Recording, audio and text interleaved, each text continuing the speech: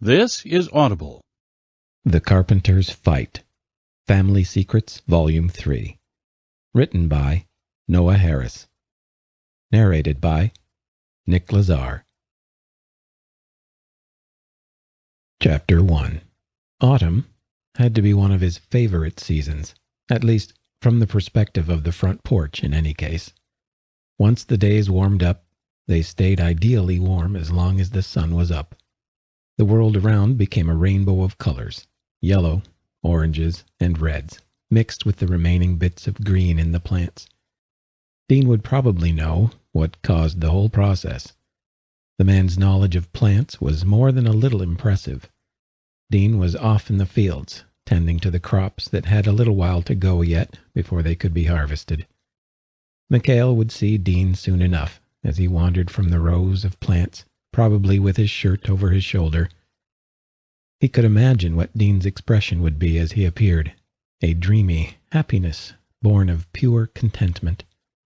Mikhail didn't know what Dean's life had been like before he'd come here, but his behavior and mannerisms had been telling. The man had been nervous and tired when they first met, but despite whatever hesitations he may have had about his new life, he never wavered. Not once had Mikhail seen the man veer off course once he put his mind to it. He adjusted to new changes with a determination that both scared and impressed Mikhail. Their dog, Jax, lay sprawled beside the chair that Mikhail was slumped across. The faint movement of curtains nearby told him that Nix had probably made her way to the window. The cat was antisocial, even as far as cats went. But at least she wasn't aggressive. No humans would be surprised to learn that cats often had a difficult time accepting Mikhail's presence without a lot of spitting and hissing. Nix certainly looked at him strangely at times, but she never did much more than that, though she would never get too close to him either. She would grace Dean's lap now and then, but otherwise she dozed or just watched them. For a cat that had been on the streets, all spite and survival instincts, Mikhail sometimes marveled how docile she was. He chalked Nix's behavior up to the weird influence Dean had on humans and plants, as well as animals. The entire town had been impressed by how much Dean had managed to accomplish within a single growing season.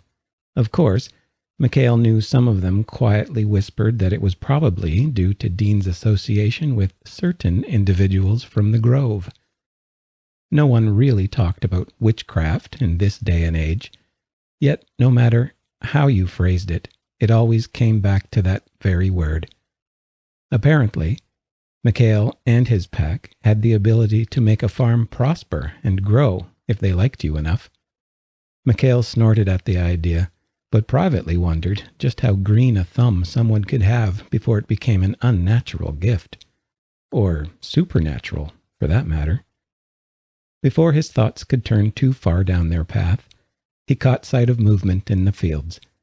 Mikhail couldn't hear Dean yet, though if Dean was singing, Mikhail would hear him soon. Dean forgot that even from this distance, Mikhail could hear him if he sang, and he was usually embarrassed when reminded. The man didn't have anything to be embarrassed about, in Mikhail's opinion. The man wasn't going to be topping any charts with his voice, but he could carry a tune, and Mikhail liked the way the man's voice sounded, indicating Dean's good mood. When the singing did come, drifting faintly even to his hearing, he smiled, waiting. Dean emerged as he had predicted, a soft look of contentment on his face as he eyed the rows of crops. His light shirt was thrown carelessly over his shoulders as he walked carefully, dark eyes sweeping his path. He had worked up a sweat, the faint sheen on his bare chest visible in the lowering light. Mikhail had no compunctions about admiring the view. Dean was smaller than him, but he was compact and a solid dozen or so pounds heavier than he looked. After all the work he'd put into the farm, he was pretty much all muscle at this point. Still, Dean fit perfectly against his body, and all that hardness went soft and pliant at his touch. As if sensing his thoughts, Dean looked up, catching McHale's gaze with his own. Dean seemed to realize at the same time that he was singing, glancing off before flushing a little. McHale wondered how a man who could so confidently chase him down, face off against his father, and take charge of the rapid shifts of his life, could be the type to blush when caught singing. McHale thought the contrast was cute, but he gave the man a break, letting his eyes rove hungrily over Dean instead. The change was just that quick, the man's embarrassed stance shifting almost immediately to interest. If the dichotomy of the man's personality was jarring when it came to little things, it was delicious when it came to sex. Dean, in everyday life, was analytical, though not divorced from his emotions. He was determined, confident, and forward-thinking. Yet, during sex, he melted under McHale's touch, obviously craving the strength of McHale's hold, willingly losing himself to McHale's command. Dean was no dainty flower to be treated with care. Neither was he utterly submissive.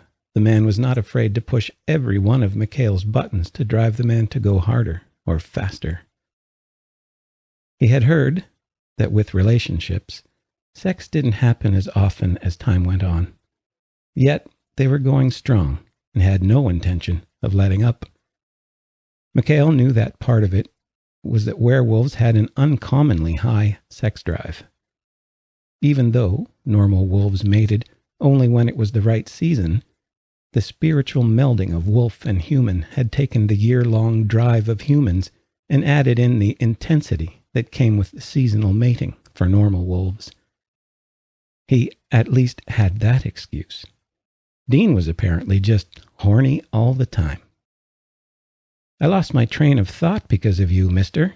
Dean's wry voice floated up to pierce his thoughts.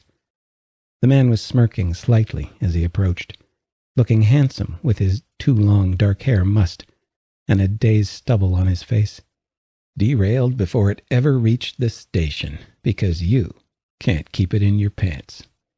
McHale motioned down to his crotch. "It's still in there, no thanks to you. And you lost your train of thought because I heard you again." Dean scoffed, mounting the porch and bending to pet Jax, who eagerly rushed forward to greet him. "We have to talk about that. I have to start learning what your hearing range is." McHale's head cocked. "Why? Planning on having a conversation I shouldn't be hearing?" A small smile quirked at the corner of Dean's mouth as he watched McHale, hesitating as his eyes swept over McHale's face. "Something like that. How can I talk to my mistress in private if you're able to listen in on every word?" "Mistress, huh? Make the switch on me?" McHale asked with amusement as he waited for Dean to make his way over. McHale couldn't tell from his face if Dean was looking for comfort or something more intimate. Either way, sometimes Dean liked to take his time when he approached, drawing out the moment or waiting to see if McHale would close the distance first. It was a game between the two of them, a game they had never discussed, let alone laid down rules for. "Do they have a name for a male mistress? Second boyfriend?" Dean asked in wonder, shrugging. "Whatever term works for you." McHale gave his own snort at that. "As if you have the time to cheat on me. Either you're here working, eating, sleeping, or moaning with me inside you." Dean laughed, the noise soothing to McHale's heart. "You're a romantic. You know that?" McHale gave in first, reaching a hand out toward Dean with a smile pulling at his mouth. Dean's dark brown eyes seemed to radiate warmth as he accepted, taking McHale's hand. When McHale pulled him close, he could feel Dean's muscles bunch and then release. Dean relaxed against him, and McHale breathed in the smell that was the other man. His senses weren't as acute as they would have been if he was turned, but they were better than a human and could pick up more subtleties. Dean was usually a mixture of dirt, fresh green life, and a deep earthy smell that was like incense without the smoky tinge. No matter what the man was doing, he always had that third smell to him, a smell that was purely Dean, a smell that set his heart fluttering and sent blood flowing to his groin. "Sorry, I'm kinda gross right now," Dean told him, unapologetically nuzzling against Mikhail's neck. For a man who apparently had never been very social or big on touch, he was certainly affectionate. Mikhail rather liked that about him. If Dean only allowed Mikhail to touch him, he would still feel special. But the fact that Dean actively sought out his touch on a frequent basis made Mikhail feel blessed. "You smell good," Mikhail hummed, brushing his lips against the man's jaw. Dean wrinkled his nose. "I forgot that you types like weird smells." "You types?" Dean nodded, once toward Mikhail and then toward Jax. "You types." Mikhail's face went blank, his eyes narrowing. "Did you just compare me to the dog again?" "Are you seriously going to tell me that the comparison isn't apt in this case? Come on, Mikhail. I probably reek right now, but you both just happily sniff away." Dean's face twitched as he struggled to keep himself from laughing at the offended expression on Mikhail's face. "I'm not sniffing," Mikhail huffed. "And you do smell good. You don't smell sweaty, you smell good." Dean made a face. "You're crazy. You're the one who can work all day in the burning sun and come back smelling like sawdust and spice." Spice? That was a new one. He'd never heard Dean describe how he smelled before. "Yeah, you've always smelled like that, but it's stronger when you've been working. It's stronger when you're mad or horny. But it's a little different then, too. Is that weird?" Suddenly, the man looked apprehensive, wondering if he had somehow given offense. Mikhail blinked as his mind caught up with Dean's words. "You're smelling the musk." "No shit." Dean's nose wrinkled at that. "I hate that word." "Shit?" Dean swatted him with a snort. "No, musk. Any time I think of that word, it just makes me think of musty, so it's gross to me." "That's what it's called," Mikhail explained patiently, running a finger over the man's bare hip. Dean's eyes followed the finger. "Well, fine, but don't expect me to like it. Is it weird that I can smell it?" "Most humans can. It's what makes them so leery of us. Mother always said it reminds them of when they were prey to our predator. Most don't even realize they're smelling anything, just that I make them a little nervous. But you're the first person I know who describes it differently." Dean's frown creased his brow. So I'm weird again." "It's not really spicy to us werewolves," Mikhail told him, following the man's gaze. "But I can see why you would say that. I never knew you could smell it." Dean nodded. "It's like, I know it's not a spice, but it reminds me of the deep, heavy, almost spicy smell of sandalwood. But when you're mad, it gets kind of sharp, like the way hot sauce can burn your nose just by smelling it, but not that bad. It gets really good smelling when you're in the mood." "The mood, huh?" His fingers found their way around Dean's hip, squeezing to make it clear what sort of mood he was in. Dean made a show of sniffing the air. Not quite there yet. Only happens when you're really there." "Can't believe I never knew this," Mikhail laughed. "Way to take months to tell me." "Probably because it only started a couple of months ago. Guess I just started picking up on some of your senses through sleeping with you." Mikhail bent, kissing Dean's lips gently before pulling away with a small laugh. The game was on again. Mikhail could sense it. Dean had sensed his hunger, but was going to make him wait for it. This would be one of those nights where they drew close and then away, daring the other to make the move that would have them naked and pressed against one another. If the devilish look in his eyes was any indication, Dean was aiming to have a night where they were both so ready to go that Dean ended up with another set of finger-shaped bruises on his hips. Dean made for the house. "Come on, you. We can talk about weird smells some other time. You're going to help me with dinner real quick." From the quick way he ran from him, Mikhail immediately realized that Dean was keeping something from him. Mikhail had seen him do it before, and knew that the physical distance would only be temporary. Some part of Dean always seemed to be afraid that if he stayed curled up together, he would have to deal with whatever he was thinking about before he was ready to face it. It didn't mean the game was over, but it meant that Mikhail should let him dodge for now. Plus, he loved the hell out of Dean's cooking. Chapter 2. The farm seemed to have its own little time zone, one that was completely cut off from the rest of the world. Any real worry or fear he had melted away when he was on the property, and time itself seemed to slow to a crawl, yet move faster at the same time. Somehow he felt more at home on the farm than he ever had while living in the grove. He would have suspected magic of some sort if the stuff was still around, but knew it was more Dean's presence than anything else. With winter right around the corner, there was plenty of work for Mikhail. Nearly everyone around the county needed something to come out or make sure this or that building was braced for the coming winter. Something somewhere always needed better insulation or a few holes patched up. There was always a lot of patchwork during the autumn, and he found himself busy more often than not. Time went by with an agonizing slowness when he was working, which was a first. Once upon a time, work had been the only worthwhile thing in his life.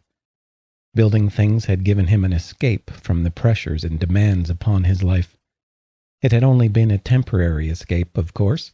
There was always his pack, always his father, and the associated anxiety. And even when he was working, the sound of hammering, the hum of a screw gun, the sound of a saw against wood, all it ever did was cover the turmoil inside of him.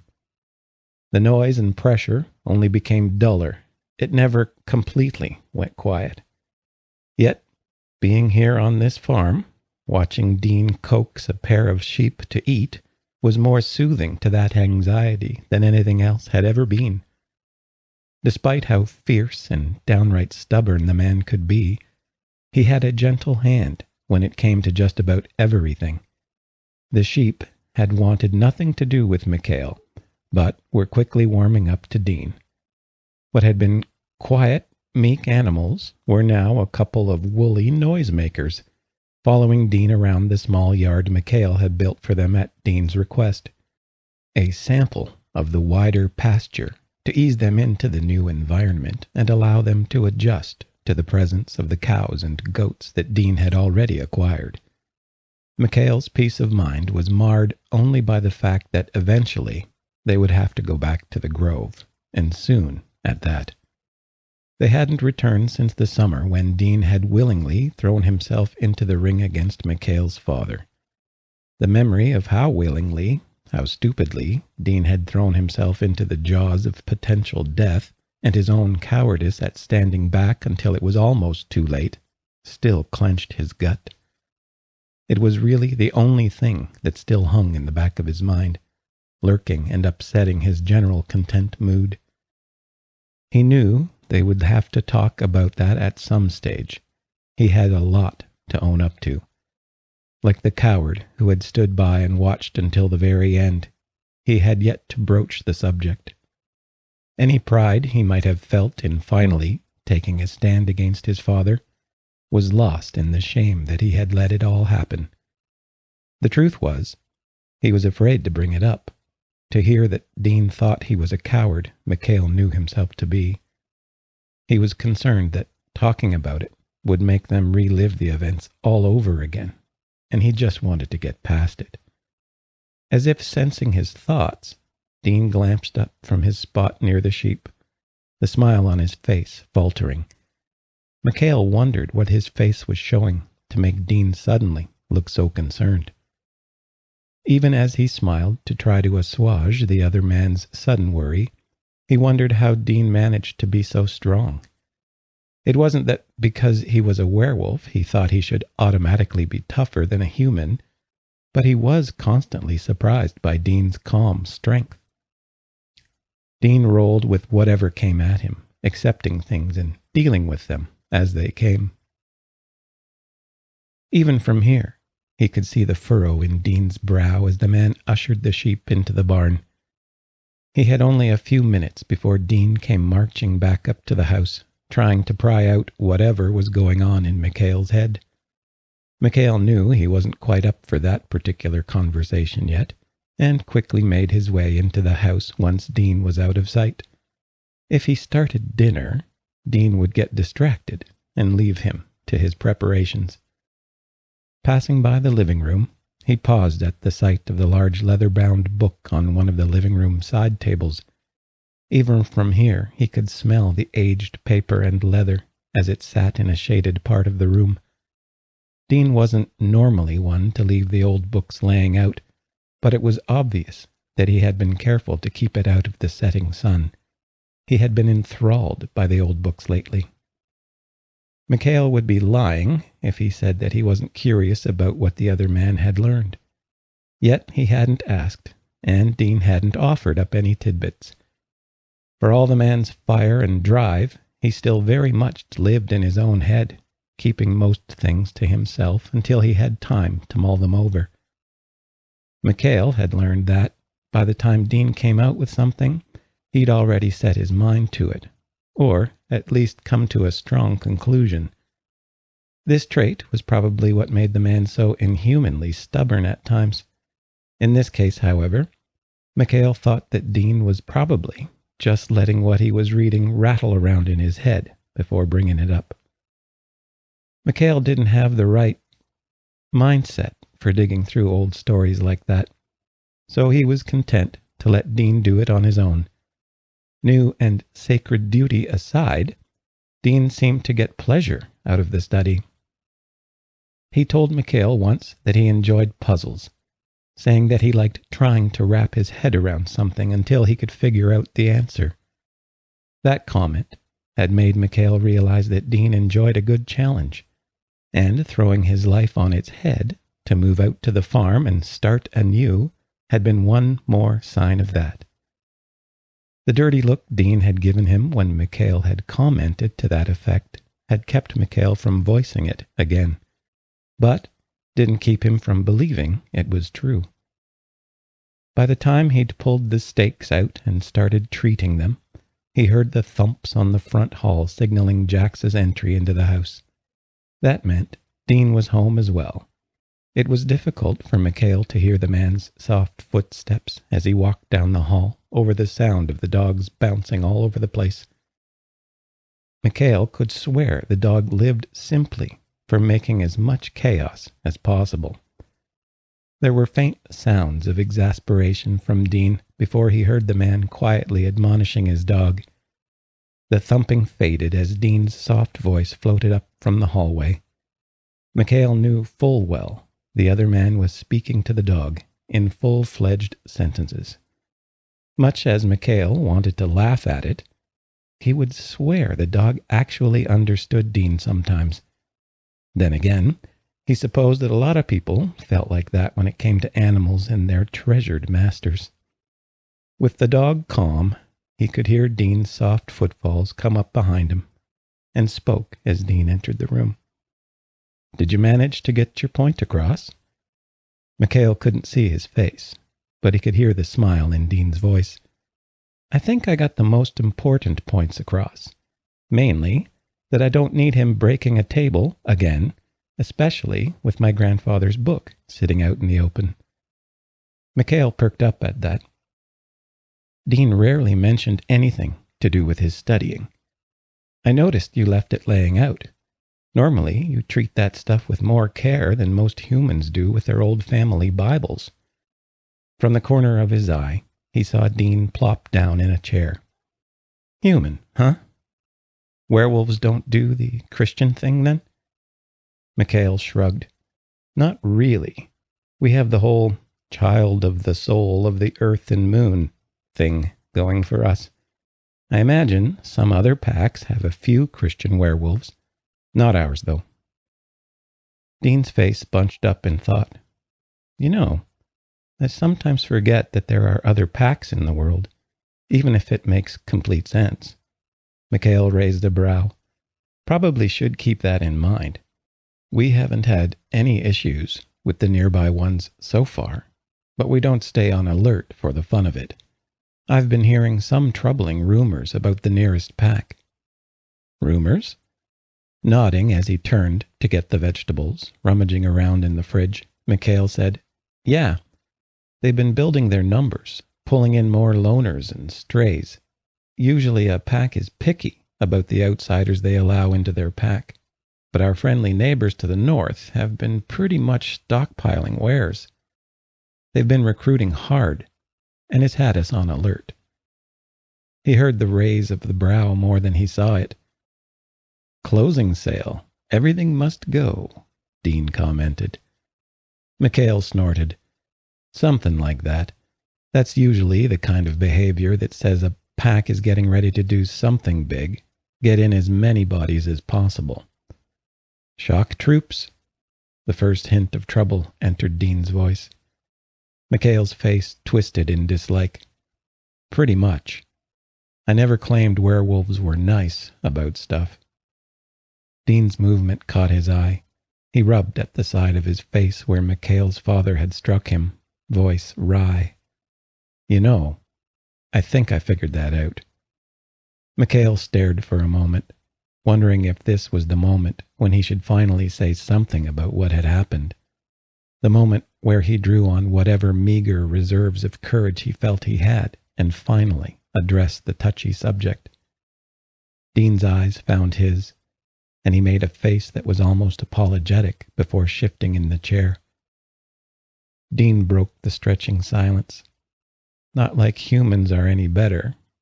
You would expect werewolves to be more aggressive than usual, I guess, but you guys aren't the ones who are responsible for a couple of world wars. When I think about it, I wonder which part really makes you the most aggressive. Mikhail raised a brow, privately thankful for the out. Going to start getting philosophical on me over there, babe? Dean snorted. Babe, huh?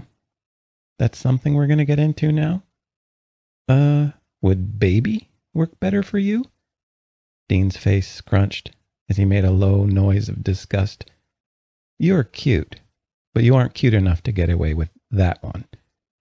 Mikhail cocked a brow, turning away from the food to face Dean. Carefully, he arranged himself so that he was leaning against the counter, muscles rolling as he subtly pushed his hips forward. He let his eyes roam over Dean's body slowly, and with a less than subtle intent. Dean's brow raised in surprise at the sudden shift, mouth opening, making it all too easy for Mikhail to remember that mouth all over his body. Both needy and demanding, his voice was a low rumble in his chest as he let his easy lust for the other man shine through.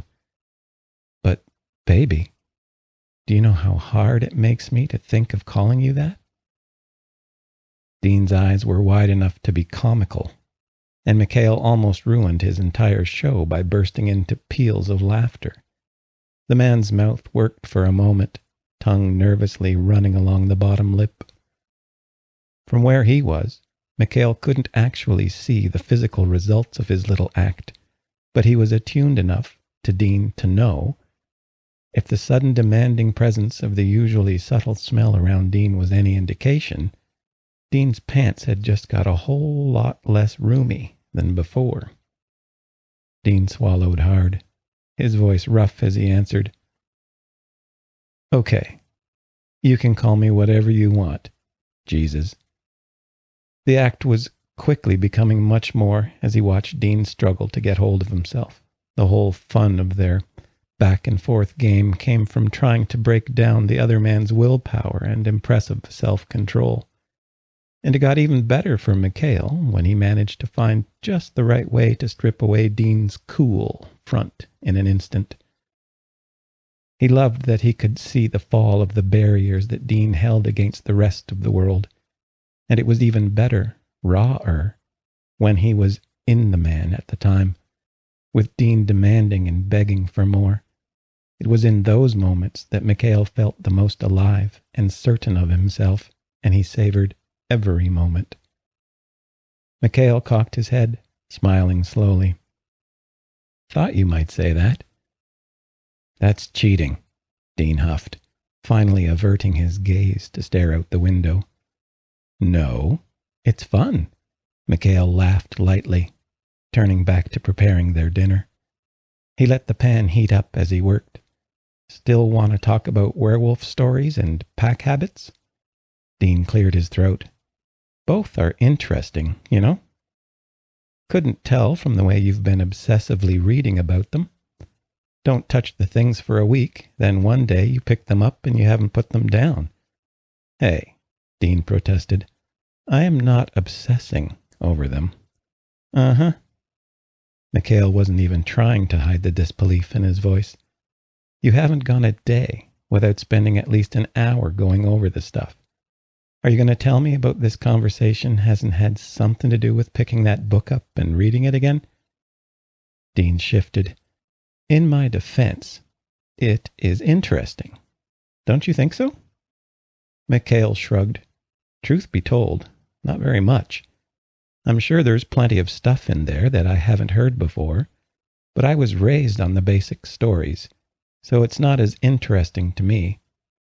I think you find it so interesting because you're just coming into it. It's all new and shiny to you." "Not totally true." Dean leaned back, the tension Mikhail had brought to his body easing. "My grandfather did tell me some of the stories. Of course, I thought they were just stories. I never really believed that anyone else actually told them, let alone handed down through generations. Always thought he'd made them up and was passing them on to me. He liked stories." "Something else you have in common with him," Mikhail smiled. "Maybe this is your way of making it up to him." Dean shifted in his seat uneasily. "I guess. Never really thought about it like that." Guess I do kind of feel guilty now that I know grandfather's stories weren't all fairy tales. I just can't figure out if he wanted to prepare me for learning the truth one day, or if he wanted to try to get me there himself." Mikhail smiled. "Bet he never thought you'd end up trying to date the truth?"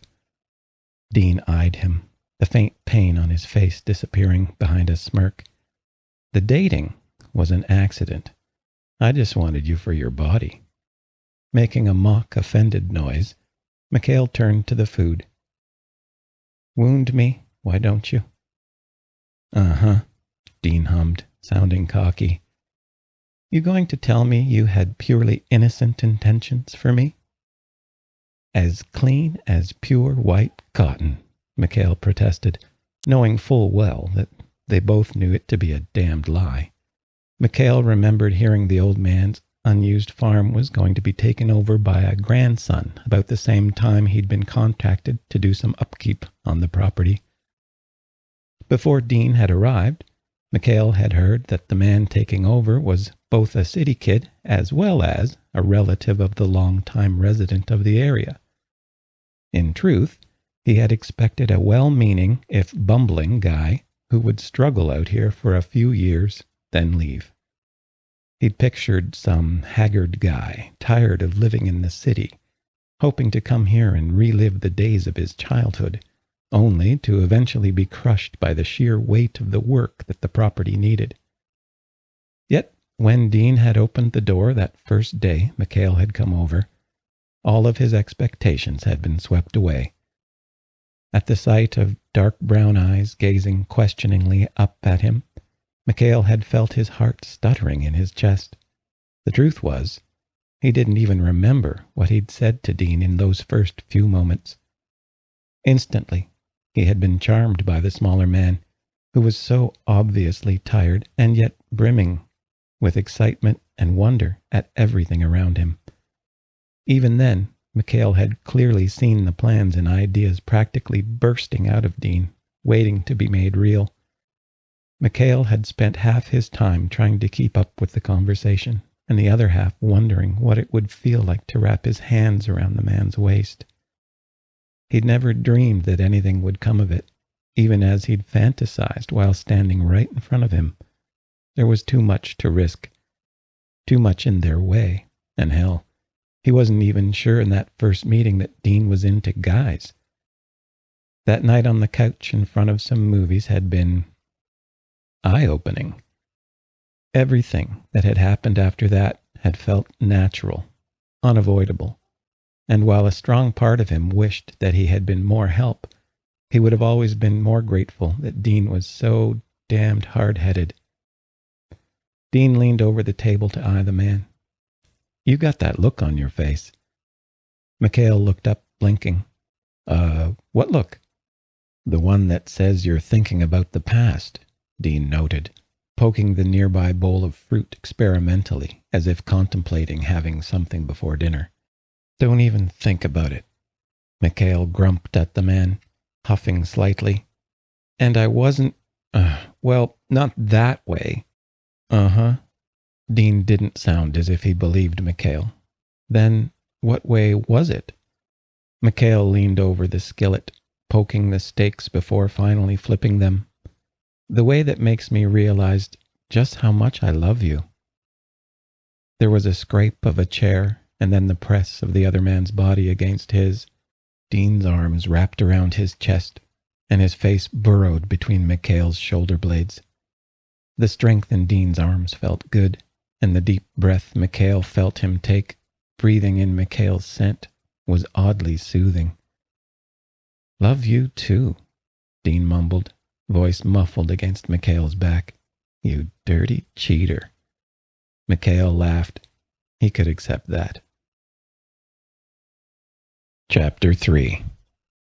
The smell of freshly cut wood filled his nose as he did the last checks of the stained wood. He was sure that these stairs had been a safety hazard before he'd worked on them. The wood had been severely warped and was splintering dangerously. One strong step on the wrong day and the whole thing would have cracked or tipped and sent the unlucky person to the ground. "Looking mighty fine there," Mr. Williams' voice came from behind him, bringing him out his analysis. Mikhail smiled at the older man. "Thanks. These should be a lot safer for the two of you." "That about all you got left to do, then?" the older man asked, looking at the rest of the house. Mikhail nodded. "Yes, sir. The railing on the front porch was a quick fix, and it'll last you a good handful of years yet now. Shutters have been fixed and painted, and I finished the couple of windows that needed some fixing up just before I started the stairs." Mr. Williams nodded, and it was then that Mikhail noticed that the man held a brown glass bottle in his hand, the label hidden by his grip. Without any preamble, he handed the beer to Mikhail, who took it gladly. "Well, let's try out these stairs then. Join me up on the porch, would you? A day's good work deserves a beer and sit, I say." Mikhail was grateful for the friendly offer, and he could certainly use the beer. He'd planned to have the day off until Dean had the bright idea of dragging him over to the Williamses. Dean got to stay in the cooler house and help Mrs. Williams while she did her housework and cooking, and Mikhail had been relegated to repairs in the sun. Mikhail got the sense that Dean felt beholden to the couple for some reason, but Dean never said much more than that. "Got some sense talked into me. Just be happy for it," whatever that meant. As he took his place on the swinging seat on the porch, he could hear Mrs. Williams chattering away in the house, Dean's happy tones mingling in. The older woman didn't like Mikhail, though she was very polite and tried to hide her feelings, though it was hard to hide that sort of thing from a werewolf. Reading body language was instinct for werewolves, and he didn't miss the way she tightened up when he was around. He couldn't tell whether her discomfort was because of where he came from, or because she was one of those humans who reacted instinctively to the presence of a werewolf. Mr. Williams appeared to have none of those problems, however. The man had always been quite friendly with him from the first time they'd met. There were a few of those around town, people who bore no ill will toward him because of where he had been born and raised, though since he and Dean had returned from the Grove, the man's interactions had become considerably friendlier. McHale would certainly pay to know where that had come from, and he would bet money that it had some sort of connection with whatever had made Dean so fond of both of them. The sun hadn't quite yet hit the horizon, so the day was still quite warm. McHale had to hand it to whomsoever had built the house. They had chosen its placement pretty well. The porch was situated so someone sitting on it could enjoy the evening sun without suffering in its heat. Eventually, the sun would set and the hot day would quickly become cool. Color was really springing up around them, nature blooming in all its bright, fiery hues. The sky was already going pink and darkening, seeming to mix with the reds and oranges of the trees stretching up to the sky. Pretty, he noted, sipping the beer and deeply appreciating the taste after a hot day of working in the sun. Certainly makes up for a lot, don't it? Mr. Williams asked, sounding perfectly content, gently swinging in the seat as he watched the sky. McHale hummed in agreement. I know it's even better when it's over land of your own, land you've grown on, raised, taken care of. Aye, the older man agreed. Make you wish you had done different? Nah, McHale shook his head. I like what I do, and I'm pretty darn good at it. I just figured it was like that. Dean does it a lot. We'll just sit on his porch, watching everything as the sun sets. He's done it when the sun rises, too, like he's breathing it all in. Not once had McHale dared to interrupt Dean during this morning ritual of his. Not only because Dean was fairly grumpy in the morning, but because it seemed private, sacred. It was one thing to sit with the man on the porch at the end of the hard day's work, enjoying his sometimes quiet, sometimes chatty presence. But those mornings, they seemed to breathe more life and energy into Dean than even the cups of coffee he would down before the day became too hot for him to have more. Sometimes McHale would watch him through a window. He felt a bit creepy doing so, but couldn't stop himself from watching the light hit Dean's face as he looked out on everything he had done. A low chuckle brought his attention up to the older man once more, who was looking at him knowingly. What? Nothing, the old man said, still smirking. I suppose I just forgot what young love looks like. Happens when you get to my age, I suppose. McHale jerked in surprise. Between that and the look of open surprise he probably had plastered on his face, the man chuckled again. Aye. McHale's eyes jumped to the nearby window, where the other two could still be heard, and Mr. Williams nodded. Yeah, she knows too. Kinda hard not to. Know you got a home back in the Grove, but you spend your days and nights with him. Half the town's talking about it. He could only blink. So, that's why she... Stopping, he thought better of finishing his thought. Mr. Williams seemed to pick it up easily anyway. That ain't it. She's that way because of where you're from, not because of anything you're up to with Dean. Her and I, we've had our time to get past that sort of thing. She's just stuck in that way of thinking when it comes to your folk. McHale sat back with a flop, beer loose in his hand. So, the whole town, huh? Like I said, hard to miss in a town like this, Mr. Williams replied, sounding perfectly comfortable. Might not be a common thing out here, what with the small number of folk, but it's been known to happen. That, and it ain't like folk don't know it happens. Surprises no one said anything to you yet. or at least acted funny. You know how people round here can be. Most will keep it to themselves, but there's always those who can't for one reason or another. Mikhail huffed at that, knowing the other man was right. Well, they haven't. Not yet, at least. I guess a couple were acting a little stranger than usual. Come to think of it, I thought it was odd that Alice was acting kind of weird around me, almost sad when I went out there to fix up their coop again. That made Mr. Williams chuckle again. That girl held a torch for you forever. I remember the first time she saw you, 'cause I was visiting her daddy at the time. You showed up, tool belt on, tool chest in hand, and the poor girl looked like she was hearing wedding bells. I imagine the rumors and talk probably did make her a bit uneasy, and more than a little sad. Shifting uncomfortably, he huffed. Didn't know it was quite that bad. He had known she was interested, and had been more flattered than uncomfortable. She was a sweet woman, earnest and lively, and the only person in town with the very noticeable bright green eyes and auburn hair which marked precisely where her ancestors hailed from.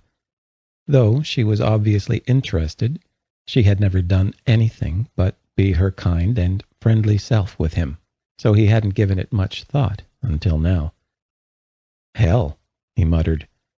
I sure hope she wasn't, waiting or anything. Mr. Williams shrugged.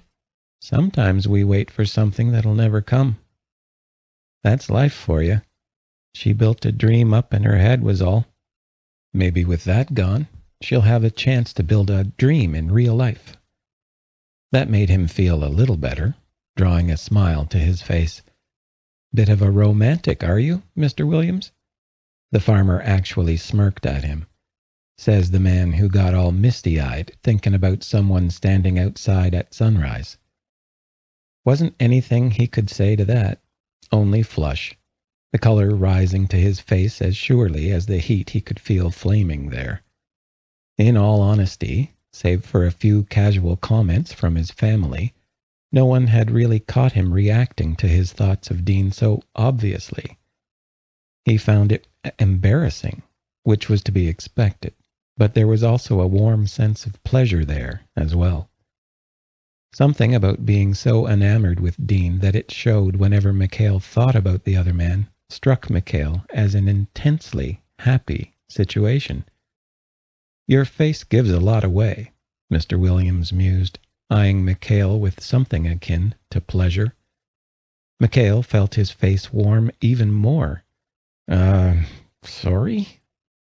Nah, the older man waved a dismissing hand at him. It's nice to see. Might not be the type of thing you see in movies or written in books, but it's nice. People get older, but young love is forever. Makes you feel a little younger yourself when you actually see it. Ever considered being a poet, Mr. Williams? Mikhail asked wryly, recovering a little and taking the chance to tease the man. Me? Nah, he replied, sounding utterly unperturbed by Mikhail's jab. My prose is terrible. Are you guys out here talking about literature of all things? Dean's voice rose from the other side of the porch, surprising Mikhail. He turned to find the man standing off the porch in the grass, looking more than a little pleased with himself. Dean knew full well he had surprised Mikhail, and if the slight movement of the swing had been any indication, he had surprised Mr. Williams as well. Something like that, Mr. Williams replied, leaning forward to squint at Dean. You mind telling me why you're sneaking around my yard instead of helping my wife? She ain't let you off the hook this early, has she? Dean shook his head, mischief still glittering in his eyes as he looked between them. She had me running something out real quick. Then she wanted me to tell you it's time for you two to get to... The door burst open and Mrs. Williams came marching out, her gaze moving between the three men critically. Are you three going to come in this house and get ready to eat, or sit out here like stumps? Dean shifted under the woman's stern expression. "I was just telling them, Mrs. Williams." She raised a delicate brow. "Looks to me like you're playing around down here instead." "Don't give me that look, Dean. I know men. The lot of you never stop being boys. Now, quit playing around, be a dear, and go get the pie into the rack so you can wash up." Mikhail watched Dean shuffle off out of view. Apparently, the surprisingly bold man didn't stand much of a chance against the older woman's disapproval. He understood why when she turned demanding eyes in his direction. "And you two, dinner is fit to be cold if you don't hustle. Come on now, you can bring your beer to the table." With a wry smile, Mr. Williams heaved himself up from his place on the swing.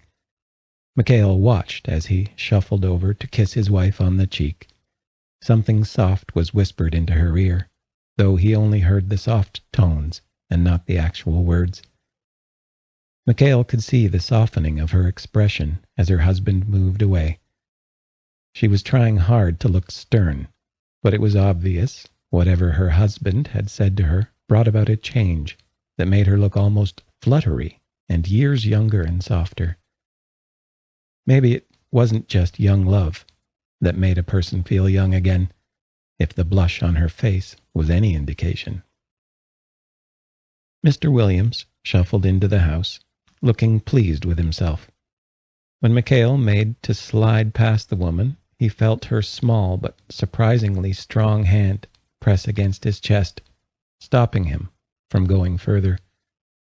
She waited, letting her husband move into the house and out of view. There was a beat, and then he could hear Dean talking to the man from within the kitchen. It was only then that she lowered her hand, letting the door to the house close behind her. There was still another pause, and he could sense that she was gearing herself up to speak. He wasn't quite sure if he was going to like what she had to say, but he had the feeling he was going to hear it one way or another. Whatever her husband had said had certainly softened the tough look on her face, but some of the steel was coming back into her spine. When she finally looked up at him, he was struck by how much smaller she was than him. It wasn't unusual for him to stand over others. He had certainly inherited his father's size. Mikhail was a good bit taller than Dean, but Dean was almost a head taller than this woman, which meant that Mikhail practically towered over her, and his shoulders were almost two of hers. He could almost picture what she looked like as a younger woman, a slip of a woman with blue eyes and the ebony hair that she'd seen in old pictures of her. She would have been stunning, and it wasn't hard to see what Mr. Williams would have been drawn to. Her gaze narrowed for a moment, the unflinching gaze searching for something in his face. It also wasn't too hard at this moment to see which of the married pair was the toughest. Mr. Williams may have run and worked on this farm, but the look on her face told Mikhail exactly who cracked the whip. When Dean's laughter echoed through the house, he was struck by a bizarre sense of déjà vu. The eye color could not have been more different, but the look in them was so utterly familiar it was disarming. "How do you two do that?" The question leaving his mouth before he could even think about it. Her brow quirked again. "Whatever are you going on about, Mikhail?" "You and Dean," he attempted as a way of explanation. "What about us?" He shifted uncomfortably, feeling the comparison even more strongly the longer she looked at him. "You guys are kinda scary sometimes, for little people." That seemed to amuse her. "You really think that size means anything, Mikhail? That how things are done out where you're from?" She made it sound like he lived hundreds of miles away, in some foreign land. No, that's not—" "Listen to me, Mikhail," she cut across him. "I'm not a woman to repeat herself, all right? First of all, you better get whatever fool idea you have in your head about size out of there. Ain't nothing wrote anywhere that says you have to be big to be tough. You gonna tell me your man being smaller, that's what makes him weaker? They both knew the answer to that. The look on her face told him that even though he was silent, she probably knew what he would answer if he could find his tongue. In the bedroom, Mikhail was the one who ruled the roost. In everything else, Mikhail considered Dean the much more capable person. The man had lived how many years on his own? He'd learned to do most things on his own, keeping house, running his life as he saw fit. Then he'd left all of that behind and started anew, never backing down for long, only gathering his will to tackle the problem once more when initially thwarted. "Trust me," he finally said, realizing she was waiting for him to say something. "I'm aware of that. I kinda wonder if it's because you guys are small." She snorted at that. Men. Has nothing to do with him being little, or at least little compared to you. Can't say I know much about what happened after he stopped coming around here as a boy, and when he came back, I barely knew him. But I know enough. I know he's lost much, and I know he's been on his own for a long time. That can change a person. Made him stronger, Mikhail agreed, unable to keep the respect out of his voice, though he didn't really try either. "Aye," she replied, her cadence an almost eerie reminder of her husband. "That it did. The man is tough, just like his grandfather was, but he's got more of a fighter in him. But that don't mean he can't be fragile. That toughness makes him more fragile. That's what I'm worrying my head over right now." "Fragile?" She gave him a look at the disbelieving tone. "Yes, fragile. Not that I'll be foolish enough to say that around him. Boy might respect and like me just fine, but he ain't scared of me, like you seem to be." Lord, had she always been this blunt, or was he just unlucky? That boy has been alone for so long, and is used to doing things on his own. Fought for every scrap that he's got, she continued, ignoring his nonplussed expression. Ain't had no one but himself to rely on, and now he's coming to rely on you. Probably he already does. The minute he started doing that, he opened himself up big time.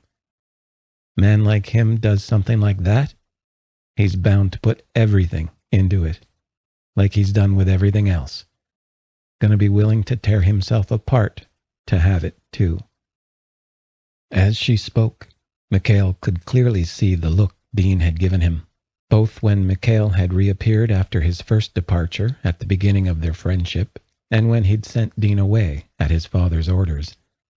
Mikhail had ignored that expression, ignoring the ache in his own chest as he'd shoved Dean away from him, driven by his own sick cowardice. A cowardice he'd seen clearly when Dean had been the one to stand up against Mikhail's father. Dean had been willing to be beat into the ground that day, perhaps worse, if he'd thought it was necessary. Mikhail couldn't hold her gaze with those thoughts in his mind. Instead, he found her shoes so much more interesting to focus on. Feeling more than seeing her disapproval, he winced. There was no hiding the guilt that he felt at her words. She grunted, sounding more than a little unhappy. "That's what I thought. You make that boy happy. Ain't gonna deny that. Not hard to see that he loves you. Ain't hard to see that you love him too. But I also know you've been putting that boy through hell, and I don't know why. Don't right care either. That's your business. But what is my business is, if you keep hurting that boy, I'll make you regret the day you ever come out of the grove to work in this town." A wrinkled, though surprisingly strong finger came up to his chin, pushing his face up so that he stared down into hers. "You hear me? That man is already showing he'd give up everything for you, and you better start doing the same. Or do him the favor of leaving him to hurt and move on in peace." A nod was all he could manage, shame bearing down on his shoulders. How she knew all she knew was beyond him, but she was right. Her words were everything he had thought about himself and their relationship, and he knew full well that he had to make up his mind and stick to it. Dean deserved that much from him. Her proud march into the house stopped short when she looked up at him. He was surprised by the softness in her features. "Mikhail, love is only as hard as you make it. Remember that, too." Chapter 4. It was another drowsy day for him because he'd woken up early to go out to another farm. This time, it had been an entire porch that had needed repair, rather than just the stairs. The day had been warm again, which meant by the time he had come home, he'd felt more tired than usual. His attempts at being more lively had failed him, and he could feel the day's heat still lingering deep in his muscles. Dean had still been milling about in the yard, finishing up some last-minute tasks when Mikhail had decided to lay down for a little while. He knew better than to try and get in the other man's way when he was fussing with the little things. It was usually better, or at least safer, for Mikhail to simply stay out of the man's way and let him work. For some reason, the detail work brought out a far more serious and rather picky side of Dean that Mikhail didn't see in other situations. The man did like things done a certain way, but that was exaggerated when he focused on the little things, which is precisely how he ended up safely in the house, sprawled on the couch, clad only in a pair of jeans. Jax lay on the floor in front of the couch, sprawled out even more than he was. The cat may not enjoy his presence, but Jax certainly seemed happy. Dean had often attributed Jack's devotion to the fact that Mikhail was a werewolf, which would make sense if he hadn't had perfectly friendly dogs go nearly rabid at his presence before. Mikhail was of the mind that Jax was just friendly, and that he was fond of Mikhail because Dean was so happy with him.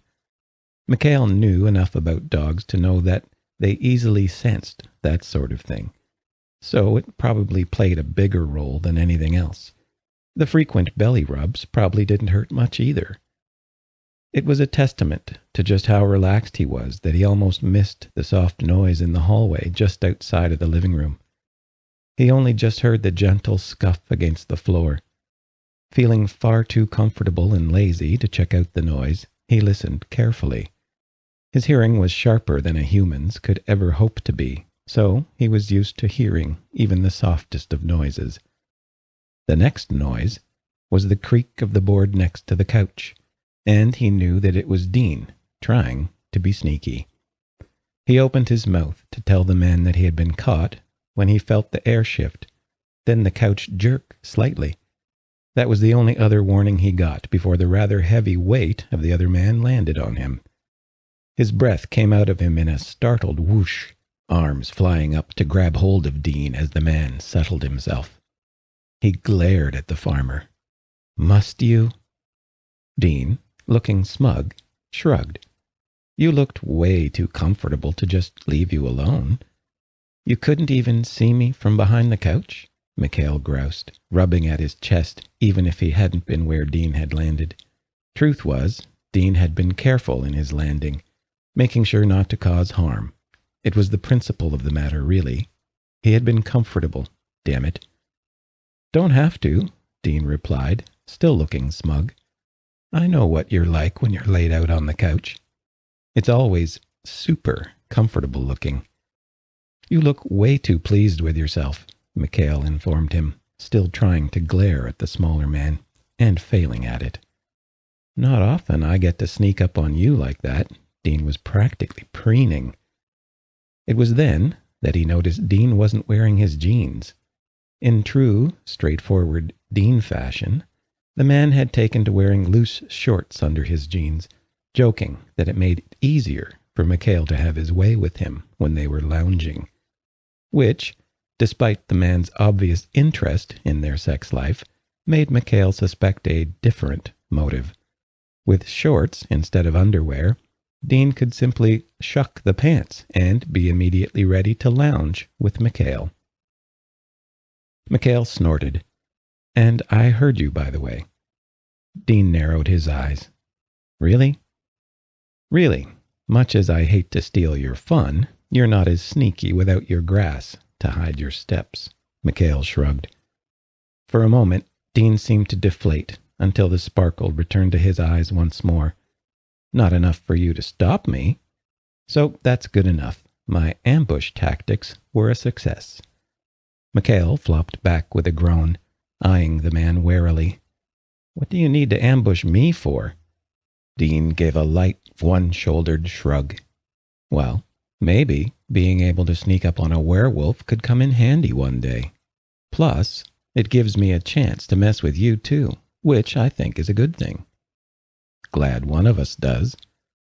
"Grumpy wolf is grumpy," Dean intoned in a sing-song.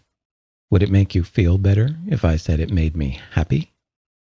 "I think that's the problem, actually," Mikhail informed the man, wondering how much trouble he would be in if he tossed Dean to the floor. His considerations were thrown off when he felt Dean ease himself back, the man resting on his knees and pressing enough against Mikhail's crotch to grab his attention.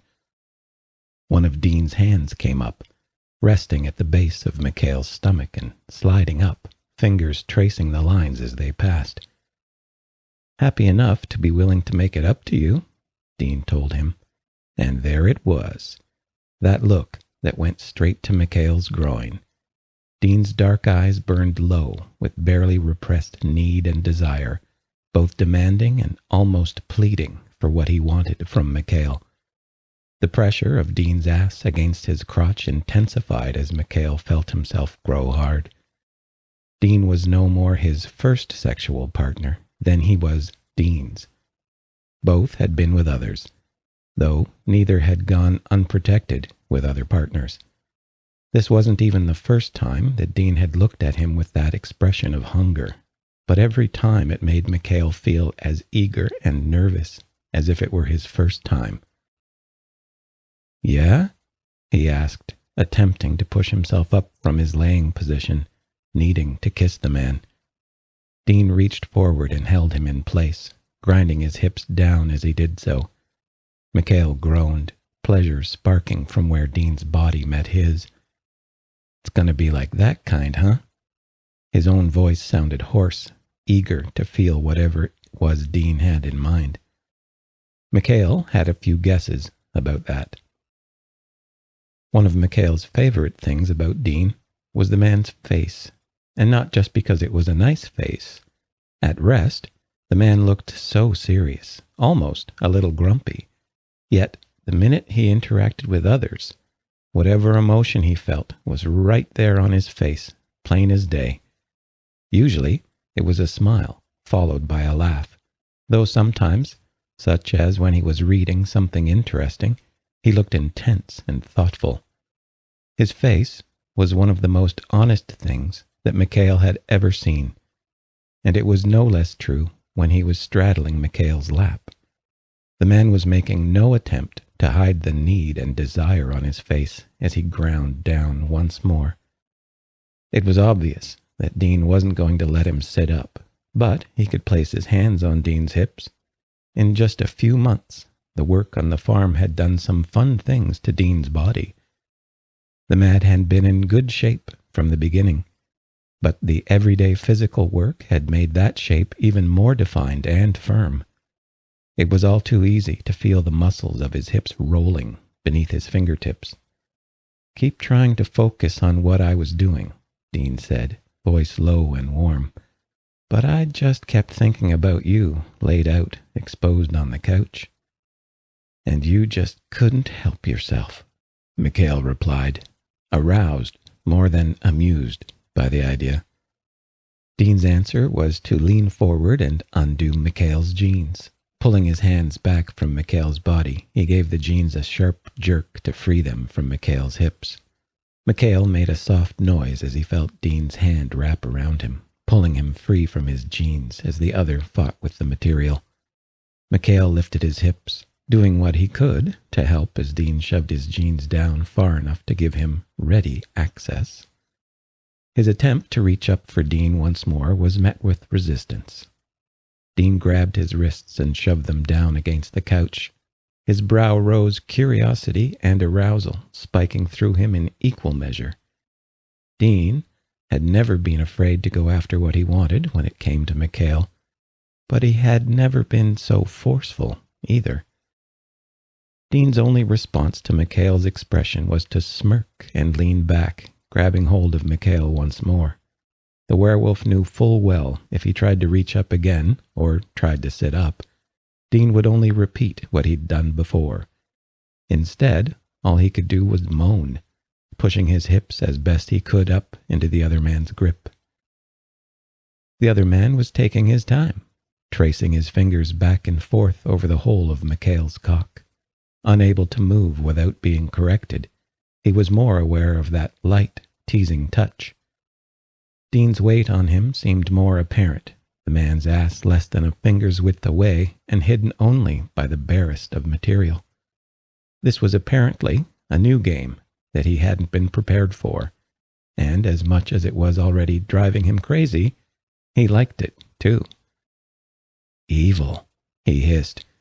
Dean's fingers curled around the head of his cock and slid slowly down. Dean only chuckled, dark eyes going even darker as he bent his head. The man's eyes lit up and down, the length of Mikhail's body. No part of Mikhail's long, muscled stomach was missed by that gaze, each inch of skin noted and enjoyed. Mikhail knew how much Dean loved his stomach, his whole torso, really. Absurdly, he remembered how he'd once wondered aloud if he should trim up the hair he had on both stomach and chest. It hadn't really been a concern. He'd had more than enough years to get used to it and learn to appreciate everything about his body. But if Dean wanted a trimmed or hairless partner, Mikhail would have done it in a heartbeat. The genuinely horrified expression on Dean's face when Mikhail had said this aloud had been answer enough. The fact that it had prompted the man to initiate another round of sex and cuddle against his furry, trim stomach afterwards was just a final exclamation point on that objection. Now Dean ran his hand slowly over Mikhail's stomach, as slowly and meticulously as his movements on Mikhail's cock. Those fingers traced and trailed over him, finally slipping down to the cushion beside Mikhail. For a moment, the werewolf was confused as Dean's hands shoved down to the back of the couch. When it emerged with a clear bottle with equally clear fluid in it, he understood. This time he did chuckle. "You stored an extra in the couch?" Dean snorted. "As much as we've been doing it on this couch, it's a good idea, and you know it. Not like it's the first place I've stored a bottle." That was true.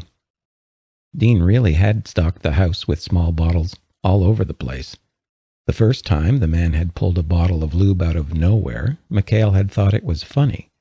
The next time, when he was desperate to have Dean on the front porch with the moon high in the sky, he had been thankful. Now he had come to expect it. But still, having one in the couch was more than a little amusing to him. The amusement died at the feel of the cool liquid on his cock. A small noise escaped him, making him push even harder up into the now slick hold on him. Dean was just as hard as he was, but it was obvious that he was more in control of himself than Mikhail was in this moment. Only the look in Dean's eyes kept Mikhail in check. "Dean," he breathed, realizing that he was in the other man's power completely. True, he could take control at any point. He was also quite aware that Dean would more than likely go with whatever Mikhail insisted on. Yet he knew full well that Dean wanted to do this, and Mikhail wasn't about to deny the man. He had denied him enough over the past handful of months. Why start it all over again with something like this? "Damn right," Dean murmured, hands sliding back and forth over the length of Mikhail's cock. Mikhail hadn't even noticed Dean moving above him, let alone what he was doing, until he felt the heat against the head of his cock, then the shaft. He moaned as he felt himself slide along the crack of Dean's ass, another tease added upon the others. Dean shifted again, another slippery slide, and there was a moment where he was almost sure that Dean wasn't going to do more than tease him. At this point, he was sure that Dean's entire point was to drive him insane, until he felt the man lean back and the head of his cock slide in. Both men made a soft noise at the entry, but Dean wasn't content to leave it at that. Dean's face tightened slightly as he continued to slide back. Even given how frequently they had sex, Mikhail still had to be slow and careful when entering Dean or risk making it uncomfortable for his partner. Mikhail called that pain. Dean called it pleasure that Mikhail didn't appreciate. Something about the thrill of a quick entry seemed to make whatever pain Dean felt turn to something else. Then again, this was the same man who enjoyed the ache that came the day after a particularly rough session. This was definitely a fast entry. Mikhail slid into Dean so quickly that his head spun. It was different, having Dean be the one in control. All but pinned as he was, Mikhail felt as if he were able to feel every inch of himself entering Dean. When his hips pressed against Dean, the whole of him inside the man, he couldn't stop his back from arching as if he was trying to get even deeper. "God," he gasped, loving the feel of being totally buried in his lover. Dean smirked, even as his eyes betrayed his need.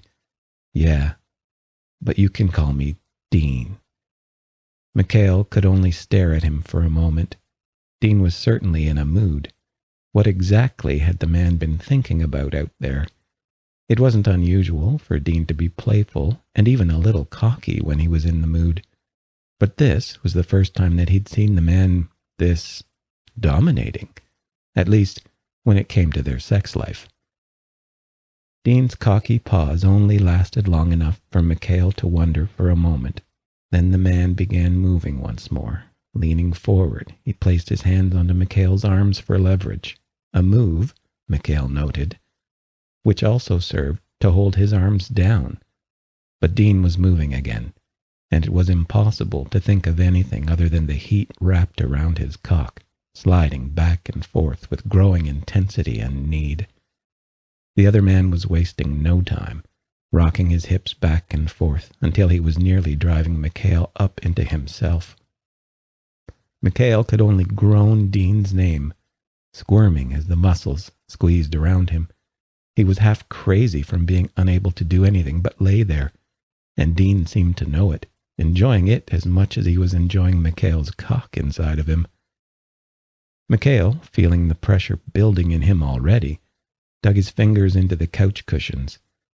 Dean's body was taut above his, every muscle seeming to work as he rode Mikhail. Even the cocky look on his face was fading as his own pleasure took over. Mikhail really wished that Dean had thought to remove his shirt before he'd started all of this.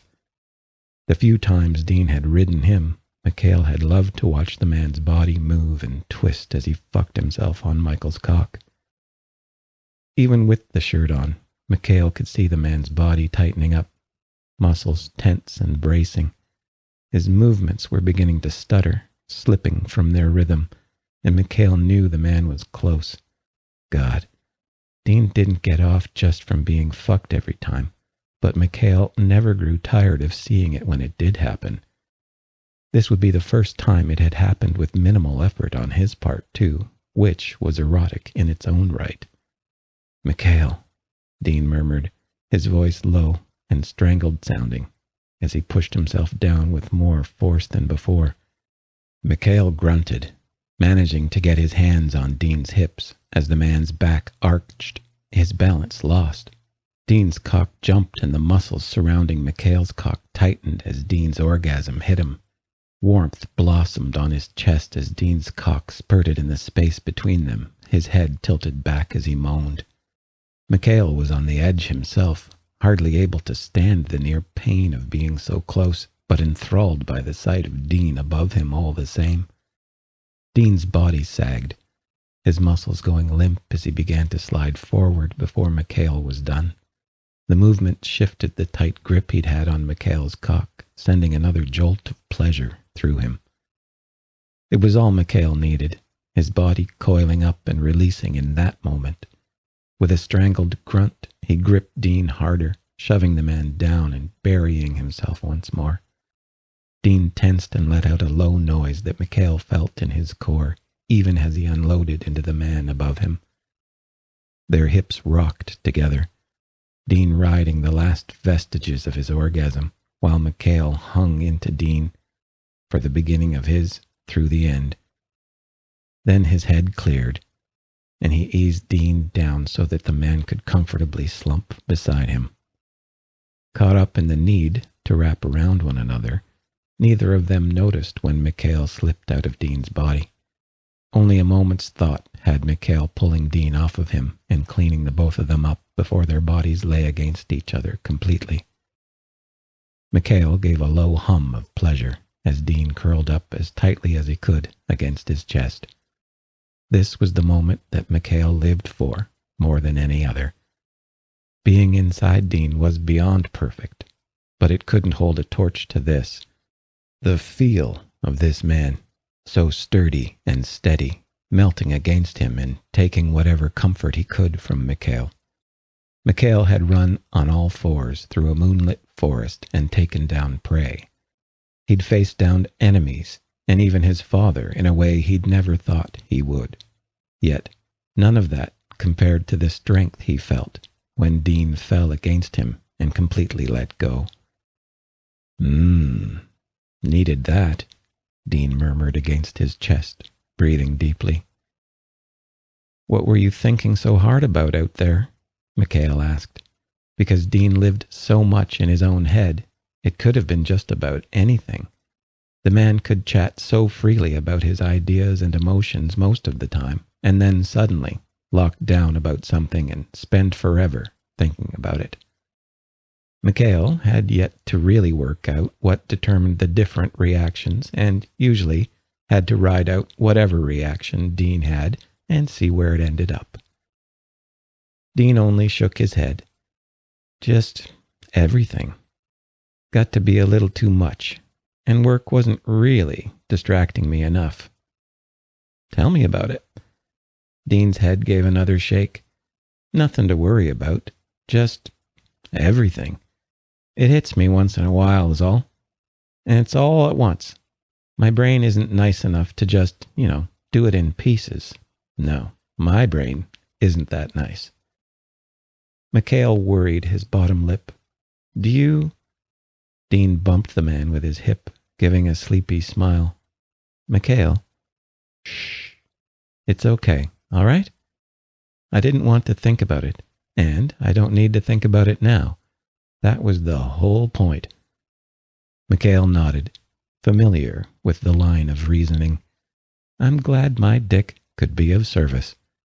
Dean snorted. Me too. He could already tell from the relaxation in Dean's body that he wasn't going to be awake for much longer. As much as Mikhail loved those moments where they lay curled around each other and talking softly, he let Dean relax, focusing on the man's breathing. He felt the very moment when Dean slipped into sleep, the steady rise and fall of his chest against Mikhail's body, the gentle easing of his muscles. When they were just them, with no one and nothing intruding, it was so easy. He both loved and hated those moments, because he knew that every time the outside world got in their way, Mikhail always backed away, retreating to safety.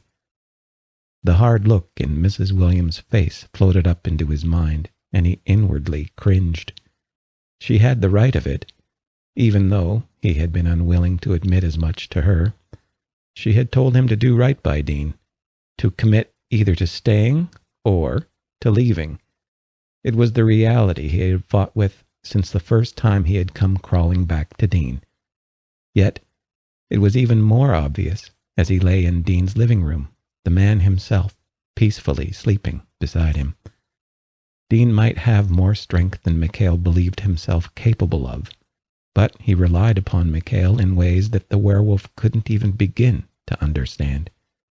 Yet each time they were tested, he had failed Dean, and each time he had seen the pain in Dean's honest eyes, stark evidence of that failure.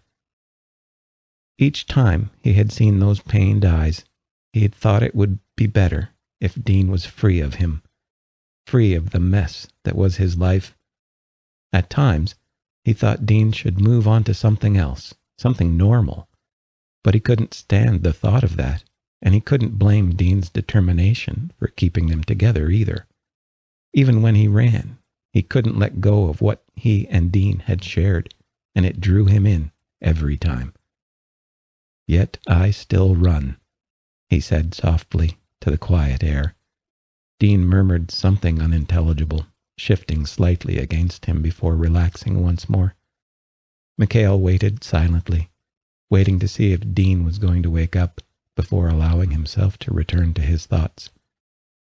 If he couldn't commit to staying away, and history had proved over and over that he always broke under Dean's determination that they be together, where did that leave him? Where did it leave them? The thought of leaving Dean twisted his stomach in knots, sickening him. Yet he was terrified that he would keep repeating the same behaviors, and that eventually even someone as stubborn as Dean would give up. The last-minute stand against his father wouldn't be enough to save him, to save them, if Mikhail kept doing the same thing time and time again. For the moment, he was determined to stay. But he had felt the same way before, from the first moment that Dean had stared at him with those scared brown eyes, putting himself out there and daring to bridge the gap between them. The only difference now was that Mikhail knew, without a doubt, that he had to find a way to stop himself from fleeing during difficult times. His own habits and fears had driven him away in the past, making it impossible for him to properly commit to Dean. As much as he wished he could change and make a commitment, it wasn't so simple. No, he couldn't rush this when the most important thing he'd ever had depended on it. The first step was deciding to fight his tendency to run and hide. Commit to committing. Simple enough, right? Chapter 5. Do you actually do anything around here, or do you just let your man do everything? The familiar voice startled him from his thoughts, jolting him upright in his seat. It was the end of another work day, and he had, once again, placed himself on the porch, a half-finished beer in his hand. Dean was off, dealing with the animals. He always lingered a little longer, taking care of them. Considering how many animals Dean had, plus Jack's and Nick's, Mikhail wasn't really surprised he took his time doting on them all. He turned towards the source of the voice, spotting both Artemis and Apollo standing off to the side of the porch.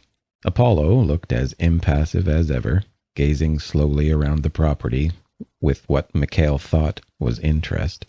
The man had always been as hard to read as his twin was easy. Artemis stood a few steps away from the porch, hand on her hip, the expression on her face amused. They both knew that they had surprised him, and she was obviously enjoying that fact. "Is our peace and quiet ruined already?" Mikhail asked, only half kidding. "Don't get that grumpy look, Mikhail," she huffed, swiping a straying strand of hair from her eyes. "Mother has been asking after you, and we were pretty curious about how everything was going." Mikhail raised a brow. "And you're only now deciding to see what we're up to. We've been, she hesitated, glancing toward the barn. Busy. That brought a frown to his face. Desmond's pack? She grimaced. I'll tell you about it later, okay? Right now, I just want to see my cousin and his mate being domestic and happy. As if to add to the conversation, Jax came bounding up from somewhere out in the fields behind the house. Mikhail had once asked Dean how he had trained a city dog to not stay within the property boundaries, but also to stay out of growing fields. Dean had only given him a confused look, saying that he hadn't, and that Jax was just that smart. This was also the same man who denied training the cat to stay inside and to only knock over objects that wouldn't break, even from high places. Either Dean was secretly training these animals, or he was some sort of animal whisperer. Mikhail wasn't sure which. Artemis eyed the dog, raising her brow in obvious surprise as he ran right past her, heading straight for Apollo. To Mikhail's surprise, the dog did not launch himself at the stoic man's face. It was his usual protocol for greeting someone he was pleased to see. Instead, the dog sat before Apollo, gazing up at him. The dog's butt wiggled furiously against the ground as he waited as patiently as he could manage. There was a pause, and then Apollo bent forward, running scarred hands over the dog's eager head, rubbing at his neck. The dog didn't have a collar, as Dean didn't want to risk Jax getting snagged on something. Yet the dog lived for neck rubs and scratches almost as much as he lived for belly rubs. Apollo obliged that love when Jax finally gave in and rolled onto his back, legs kicking in joy. Huh, Artemis finally grunted in response. Ain't that something? They say that dogs are a pretty good judge of character. Dean's voice cut through the moment. All three werewolves had missed Dean's approach. He could tell that this fact surprised the twins, but Mikhail was growing used to it. He was pretty sure that Dean had been practicing sneaking around quietly. That he had apparently managed to sneak up on two scouts was pretty impressive, even if they were at ease. Either that, or your dog just goes for the one least likely to pet him, Artemis huffed, and Mikhail smiled, knowing the woman was trying to hide the fact that she was actually insulted. Dean watched Jax and Apollo as the werewolf rubbed the ecstatic dog's stomach. I think you're thinking of cats. Mikhail scoffed. Your cat doesn't want anything to do with me. She just stares at me. Well, Dean replied, looking at him with a bit of mischief in his gaze, I do the same thing sometimes. Maybe she's just got good taste. Artemis groaned. I take it back. I really don't want to see you guys being domestic. It's enough to turn my stomach. Apollo muttered something that Mikhail missed, but apparently Artemis didn't. The woman turned on her twin, frowning at him as color flushed her cheeks. I am not jealous. Dean, at least, made the attempt to look unamused, but Mikhail just grinned widely at her. She glared at both of them, obviously not buying Dean's feigned innocence. She crossed her arms over her chest, an obvious sign of her annoyance. Her body language was about as obvious as Dean's facial expressions, and people wonder why I tell them that it's a good thing he doesn't talk much, she grumbled, still glaring at the lot of them. Dean flashed an amused look at Mikhail as he climbed the stairs. Mikhail shot him a wink when Dean momentarily blocked Artemis's view of him, earning himself a grin from the farmer. Come on in, guys, Dean said as he opened the front door. Been a while since we had visitors. I'll make us up something.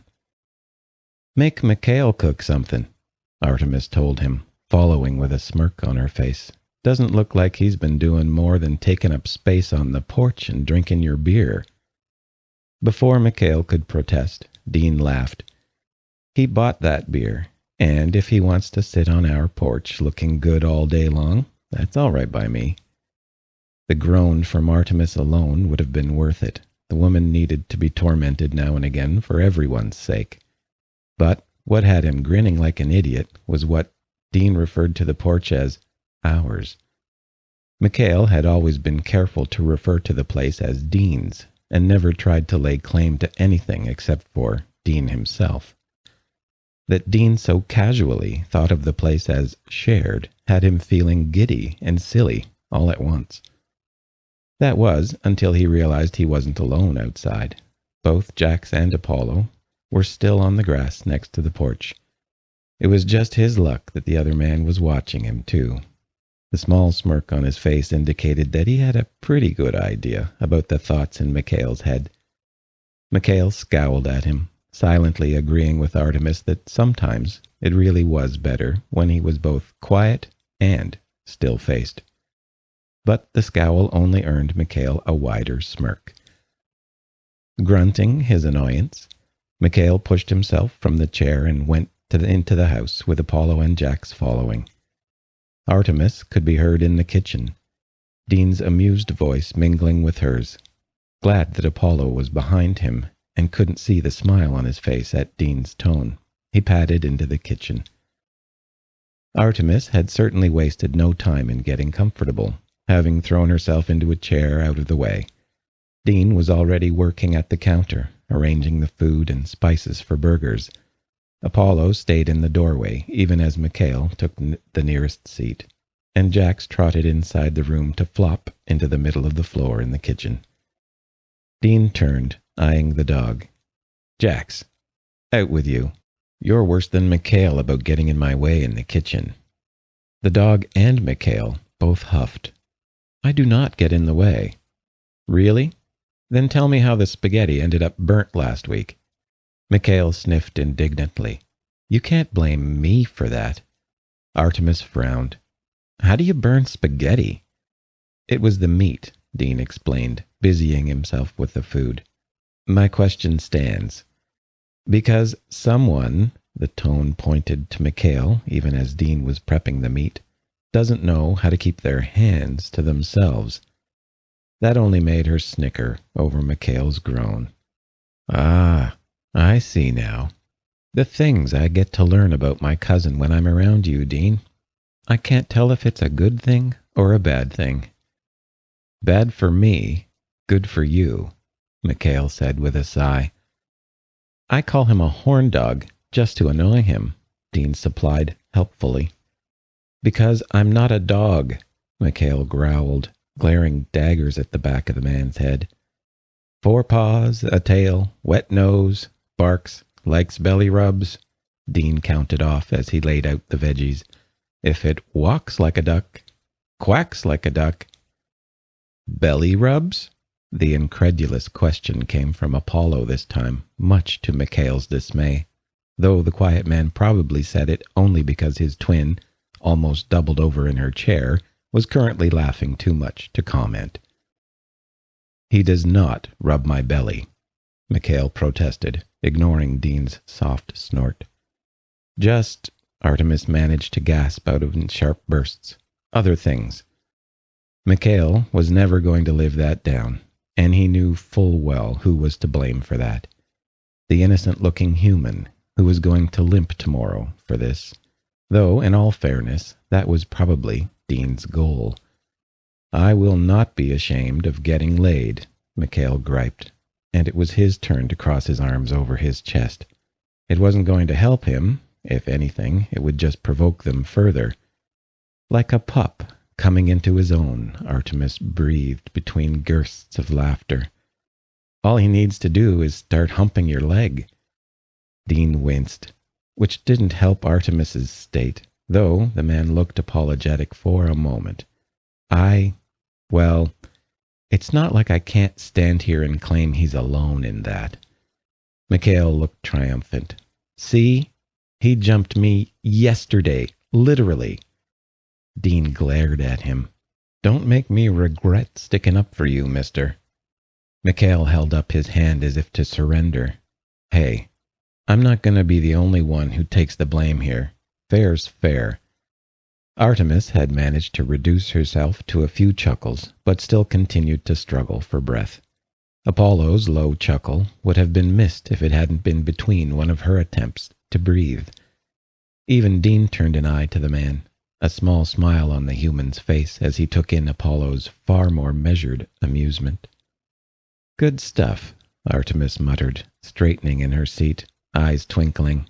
I knew I liked you, Dean. Anyone who can make Mikhail get that scandalized look on his face is my new favorite person. Dean's eyes lingered on the quiet twin for a moment longer. Then he winked at the man and turned back to the food prep. Not too often that I can manage it. Man only seems to have shame when other people are around. And you, Mikhail jabbed a finger in the man's direction, just like to show off when there are other people around. At least when you know you can get away with it. Dean's only response was to hum a happy little tune as he went back to slicing up the vegetables.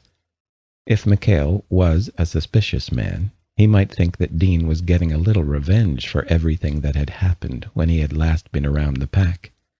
He couldn't blame Dean for that. At least, that version of revenge wasn't really malicious. Or perhaps Dean just enjoyed showing off their relationship a little in front of people comfortable with it. Probably both. Mikhail was quite thankful that the conversation moved off his sex life as they finished prepping for dinner. Mostly, Dean shared some stories of living on the farm, his eyes lighting up when he described the new sheep. The only one who caught the fond look on Mikhail's face as Dean explained the various personalities of the animals was Apollo. Once again, he scowled at Apollo before the man dared to respond to him, even with an expression. As the sun slipped beneath the horizon and the moon began to make its ascent, they found themselves back on the porch. Everyone, save Apollo, found a piece of furniture to sprawl onto, beer in hand. The quiet man instead chose to seat himself on the stairs. Mikhail noted with amusement that the position put him in the perfect height for Jax to flop next to him for constant attention. Dean shifted, finally rounding to business. So who's Desmond? Artemis cleared her throat. How long were you listening?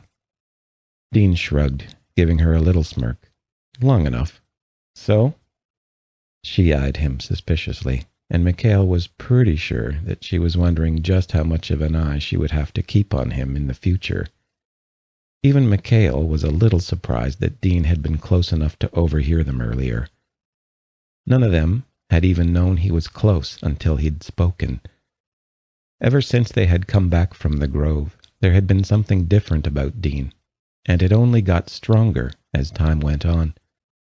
One of the most noticeable changes was how easily the other man was learning to move with real stealth. Well, he was the leader of the nearby mountain pack, Artemis finally answered after a moment. That brought Mikhail back to attention. Was? Dead. Mikhail frowned. So, Kale is leading them now. How the hell are they managing to be so organized if they just changed leaders? There's always a bit of chaos, especially if it was sudden. It was, wasn't it? Artemis nodded, looking grim. And it's not Kale. Kale's dead too. Both of them. That only deepened Mikhail's frown. But if... Damien? The one and only, she grunted, a sour expression on her face. Dean raised his hand. Okay, so who's Kale and Damien? Desmond's sons, she answered, leaning back and nodding her head toward Mikhail. Mikhail explained, fingertips drumming on the beer bottle. Kale was Desmond's oldest son, and the one who should have been next in charge, especially if Desmond died without warning. Problem is, Kale died too, meaning the next in line was Damien. Were their deaths an accident? Artemis gave an ugly snort. Apparently, some hunters they missed just happened upon their location and decided to bag them some wolves. At least, that's the story that's being given to us. Of course it is, he sighed, all but flopping back into his seat.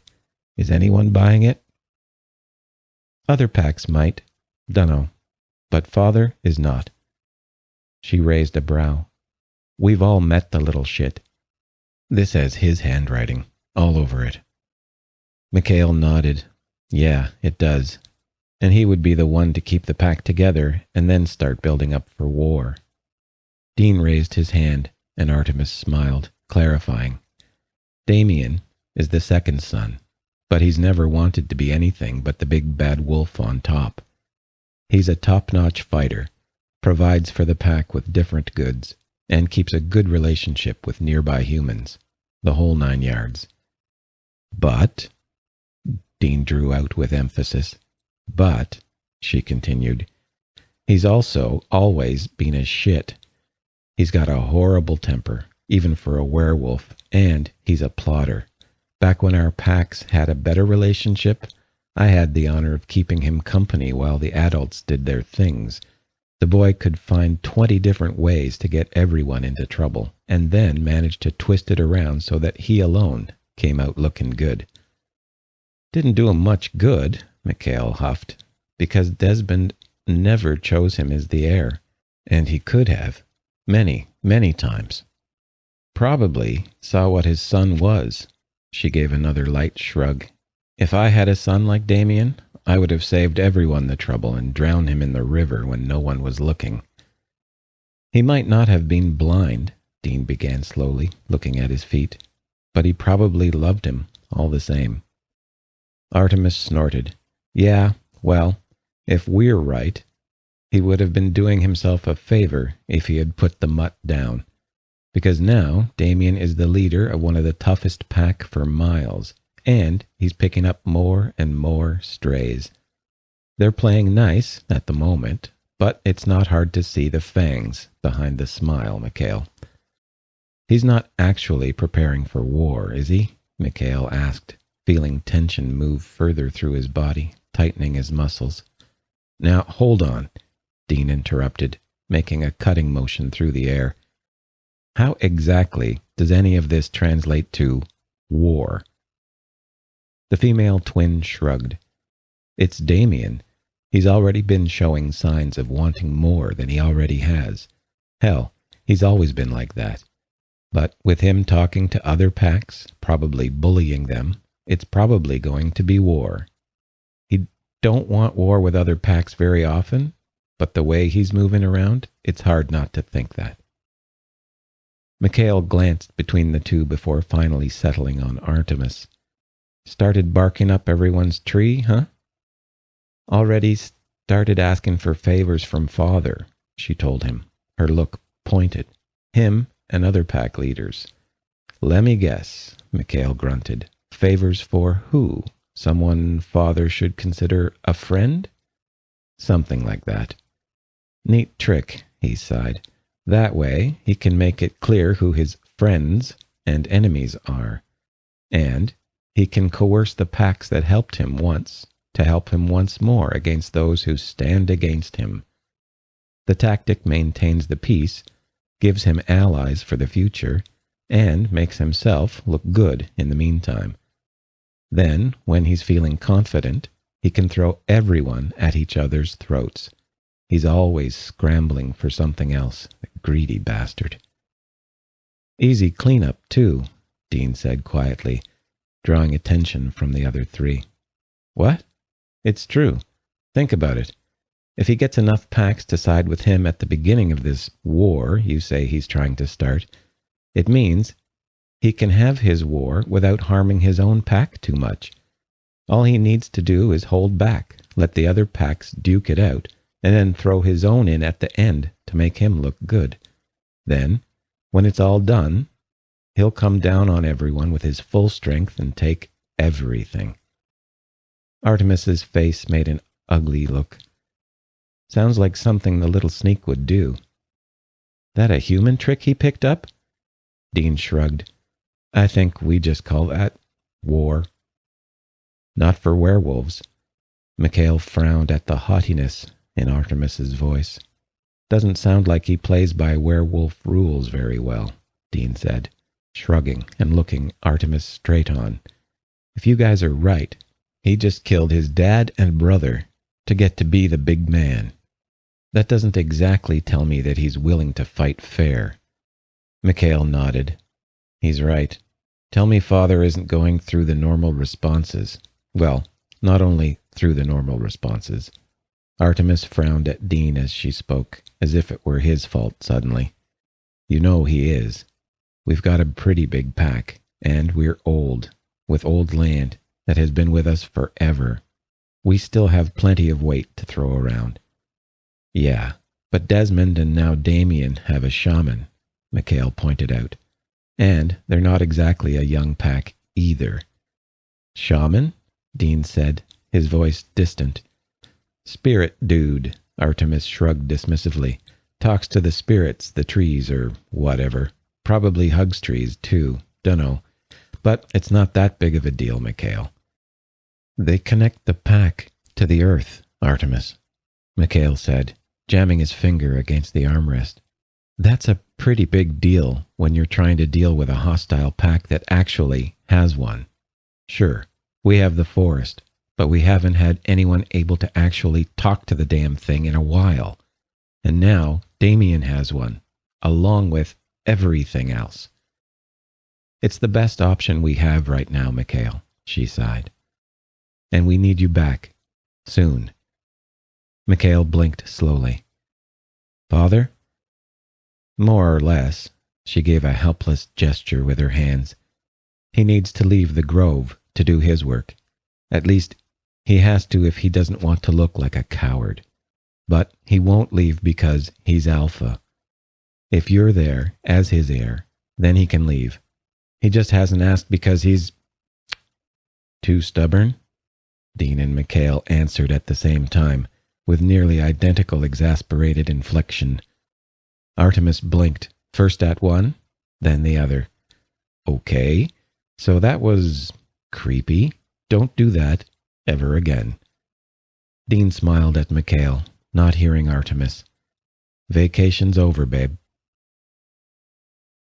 Chapter 6.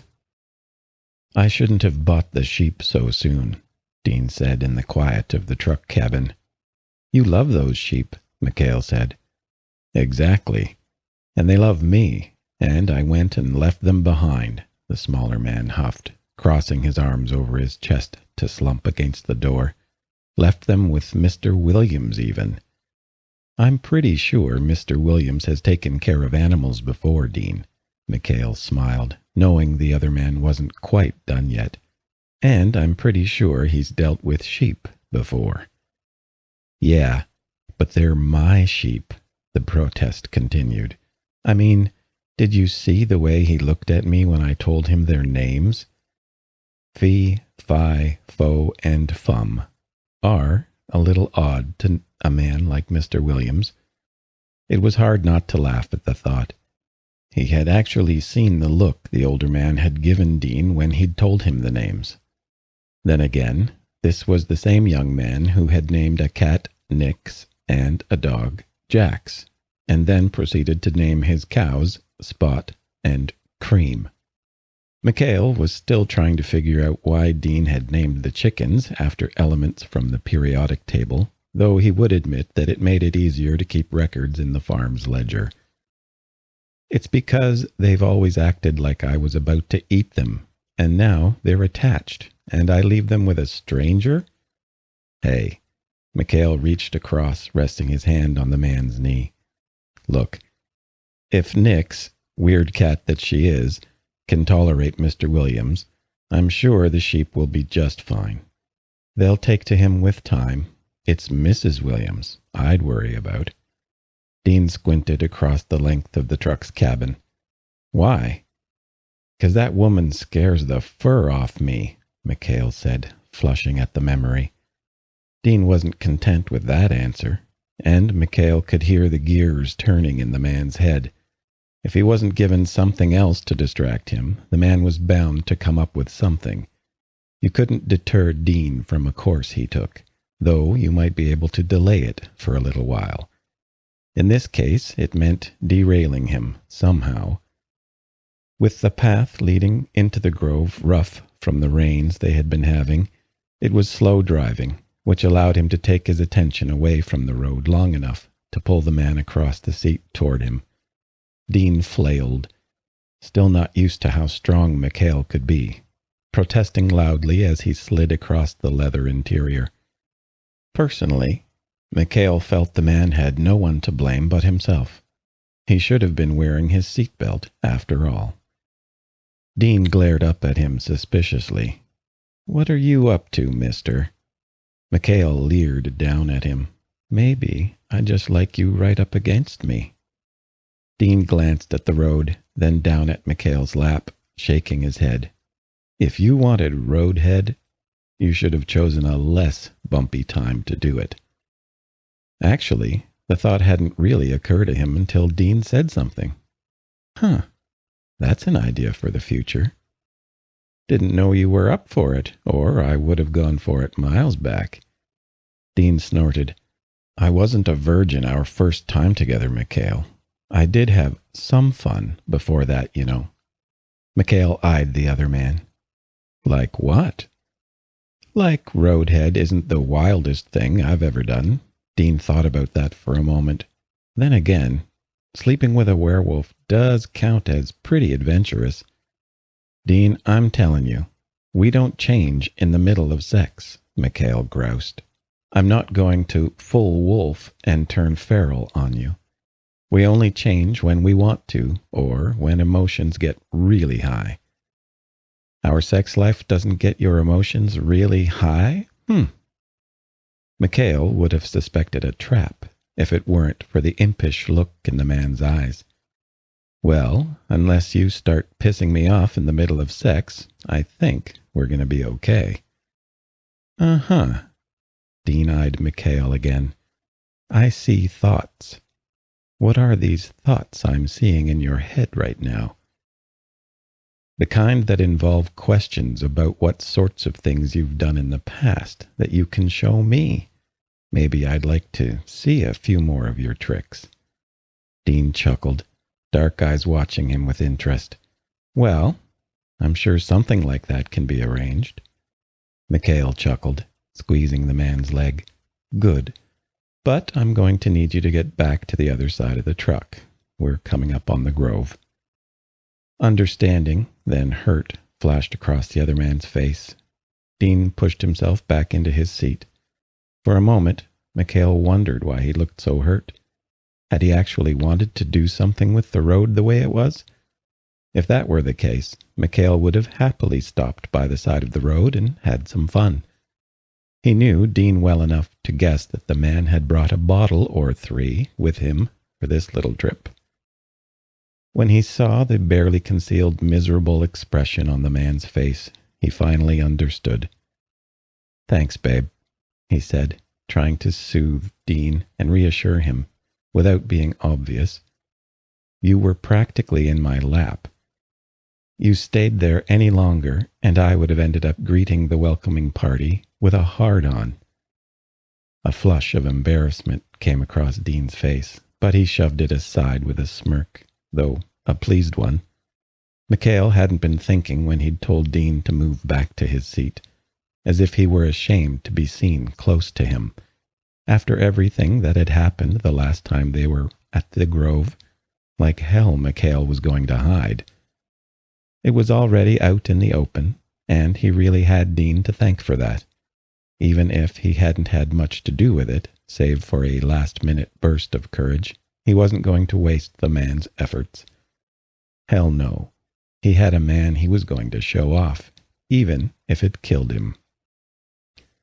When they pulled up to the Grove, McHale wasn't at all surprised to see a small collection of people waiting for them, apparently drawn by the sound of the approaching truck.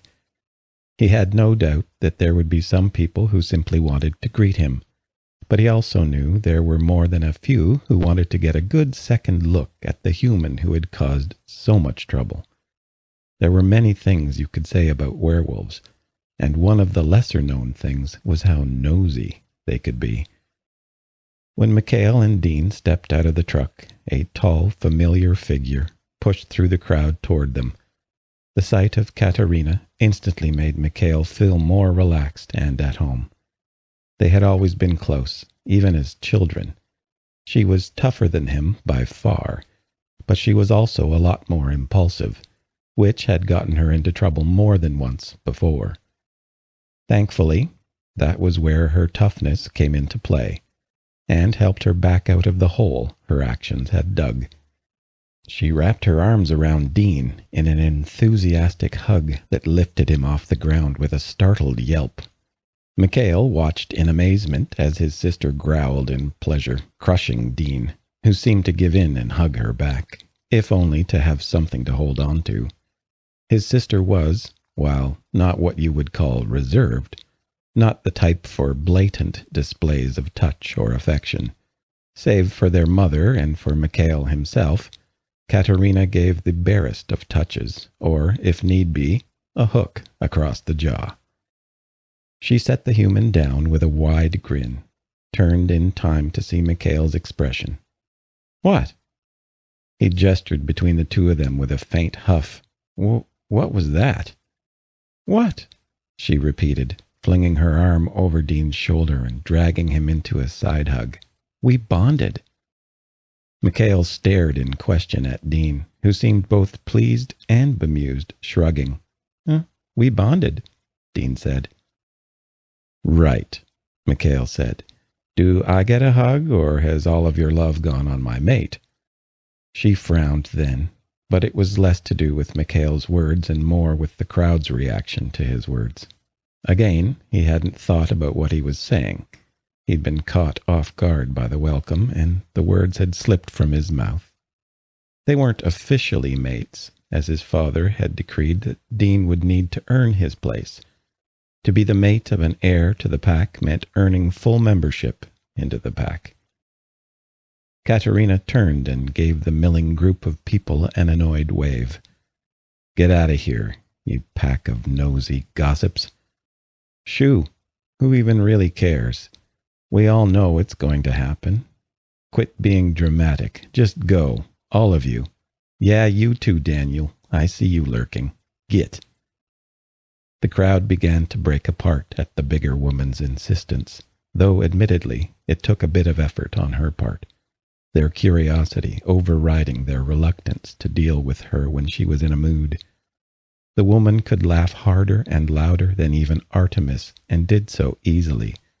But she also was quicker to start swinging when riled up. She wouldn't hit the townspeople over this, but she could certainly convince them otherwise.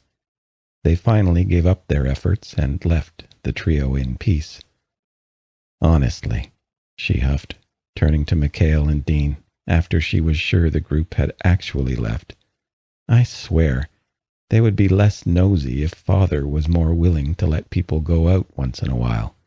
They jump all over any sort of gossip around here like they're starving for it." Mikhail knew that all too well. It had been like that his whole life, really. That little comment about Dean being his mate would be enough to get the gossip stirred up all over again. The comment made it seem as if Dean was already officially his mate. It would smack of even more rebellion than he'd already shown. The crowd would spend forever trying to figure out amongst themselves which it was, a simple slip of the tongue, or Mikhail being even more rebellious than before. "You know," Dean began, getting that look on his face that told Mikhail a probing question was coming, "that gets me to thinking. I haven't known you that long, and even I know that's a dangerous way for you to start a conversation," Katerina said. "Like, I understand the outside world wouldn't be big on werewolves and all that, and that humans sometimes realize that there something isn't totally human about you guys at times. Yet the risk of being discovered and getting into trouble seems really small. Mikhail has gotten away with it for years and hadn't had any problems, so why doesn't your dad allow it more?" Katerina smirked. "If you want to get in his good graces, I would start referring to him as Father, if only for the extra points. You need them." Dean huffed. "I had a father, and he's dead. I don't need another one, so forget it." With a laugh, she patted his shoulder. "This is why I like having you around. You're about as stubborn as he is. Kind of fun to watch, actually." "Real fun," he muttered, rubbing at the place where he had taken the blow to the jaw. Then he glared. "You're avoiding the question." "That I am," she replied happily, "because it's a long story." "And you don't want to get into it right now?" Dean finished with a resigned, if frustrated, groan. Mikhail didn't envy him on that one. It had to be a pain to come into the middle of all of this and only get so much of the story at a time. Mikhail had no doubt he would be hearing about this again. The man was, if anything, persistent. "Where's Lucille?" Mikhail asked, glancing around to emphasize his question. "Oh, she's about somewhere," Katerina shrugged. "She said something about making sure your house was still habitable. Couldn't decide whether it was a subtle comment about how long you've been gone lately, or that she was genuinely worried that you might not be able to live in your place." Mikhail could only smile as he watched the familiar mix of emotions on her face at the mention of her sister. Katerina was not a woman of books, but she was quite intelligent. She did her part to learn, even if she was far more content to act. Their youngest sister was as confusing as they came, which always seemed to stymie her more than any other puzzle. That Lucille always seemed to know what was going on with them only served to frustrate his middle sibling. He knew it was a secret wish of hers to one day one-up the other woman, and he wished her luck. "Well," he began, pulling her out of her thoughts for the moment, "I'm not going to be the one to tell you what's going on in her head. Knowing our luck, it was a bit of both, or something totally different." Dean shrugged. "Bet we'll find out when we get there." "You say that, but I really don't think so. She's always been like that. Even as a pup, she was a mystery. Even father can't pry thing from her when she doesn't want to give it up. Drives him crazy, but what can he do? The woman will tell you what she thinks in her own time, in her own way." Mikhail gave a helpless little shrug. "Well, we can either stand around talking about it, or go find out." Katerina snatched up Mikhail's forgotten bag and marched off. Dean looked at his own bag beside him, his eyes following after Katerina with an amused expression on his face. Before the man could stoop to pick it up, Mikhail was there, grabbing the bag. Rather than protest, he had expected, Dean only smiled at him and followed Katerina. For a moment, Mikhail was surprised that the fiercely independent man allowed even the smallest degree of help when he clearly didn't need it. Yet the man had only smiled that secret, soft smile of his, eyes warm. It was such a simple show of trust that Mikhail's gesture wasn't a comment about his own capabilities. It was these types of little moments that really drove home the wonderful reality of what he had with Dean. Although the large moments were defining, it was the little ones, he'd found, that really solidified and strengthened the foundation they were building with each other. It was the little shows of trust and faith on Dean's part, and the moments when Mikhail felt he was really comfortable and having joy to the other man, that sometimes seemed even more important than the grand, obvious moments. And that was a secret about relationships that Mikhail was just learning, and other people never seemed to mention. Very glad that a certain quiet werewolf wasn't around. He trotted after the pair with a lightness in his step. Some part of him had been wary of returning with Dean, fearing what dark emotions and memories might be stirred up once more. It was one of the reasons he had put off coming back here, though having to face his father again after the man had stewed about their last interaction for a while was another big one. But despite his worry about that, He'd been most concerned about having to face everything that had happened here once more. Yet, when they reached the cabin that Mikhail had built by himself, he saw no more hint of those memories on Dean's face. The man was laughing silently at Katerina, who had managed to wrap the strap of Mikhail's bag around herself awkwardly as she tried to open the door. Cursing it roundly, in a manner that would have left even a trucker blushing, she opened the door with a grunt. The bag followed the door, thumping on the other side of the doorway. Mikhail was really glad he hadn't put anything breakable into that bag. "Oh, hey," came her voice from the confines of the house. "She actually did stuff." Dean and Mikhail glanced at each other. Then Dean motioned for Mikhail to go in next. A little worried at what his youngest sister could have done to his home, he took the offer gratefully. It wasn't much darker in the house than it had been outside. He had purposefully constructed the home to need as little indoor lighting as possible, both during the day and the night. The window placement allowed maximum amount of light to spill in at all hours. That was one of the features that made his house unique in the Grove. The others were situated almost haphazardly across the wide space that had once been a meadow.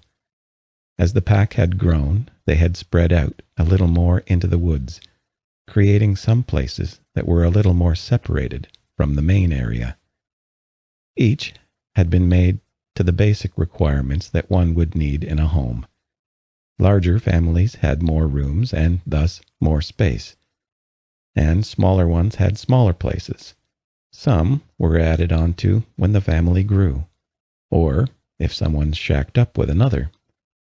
Mikhail's was unique in that it wasn't quite as simple as the others. The whole pack had helped build his house as they had done with the others, but he had been the one to add the little touches over time. Though he would have expected dust and the like to have cropped up in the weeks they had been gone, he didn't detect the slightest speck of it. Everything from the tables to the lanterns to the furniture looked as if it had been thoroughly cleaned. Even the handmade blanket tossed over the back of the chair and the couch appeared to have been washed recently. Windows had been opened to air the place out, and the outside air had breathed fresh life into the space. "Are those flowers?" Dean asked, stepping up beside Mikhail and eyeing an earthen bowl in the middle of the hand-carved low table before the couch. "With pine cones?" As Dean said that, Mikhail noticed the rich dirt and wood weren't the only smells throughout the cabin. The smells of different parts of the forest were in the home, including whatever flowers the woman had slapped into a particular bowl. He could see even more around the room, adding splashes of color to the place. Dean sniffed at the bowl, eyeing it carefully. "Not too bad. Doesn't smell like the inside of a perfume shop in here," and he turned around to look at the whole room, cocking a brow. "Lord, she really brightened the place up with a few flowers thrown around.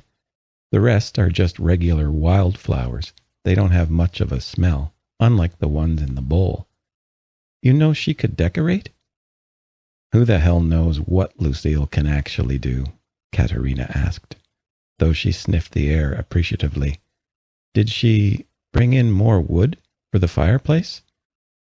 Sure enough, there was a new supply of wood piled neatly next to the cleaned fireplace.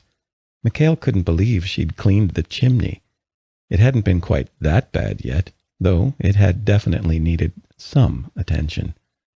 Before Mikhail could appreciate it, he went into the bedroom, curious. "She, had a hand in here too, babe," he said.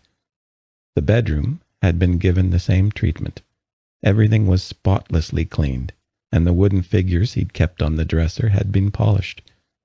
What had Dean's amused attention was the collection of small bottles on the bedside table. "Tell me that's not what I think it is." Dean's voice was strained from trying to sound serious. Mikhail hoped not, but despite his hesitation, he still stepped forward to inspect the contents.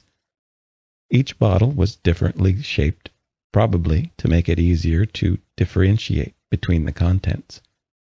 One at a time, he picked them up, sniffing each gingerly and settling them back in their places with care. Not that they were fragile. Each one was solidly made, and even if he dropped them to the floor, he wasn't likely to break one. "They're oils," he said flatly. "I don't know what all of them are, but I know some of them. One is for muscle aches. Another one can numb whatever part of the skin it's put on for a little while.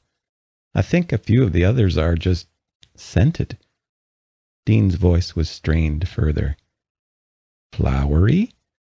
"No," Mikhail sighed, waiting for the inevitable. "Earthy?" He watched as the bubble of laughter rose up and almost exploded out of the other man. Dean's attempts at controlling his fit of hysterical laughter were equal parts appreciated and exasperating.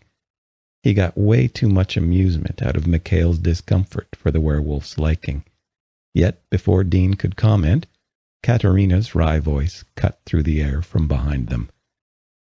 "Yeah, so the numbing one, non-toxic?" Mikhail glared at her for having come into the room. "So, meaning it's not a bad thing if it gets inside," she said, with the best and yet worst innocent expression. Mikhail scowled. "I know what you're aiming at, but no one wants that numbed, Katerina. And can't you just, I don't know, go somewhere that isn't here right now?" "She doesn't mean there," Dean said. His face was no longer filled with laughter as he prodded one of the bottles, intrigued. "Means it can be safely swallowed. Probably tastes horrible, but you would probably want to avoid hitting the tongue anyway." Mikhail's brain clicked into place, particularly when he saw the glint in Dean's eyes. Katerina, however, ruined Mikhail's sudden interest. "So, which of you needs to numb their throat?" "All right, that's it," Mikhail barked, grabbing Dean's arm and dragging him from the room. "That's enough of that. Don't need my sister checking on who is bigger?" Dean supplied in a false, innocent tone. "No. Wait, yes." He shoved them both out into the living room and slammed his bedroom door shut. Katerina and Dean were both laughing. He ignored them. "You're brats, the both of you. Just find something else to do. I'm going to see if there's anything in the food stock for me to have for dinner later." They both managed to nod around their laughter as Mikhail stomped out, though he didn't miss the look of promise on Dean's face as he made his escape. Well, regardless of his embarrassment, he was comforted by the realization that he knew exactly what Dean had in mind for one of their spare moments alone. Chapter 7. When Mikhail returned to the cabin, it was completely empty. Apparently, in the time he had taken to check on things, diverted often by packmates who wanted to talk, both his sister and mate had disappeared. He was certainly glad they weren't around to make even more trouble, but he also wondered where they could have gone. His sister, at least, could be counted on to make trouble, but Dean could be just as bad if the mood struck him, particularly if he had an accomplice and partner in crime. After chucking the collection of supplies into the cooler, he went back outside. A glance around gave absolutely no clue where either of them could have wandered off to. Even an ambling circuit around the grove showed no sign of them. His lost expression caught someone's attention, and the person immediately pointed him in the direction of the training area. The grove consisted of sections of different clearings in the thick woods connected by the paths they had created over the years. No doubt, with his newfound freedom, Dean had wanted to see a bit more of the place, The last visit hadn't been pleasant for either of them, and while he knew his father was still unhappy, at least Dean wasn't quite as restricted as he had been before. Why the man would go to the training area was beyond Mikhail, however. Outside of the challenge Dean had thrown himself into over the summer, the man hadn't shown any interest in fighting. True, Dean had the guts to stand down an oversized wolf, and then later his father, but that wasn't quite the same. Somehow he thought Katerina might have had something to do with this. Sure enough, as he broke through into the clearing meant for training and sparring, he heard the woman's laughter. The training area was much like the clearing used for actual fighting, though something about it seemed more light-hearted and a little less dark. There were, of course, areas for people to rest or simply watch, which the combat area did not have. This was a place of training, but it was also a lot more comfortable and relaxed. Dean was sitting in the middle of one of the 3 rings, leaning back and breathing heavily. Katerina was grinning down at him, hands on her hips. When she noticed Mikhail's approach, the grin became even wider. Dean turned his head to Mikhail, smiling at the sight of him. Dean was pink in the face and sweaty. "What have you been up to?" Mikhail asked once he was within speaking distance. "Katerina thought it would be a good idea that I learn a few things," Dean told him, watching Mikhail's every move as he approached. "Your boy has a long road ahead of him," Katerina snorted. "Stubborn, though." "You even land a hit?" Mikhail asked, offering his hand, but Dean shook his head, obviously wanting to catch his breath. "Tried," Katrina answered for him. "Like, actually tried. I thought I was going to have to go through the whole, 'I know humans like to teach men not to hit girls, but this isn't the same' speech. But he got over that after the first half-ass attempt to try and fight me." "A kick in the gut will do that," Dean huffed, though the look in his eyes said he wasn't particularly mad about it. "No girl I ever knew fought like that." "Werewolves don't care about that sort of thing, sweetheart," Katerina said in an overly sweet voice. "Law of the wild. The enemy isn't going to care if you're a man or a woman. It'll try to kill you, all the same." "Thanks, Nat Geo," Dean grunted, finally taking the offered hand. "I officially got my ass kicked. You happy?" Katerina cocked a brow. You can shoot a gun, right?" Dean blinked. Well, more or less. My aim isn't bad. Why?" "Because bullets will protect you better than those weak fighting skills you've got," she snorted, turning to Mikhail and slapping his shoulder. "In the meantime, you should start showing him some things. With everything going on, it's a good idea that he at least knows how to hold his own." "You won't be able to teach me how to be a good fighter if this all goes downhill between the packs," Dean grunted. "Because from the sounds of it, we've got weeks before they decide if there's going to be a war or not. That's not enough time to teach me how to actually fight." "True," she agreed, walking backward toward the trail entrance. "But you can learn enough so you're not totally helpless. And you're a fast learner. Mikhail can teach you our weaknesses and habits. Honestly, he's the best one to teach you. You've got to have that sort of skill if you want to be with an alpha, after all." Mikhail saw that Dean was acknowledging the good sense in Katerina's words. Dean squeezed Mikhail's hand and said to him, "You and I both know that would involve a lot of manhandling and sweat and everything." Mikhail sighed, knowing he should have seen that coming, but Katerina only gave a small, knowing shrug and walked away. As she disappeared, Dean made his way slowly to a nearby patch of longer grass and eased on the ground. Mikhail smiled, plopping down next to him.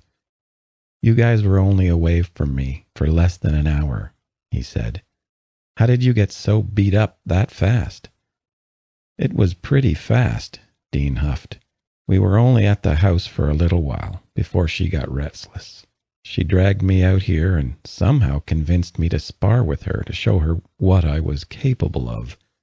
The next thing I know, I'm getting my ass kicked. It's kind of scary how quickly she did it, and how often. Mikhail nodded in sympathy. Yeah, she's one of the best we have when it comes to fighting.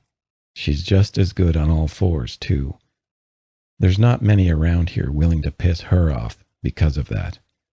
If she were the one to be in line for Alpha, there'd be even less people willing to challenge the heir than there already are. I thought that was a male thing, Dean asked, wincing a little as he stretched his leg out before him. Nah, Mikhail said. I mean, it usually is, but a female can be heir too. It happens enough, usually in packs where females have a long history of being in charge. But it happens in other packs too. Usually, it occurs when there's no male to be heir, or when a female really is that much better than the male child. So yes, but no, Dean supplied with a small laugh. Basically, Mikhail gave his own laugh. Sometimes I'm surprised Father didn't choose Katerina. It doesn't go against any of the old codes. She's a way better fighter than me, and she listens to him a lot better than I ever have. Makes me wonder if it's really just because I'm good at dealing with other werewolves. Could be anything. It's not like your dad is telling, Dean snorted. Would have been interesting if your dad had chosen her, though. At least some things would have been easier. It would have been neat to see her in charge one day. Actually, she reminds me of my mom a little bit.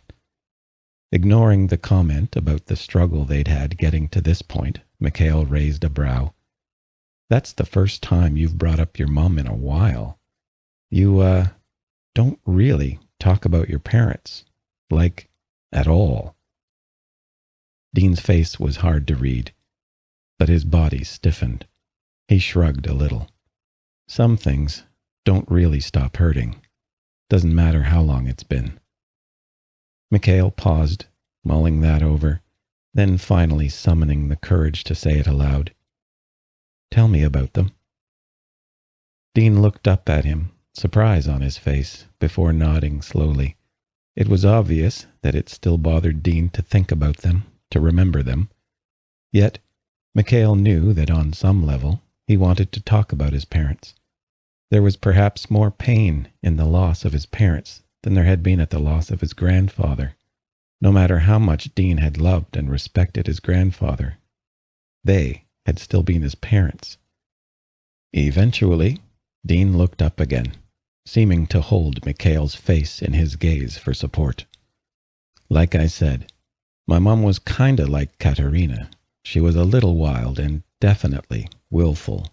She liked to live her life her own way and wasn't at all sorry about it. I'm pretty sure she was hell on wheels for Grandpa. He always liked to say that she would give him more than a few gray hairs, but he always looked so happy when he said it, too. He was proud of her, called her... Mikhail blinked at the sudden snort of laughter from Dean. What? He would call her his little she-wolf. Dean chuckled, eyeing Mikhail in amusement. Understanding hit Mikhail, and he laughed softly. Maybe you've got a little wolf in you as well, then. It was more than a little last night, Dean remarked, smirking slightly. Quit being dirty, Mikhail laughed, swatting Dean playfully, yet hard enough to make the man waver. All right, Dean chuckled as he righted himself. That's what he called her. Makes more sense since he knew about you guys. Probably did see a bit of wolf in her, but she was fun. She was always playing with me, then talking with me about all sorts of things when I was older. She liked to drag me around and do things. There was always something out there for her to see and do. I think my dad appreciated it, since it let him have a bit of peace. Not the adventurous type? Mikhail asked at the pause. Dean shrugged. He liked going out to do stuff, but was more picky about it. Mom said I got my love of books from him. He was a big reader, and he liked to talk about all sorts of things with me. He was actually the one who got me into history a bit. Had all of these models, some ships, some tanks, some little houses from different parts of the world and different eras. He'd drag my mom to museums and old movies, then would surprise her with a trip to go skydiving or something. Skydiving? Yeah, he laughed. My mom was a bit of a daredevil. Not that my dad couldn't keep up when he wanted to, or that he didn't enjoy doing those sorts of things with her. They both knew the adventure stuff was more her thing than his, but she loved him for going with her anyway. Only thing he wouldn't do was ocean diving. His brother drowned when Dad was a kid, and he was always terrified of water. Wouldn't even go near it, not as long as I knew him anyway. Dean smiled fondly. We used to take trips all the time, all over the country. We'd go to Colorado so Mom could ski and probably scale a mountain or two. Dad would take me to the art museums or some science expo. We'd go to California, and my dad would walk with me to see all the old houses, talking about their history. Mom liked to find the best hidden food places, show me how to swim in rough surf. He laughed. I remember one time this cop showed up when she was showing me how to deal with rough water. He was adamant I shouldn't be in there, and was raising hell with my mom. Lord, she came out of the water, this little woman in a swimsuit, and read the cop the riot act. How she didn't get arrested, I have no idea. Mikhail laughed at the imagery. So that's where you get it from.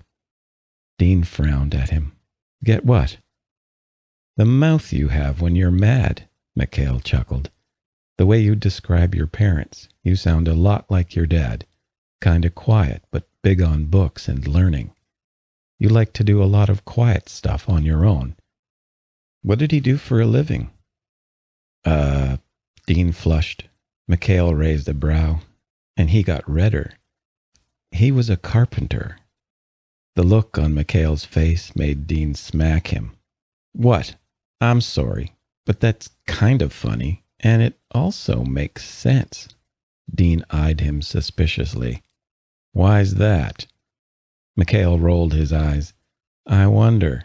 The carpenter with a brain and love of quiet things, helping to raise a farmer with a brain and love of quiet things, doesn't take a genius to figure it out. Also, doesn't take a genius to see that despite all that, your mum is in you too. Especially when you're all fired up and willing to take on anyone. I'm not that bad, Dean grumbled, pushing Mikhail again. Really? Really? You fought a big-ass wolf. It was attacking Jax. Like I was gonna just let it kill him? Plus, that was your cousin, so it totally doesn't count. Pretty sure he's regretting that too.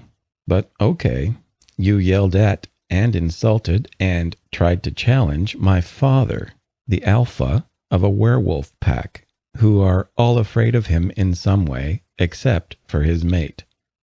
Probably because he's an ass, Dean huffed, and your mom is tough as nails. I think he's more scared of her than anything. Yeah, that's kind of my point here, babe. Mikhail laughed softly. You get mad about something and you just go after it. You didn't think twice about it, you just did it. So many things could have gone wrong with all of that, but you didn't care. You just kept swinging. Dean shrugged, looking a little embarrassed. I wouldn't have had to do that if your dad wasn't such an ass about everything. It's about control with him. That's all there is to it. And I wasn't going to just stand around and let him control everything. And you know what? Until he decides to get over himself and make me a full member of the pack, he doesn't really control me much either, no matter how he acts. So, if he wants to act like an ass, he can act like an ass. Mikhail shook his head. Do you really think I'm going to believe when he makes you a full-fledged member, it's going to make you nicer to him? Nicer? The irritation in his voice made Mikhail laugh, and he kissed Dean on his brow. The gesture softened the hard lines on Dean's face, leaving only a sheepish expression behind. It was kind of amazing to watch the man transition between moods so rapidly. The guy could be calm one moment, nostalgic the next, then raging about his father without ever seeming to exhaust himself. It was nice that a little gesture could calm him down, though, even as Mikhail wondered at the emotional turbulence Dean had going on under the surface. Has he always been like that? Dean finally asked, the question sounding almost begrudging. Mikhail supposed that this question was inevitable and would probably come up again. He shrugged. Sorta. He's gotten worse as he got older, though. Okay, so why is he like that? Does he just get off on it? It was a loaded question, one he wasn't sure he should answer. Not where they were, anyway. Cocking his head, he listened to the woods around them. Dean watched him for a moment, a curious expression on his face. Mikhail couldn't hear anyone nearby, and he supposed talking in the training grounds was better than doing it in his house anyway. Thick walls or not, the windows were usually open, and people were likely to wander by. They would, of course, try to get out of earshot during a private moment. Even in a close community like this, people were respectful of certain kinds of privacy, but Mikhail didn't want to risk it. Look, a little history you should know about the pack, he began finally, once he was completely sure it was safe. But this isn't the sort of thing you can bring up to anyone, okay? Not anyone, especially my dad. Dean managed to look affronted. Do I really have that big of a mouth? Mikhail huffed. It's not that. But I just want you to know just how important this is, okay? Most of this, people don't talk about anymore. To anyone.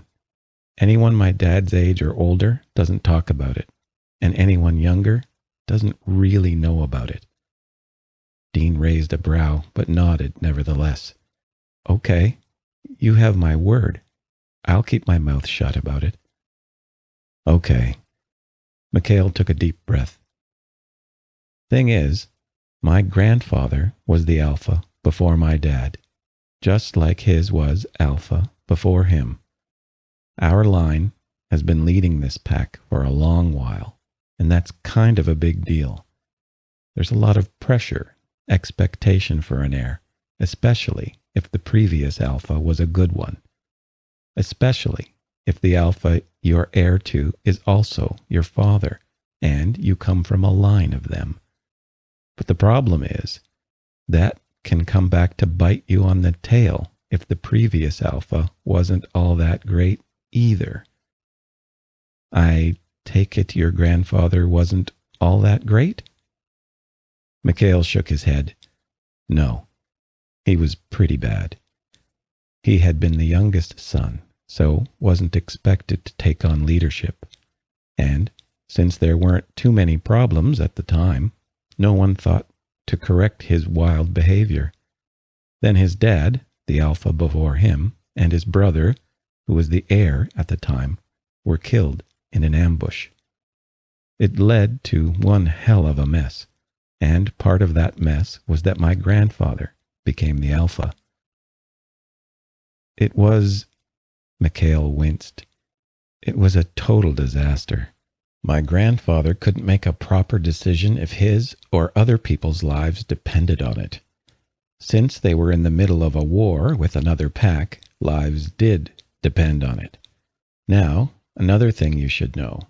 In a time of war, no alpha can be challenged unless he's a traitor.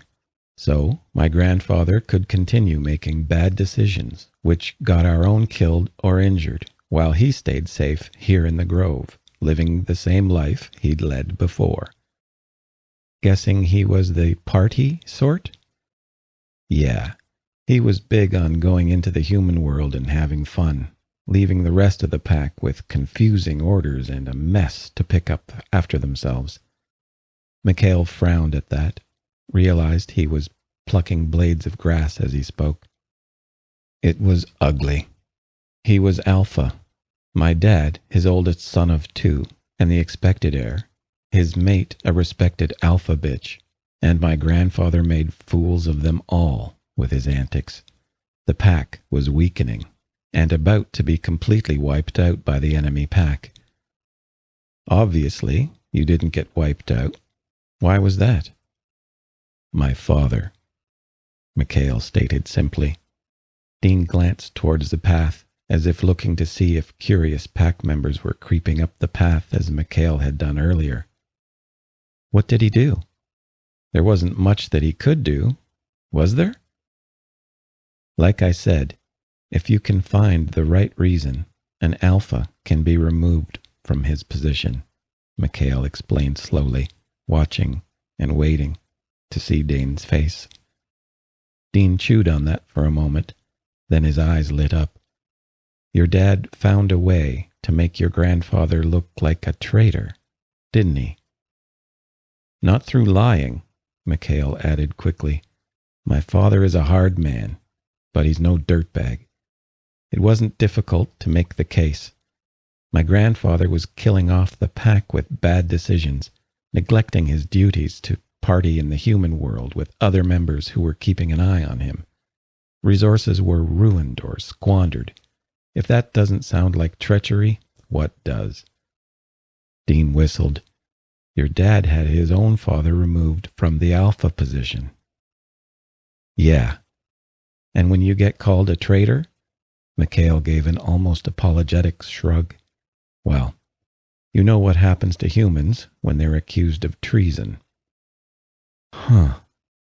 So that led to your grandfather being executed, and I'm guessing your dad instantly became alpha then. Yeah. And the pack was in for a surprise. They thought they had seen it all when he finally had the balls to challenge the alpha through the proper channels, but they were wrong. My dad well, he came down hard. He punished the wolves who had played when enemies were at the doorstep. He restricted people to rations. He stopped people from interacting with the human world. What about his brother? You didn't mention him in this at all. Mikhail's face took on a dark cast. Turns out my dad knew even before he took over that it was his brother who had sold the pack out. Set up the ambush that started it all. My sweet uncle didn't want to wait until grandfather handed over the reins or died, but was a good part of the reason the war was going so badly. But grandfather was blind to everything, especially his kids. So, Dad waited until he was in charge, brought his evidence forward, and had his brother executed for the traitor he was. Dean frowned. His own dad and brother. That's rough, Mikhail finished. My father is a tough man. I'm not going to sit here and pretend he's not, because he is. He's overbearing and controlling, and he makes decisions sometimes based on his hatred of what his dad and brother almost did to this pack. But it was those same things that saved this pack. He whipped this pack back into shape, fought off the enemy pack, and killed their alpha himself. His strictness allowed resources to be restored and ensured they were used properly afterwards. Keeping us out of the human world kept us from drawing attention to ourselves while we were weak. He let others out and some in, but he knew it was time. He hates the necessity of working with the human world, but he knows it's necessary. Weird thought, but Dean cocked his head. I wonder what goes on in his head sometimes, to have lived through all of this and to be faced with all the changes pushing at him. Mikhail sighed. I honestly don't know, Dean. My father isn't one to be denied, and my mother is the only one who has real success with controlling him. He's a hero to this pack, even if they are chafing under his stranglehold. I really don't think he's ready for a new age, a new way of doing things. But with war looking like it's right around the corner, it's hard for me to say. He's the kind of person we need during this time. Dean looked back, looking thoughtful for a moment before speaking. You telling me this so I'll be nicer to your dad? With a snort, Mikhail shook his head. I know you aren't going to stop being you. Anyone with eyes and ears can see the two of you aren't meant to butt heads. The old and the new ways are gonna fight. I do respect tradition, you know, Dean protested, looking almost offended again. It's not like I'm just rebelling against his ideas because they're old-fashioned or whatever. No, you're not, Mikhail agreed. But you're still modern, and he's not. You might respect tradition, but you told us yourself you don't think following something just because it's been that way forever is the right way to go. That's about as opposite from him as it gets. Well, it makes a lot of sense. He's everything your grandfather wasn't. I respect that. No, seriously, I do. He's a tough leader, and he saved his pack. Even I can't deny that. But I still say his ways will lead to everything falling apart in the end. You can't stay the same while the world changes around you and expect it to work out. Mikhail sighed. Well, that's an argument for another time, I think. It's about time we headed back. Dean rolled toward him, eyeing him carefully. Does that mean you have in mind what I have in mind? Food? I knew I loved you for some reason. Chapter 8. Mikhail was thankful they had been allowed to spend the rest of the day in relative peace. Considering how long it had been since the last time he'd been home, he had expected more than a few people to come calling at some point. Yet they'd been left alone for the remainder of the day and night. Dean suspected Katerina's hand in that, and Mikhail was inclined to agree with him. His sister seemed quite intent on interfering as much as possible when it came to the two of them. Not that he would complain.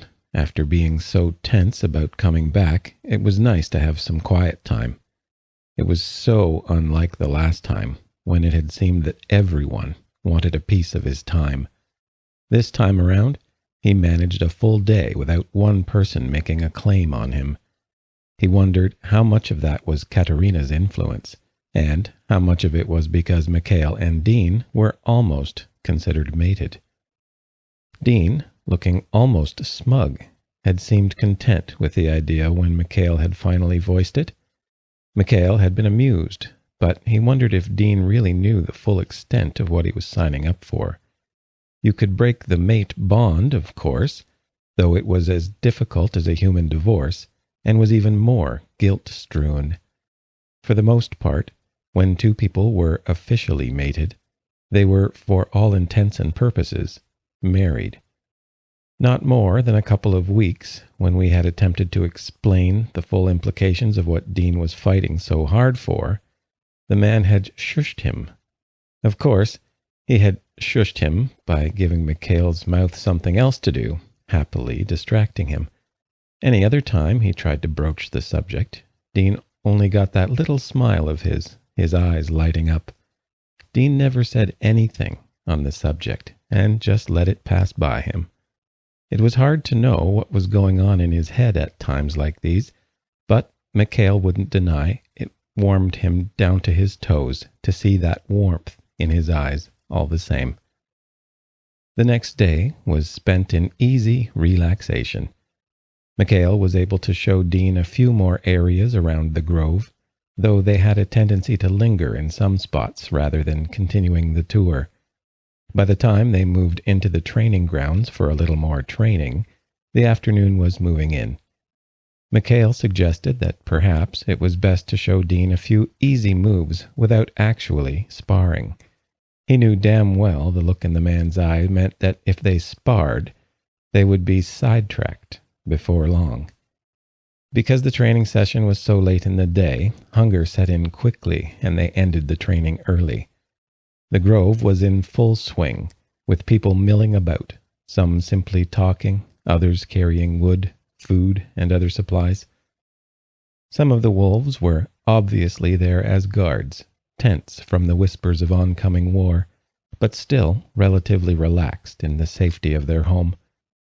Many waved or called out to them as they passed, and it warmed Mikhail to see some of them showing specific attention to Dean. The man took it with good grace, but he was positively beaming from the scraps of attention he did receive. When they entered his house, he discovered they weren't alone. His mother stood by one of the largest windows, gazing out into the grove. She turned when they closed the door behind them, smiling at the sight of them. "Mom, what are you doing here?" Mikhail asked, a little bewildered to see her standing in his home. The last time she had visited had been shortly after he had finished building it. Unable to stand living in the same home as his parents any longer, he had put all his time and energy into building his own place. She, of course, had come to view his work, and while his father had simply grunted that it was passable, his mother had glowed with pride. She had never said it before, at least not in his father's hearing, but she was always proud of his work. Some part of him always wondered if she also liked his separation from his father's plans. Lucille's ability to be hard to read came straight from their mother, and the older woman was far more adept at it. For the first time in Luna knows how long, I found myself at home, alone. As much as the time alone had been blessed, I wanted to get out, she explained, her warm smile on them both. While his mother's expressions were always calculated and chosen carefully, he knew they came from genuine emotion. Alone? Where's father? Even here in his own house with Dean at his side, he still spoke the man's respectful title, Dean's derision for the title aside. He did understand the human objection to it, but he supposed to someone who hadn't been raised in the grove, on the history he himself knew so well, titles would seem arrogant. It was past time that he had a talk with Ethan. He left yesterday afternoon. He should be returning tomorrow. I'm sure when he returns, he will call on you. Her gaze shifted to Dean, and her smile returned. Ah, probably both of you. I am sure he will wish to speak to both of you. It has been some time since you were here, or at least it feels that way. Much has happened. Wait, he left? Mikhail asked incredulously. His father hadn't willingly left the grove in ages. The last time had been when Mikhail had been a young child. Her brow rose slowly. With his heir here, he is secure in being able to leave.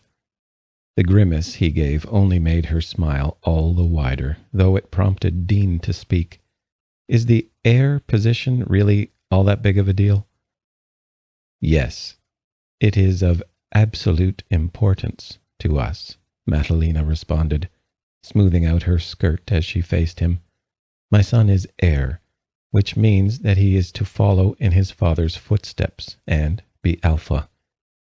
Without his father here, there needs to be someone in his place. Aren't you his mate, though? Amusement filled her face. You can say it, Dean. I am his mate and alpha bitch. This isn't an insult for werewolves. Quite the opposite. Old habits, he said, by way of explaining, looking a little embarrassed. It is simple for us, she explained. Although I am the alpha bitch, the next heir is male. Thus, he must be present if the current alpha wishes to feel secure in leaving. It's true that it is my privilege and right to lead while my mate is gone, but my son will still speak with my husband's voice, if it comes to that. Dean looked at Mikhail. So he's the just in case. Mikhail made a face at the man. Cute. But yeah, that's about it. A thought occurred to Dean. You once said that if I was mated, Mikhail's mate, then I would be in your position once he became alpha, right? She eyed him curiously. That is correct. Did you just correct the word mated? Dean made a face. Sounds crude. His mate sounds better. But more importantly, will I be called alpha bitch? Matalina's face twitched, and Mikhail realized that his mother was trying very hard not to laugh. Yes, that would be your formal title. But I'm not a bitch. He started to turn red, shooting Mikhail a dirty look, as if expecting him to say something. Mikhail wasn't going to say anything, but the obvious joke about their sexual roles bubbled up in his mind. It was all too easy to ignore his mother's evaluating stare as he whipped his head away from Dean, just in case the man saw the humor threatening to burst out. Perhaps not, but the title would still be the same, she said, her eyes still on her eldest. If it helps at all, Dean, it is only a title. Most, out of deference, would refer to you as you wish. If you wish for a different title, that could be done, as you have seen my mate do. It brings me pride to be referred to as his mate, and that is oftentimes my title as well. The only time it becomes important to be called the true title is during rituals. Oh, Dean said, and then after a beat of silence, who's Ethan? The alpha to another forest pack nearest to us, Mikhail explained, finally able to face the two of them with a straight look on his face. He's usually on good terms with our pack, and I'm sure Father is just going to make certain about that. Dean frowned. You called Damien's pack a mountain pack. Do you differentiate like that with all the packs? Mikhail shrugged. More or less. Mountain packs tend to be tough, but aren't usually that big. Forest packs tend to be larger and, some say, more connected to nature. Shore packs are a little strange, even by our standards, but their unique connection to nature lets them know things we normally don't. Desert packs are probably the sturdiest. They can survive just about anything. But they're pretty isolated and not very social. Product of your environment, huh? Dean asked, looking thoughtful, as he usually did when he was mulling something over. Mikhail waited a moment to see whether Dean had anything else he wished to add or ask. The man was intelligent and incredibly inquisitive as well. He could switch between asking a few dozen questions back to being quiet and pondering over something in an instant. The only way to know what was coming next was to wait. There usually wasn't much of a break between questions when the man threw them out, so if a break drew out, it usually meant he was done for the moment. The way his mother was looking at Dean told Mikhail that she was expecting much of the same from the human. When Dean looked up, she gave him a small smile. Dean blinked at her, looking at Mikhail before something like understanding reached his eyes. This seems like the point where I should mention that I promised a little girl some help picking flowers, Dean said, eyeing Matalina. Little Ashlyn, Mikhail laughed. That girl, she can get just about anybody to do what she wants them to do. Dean shrugged. I'm a sucker for those big doe eyes, and she's sweet. When did she manage to snag you for that? Yesterday. I told her I would try to do it with her today at some point, and almost forgot. So, now's as good a time as any, right? Dean smiled at Matalina, who had finally taken a seat at one of the nearby chairs. His mother was in Mikhail's home for more than a casual visit, and Dean, having picked up on that, was making his escape. Mikhail took hold of Dean's chin and kissed him gently, letting his lips linger for a moment. It was chaste, but just intimate enough to put a bit of color in Dean's cheeks as he pulled back, a little flustered. "I'll be back later," he said, edging to the door and opening it. "It was nice seeing you again, Matalina. Try to catch me in another moment of free time." Silence filled the house with the man gone, somehow his absence making the room seem a little dimmer.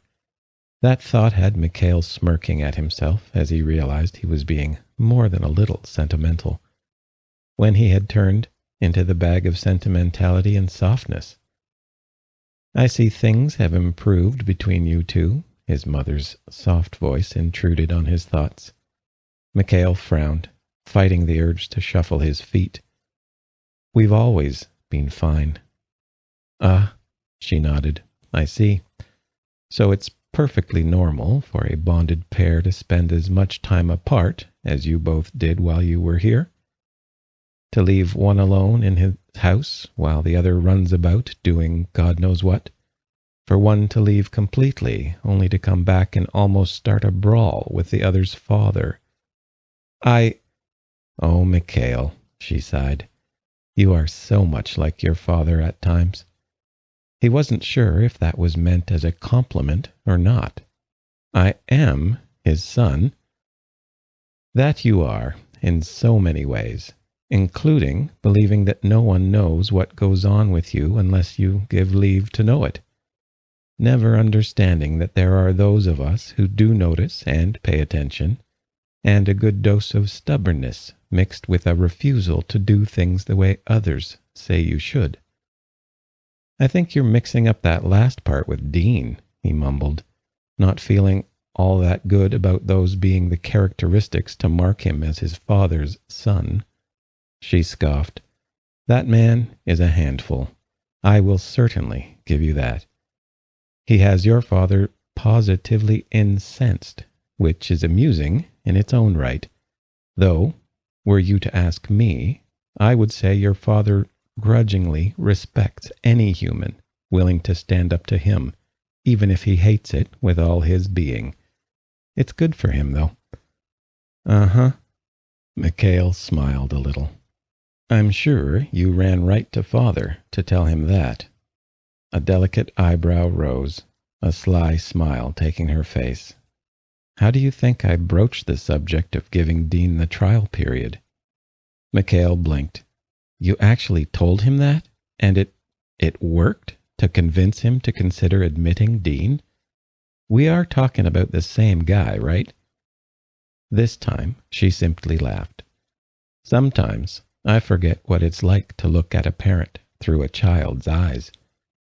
It has been so long since I had to do it, and for some things it can be easy to forget because you want to. Mikhail, you're thinking as his son, rather than through the eyes of a mate. Don't get that look on your face. You know what I mean. Think of how you react when anyone else tries to tell you what to do or how to do something. Even when it was your father, you still balked, still had to do things your way." "Sometimes," Mikhail muttered, looking at his feet in shame. "We'll get to that little slip in your patterns in a moment," she promised him. "But for now, you know what I'm saying is true. Now think of when Dean does the same thing, when he wants you to do something, or he tells you something you don't want to hear. Do you act the same way as you would with any other person, including your family?" Mikhail didn't even have to think about it. "No." "Because you love him," she supplied gently, "and because he is your mate. It is no different with your father and I. You see him as your father, your alpha, but he is my mate." Mikhail gave a slight nod as he sat down, wondering just what sort of things his mother managed to do that he would never have dreamed of doing himself. If his mother and father were anything like he and Dean, his mother could probably get away with just about anything if she truly wanted to. Then again, considering the tactics Dean often used to get what he wanted, Mikhail didn't really want to think too hard about that subject. There were some things even liberally minded werewolves weren't willing to delve into too deeply. As I was saying before, adopting a more casual posture, his mother still somehow managed to look dignified and in control. Again, only Lucille had managed to master that particular skill, though Matalina seemed far more warm and open than his sister. Lucille had inherited too much of their father's stiff chill for that. Things certainly have improved between the two of you. I dare say that goodbye was actually quite sweet. Mikhail shifted uncomfortably under his mother's penetrating gaze. We are affectionate. It's not like you don't know that we are or anything. I think I can manage feeling comfortable enough to give him a goodbye kiss. Mm-hmm. And calling him your mate in front of half the pack? She mused, smiling softly again. Mikhail sputtered. It wasn't half. Ugh, the people in this pack are the worst sort of gossips. I swear it. How long did it take for that to get passed around? It took all of 10 minutes after Katerina had thoroughly chased everyone off before I heard about it. They act as though I made a big announcement, Mikhail complained, his hands flopping beside him in frustration.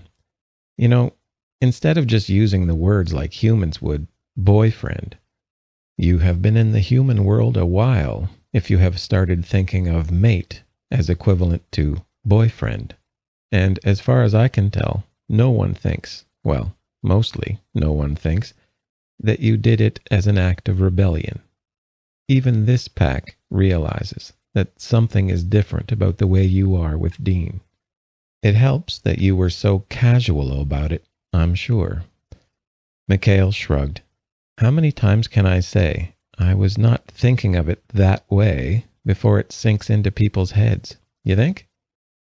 That would be the problem. She placed her hand atop his. You did mean it that way. It's obvious, even back when you were pulling away, that you love each other. Our kind are prone to passions, and, apparently, he is not much different. He loves you just as much as any werewolf, and it takes no great leap of intuition to realize that you feel the same. Of course, with those emotions shared between you two, you would unconsciously think of him as your mate. What does he think about it? Mikhail shifted a shoulder as if trying to shrug. He doesn't really say much. I mean, I've tried to explain that it's kind of a big deal, but he just gives me this look and keeps on doing what he's doing. A look. A happy smirk, Mikhail replied, not certain how to explain the expression he saw when the subject came up. It wasn't quite that simple. There seemed to be a lot of emotion behind that one expression. Even Dean's body language was complicated when the subject was raised. Stiff, but turned toward him and open. It was all really hard to figure out.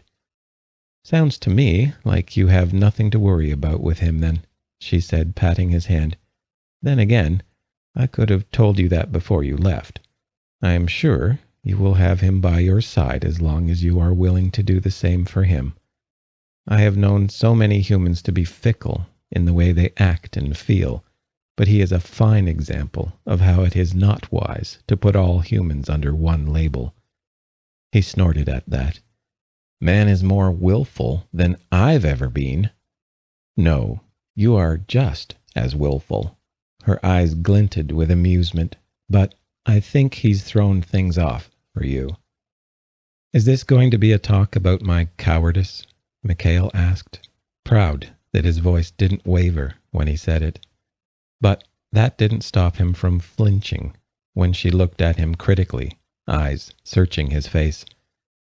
If there were ever moments when he hated how observant his mother could be, this was one of those moments. It really did feel like she was reading his every thought. I would say, she began slowly, still eyeing him carefully, that is a rather strong choice of word, and I wish I had known it was so bad for you, as I would have come to talk to you sooner. Luna, You really are your father's son." He jerked at that. "What?" "You may not see it, but your father is not nearly as stoic as he puts on. That man takes every decision he makes to heart, and he takes any failure even deeper than that. You both have a tendency to be far too hard on yourselves." Mikhail's jaw tightened as he huffed. "And if you wouldn't call it cowardly, what would you call it?" "Well, it wasn't brave, I'll give you that," she shrugged lightly. "But you cannot be expected to face every fear the same way. Mikhail, your whole life you have done things your way, giving in only enough to allow your father to feel better. Outside of that, you have done what you've wished, as you wished to do it. You've spent your life being my little, willful, independent wolf pup. And that's just how it's always been. And then this man comes along and just falls into your life. I mean, honestly, were you really expecting this?"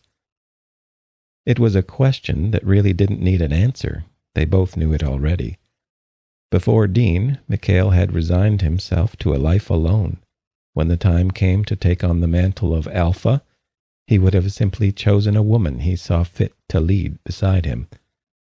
You didn't always have to be mated to the alpha bitch, and he would have willingly chosen a strong partner to lead with him. He knew what he liked, and his chances of dating were minimal. He'd had relationships with people before, all human, but the little secret of his certainly formed a substantial barrier. Then Dean had come along, and everything had just clicked. Their relationship had been easy from the start, even if his chest and gut felt as though they were filled with a poorly contained ball of energy. He and Dean had fallen so readily into a pattern with one another. He was comfortable and relaxed around the man. Even the sex had come so effortlessly to them, with both naturally falling into their respective roles. Life itself had taken care of his secret, bearing it before Dean in the rawest of ways, but the man had taken the punch and rolled with it. "Exactly," Matalina continued. "You weren't ready for this.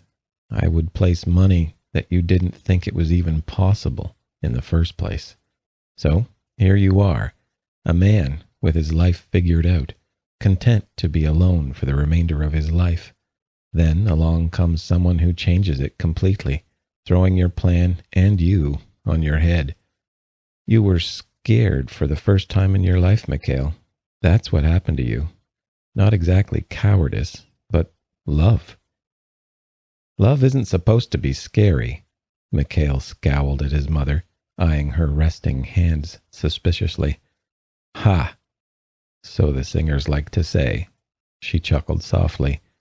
"But we all know to take anything a singer says with a grain of salt, my son. Love is absolutely terrifying. Everything you thought you knew about yourself, about your world, comes into question. Suddenly, this one person becomes important in a way that no other person has ever been before. Their joy is your joy, their sorrow is your own, and their very existence can change and warp every aspect of your life. Love changes things in ways that no one except those in love could ever dream. For a man who had everything figured out, that would be absolutely terrifying." Mikhail wanted to scowl further, but instead only laughed. "Mother, you make it sound like I'm shaking in my boots over him." "Maybe not now, when you almost lost him." Her fingers stroked his as she held his gaze in her own. "But you found yourself caught up in a situation you weren't prepared for, and your father thought to force you to leave the relationship. Yes, he may have told you it was because of your responsibilities, but we both know you can be alpha and be with Dean, and your father knows that as well. Bless the man, but he can sense a weak point at a glance, and will go straight for it. Next thing we all know, you're shoving Dean away, piece by piece. If you knew this was happening, why didn't you speak up? Mikhail asked, unsure if he should be annoyed or simply curious. And what would that have done? She asked, frowning at him. Would you have learned a thing? If you cannot stand before your father for what you want, then you do not deserve to have it. I know it wasn't until the end that you finally did something. Later is better than never, as they say. Mikhail could only sigh and look down at their hands. Yeah, well, I didn't exactly do it on my own. She swatted his hand. And your father has done things his own this whole time? Have any of us been alone during any hard time? We're a pack, Mikhail. You don't always have to do everything on your own, you know? Is that what has been eating at you?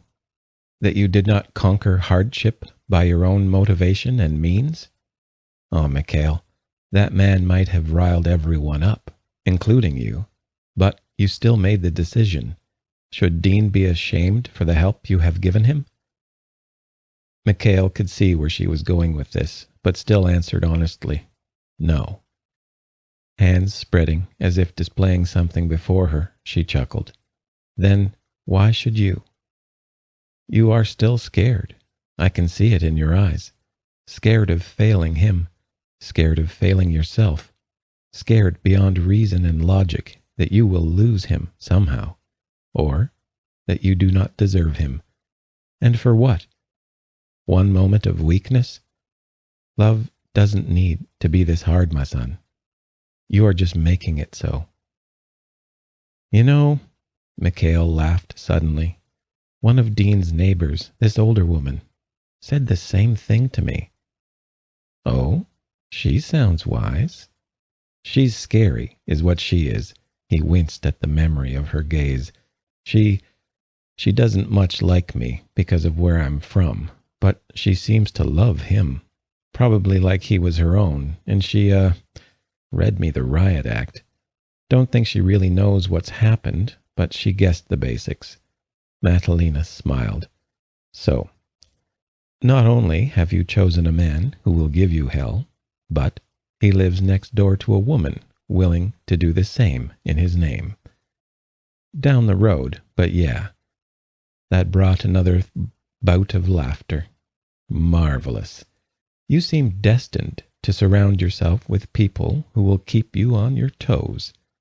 She stood, standing before him and smiling down at him. My boy, you really are making this more complicated than it needs to be. Let me make it simple for you. Willing to play along, he nodded. If you can, please. Think hard, but not about your fears. Think of when he looks at you, giving you that secret smile I'm sure he has.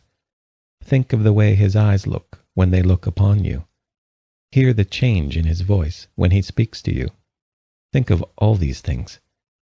Even when he wasn't around Dean, Mikhail thought about him, the way his eyes always seemed to glow, warm and happy, when they looked at him. The drop in his voice when he spoke to Mikhail, low and sweet, in their most intimate of moments. Even the shift in his body language when he heard Mikhail's voice or he saw him from a distance. These were the things Mikhail loved, the little things that made him feel strong, stronger than he had ever felt before. That is love, Matalina said, putting her fingers between his eyes. I see it on your face. That is all you need to worry about. That feeling and nothing else. You hear me? Mikhail smiled, feeling a little better, though maybe not completely sure. Yes, ma'am. Liar. She smiled fondly, tracing his jaw with her fingers. But I would expect no less. You have to come to things in your own time. You always have. Just know. I'll have your tail if you lose him. Anyone watching knows you two are positively crazy about each other. Mikhail ducked his head. Didn't you come here to talk to me about pack business? The hope for an escape died when she clucked her tongue, patting his shoulder. No, I came to speak to my son about his love life. Now, I am about to go and speak to his mate about what fun things he has learned in his grandfather's books. Mikhail huffed. Wait, he's going to talk to you about that? He just waves me off every time I ask. Be calm. He will be going over it when your father comes back. Of that I am certain. Your father will want to make sure that Dean has been living up to his promise in its entirety. I have no doubt Dean will leave nothing for him to bite at, so, of course, he will be positively foul afterward. Even when it sounded like she was criticizing his father, the obvious warmth and love she felt for him was there in her voice. She was tough, and many wondered just how much of their alpha's decisions were his own and how much were his mate's. No one would dare ask, of course, as they tended to value their skins. However, as much as his mother loved her husband, Mikhail had seen her restrain him with a word or a look more than once. She was quiet, but she had a force behind her that was impossible to miss. You're just going to let them have at it too, huh? Mikhail asked, grinning wickedly at her. I like to think of it as good for both of them. As Dean will be a part of this pack in full in time, it is better that he and your father find some way to coexist. Better to deal with the difficult parts early on, I'd say. Mikhail snorted. You're not any better than Katerina. You both enjoy watching Dean rail at him. Her face gave away nothing, though he could swear there was a mischievous glint in her eyes. Now, Mikhail, I would never advocate someone driving my mate to his wit's end, not even if my mate is thick-headed and set in his ways, and might just be in need of some shaking up. You wouldn't out loud, maybe. The whole of her face lit up as she opened the door, in contrast to the face most of the pack saw. In public, she was careful and refined, always mindful of what she did and didn't show. She was well loved because even behind that careful control, her warmth exuded. Yet alone, like this, the full effect of her personality could shine through. She looked at him with such an open display of love, and it was the last piece of the puzzle to make him feel that he was finally home. I do love you, Mikhail, she said, beaming. I am so happy for you. He could feel the heat in his face, but he returned the smile. Thank you, Mother. She cocked her head, eyes flicking to the bedroom door as she stepped outside. And do make use of those oils I made. They are not meant for show. His indignant, Mom, followed her out the door with her laughter. Chapter 9. It wasn't quite early enough to be called too early for Dean, thankfully. The man had been getting up before sunrise for months now. He had even dragged Mikhail out of bed. By the time Katerina showed up to deliver the news that father was calling for them, they had both been awake for a while. Mikhail was glad that the summons didn't come too early. Dean was normally a cheerful and friendly person, but he had an absolute grump in the morning. Though Mikhail had long since adjusted to this facet of Dean's personality, he doubted his father would be so forgiving. If Mikhail played his cards right, he could coax a smile or even a slightly playful side out of the grumpy Dean. He didn't think his father could do the same. The two had a tense relationship as it was, without the added snarl of Dean's pre-dawn temperament. The last time they had entered the main room, used for meetings such as this one, it had been far too hot a summer day, at least for a room with torches serving as lighting. A nice autumn morning meant the room was more comfortable. Both of Mikhail's parents were sitting on the raised dais near the back of the room, waiting patiently for them. Mikhail did note that this time there were 2 pillows on the floor before the dais, and he wondered how much of that was his mother's doing. For her part, his mother looked as calm and serene as she always did when participating in official matters. His father, while usually a stern and serious-looking man, seemed a little more irritable than Mikhail had expected. His father looked tired, too, though he most certainly was doing everything he could to hide that fact. It did little to color his initial behavior, however, and Mikhail was both wary and slightly pleased by the polite, if cool, greeting that he gave to them both. Dean returned the sentiment, though Mikhail's greeting was as formal as it always was. Neither Mikhail nor Dean had talked about the meeting, not even after the summons had arrived. When Dean had returned from his flower-picking errand after Mikhail's mother had left, they had talked about everything but the meeting they had known the next day would bring. Mikhail knew that Dean hadn't been looking forward to the meeting. Father was, by and far, Dean's least favorite person in the pack.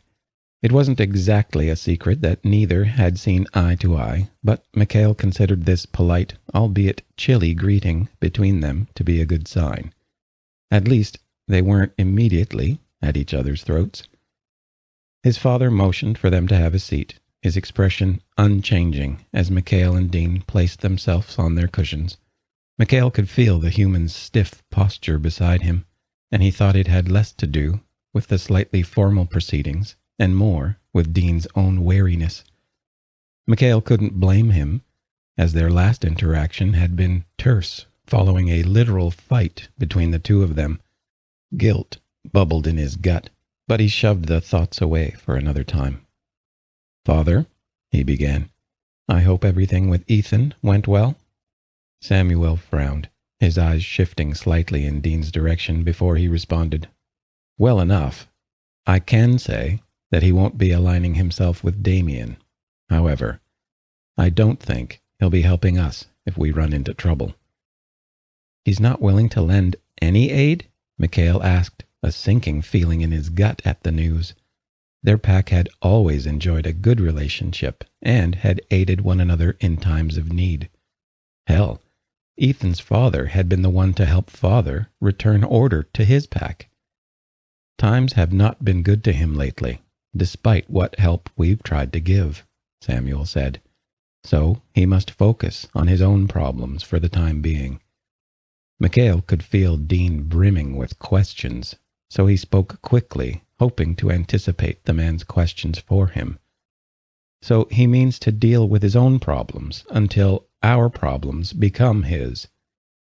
"He feels it won't come to that," Samuel informed them, jaw tightening.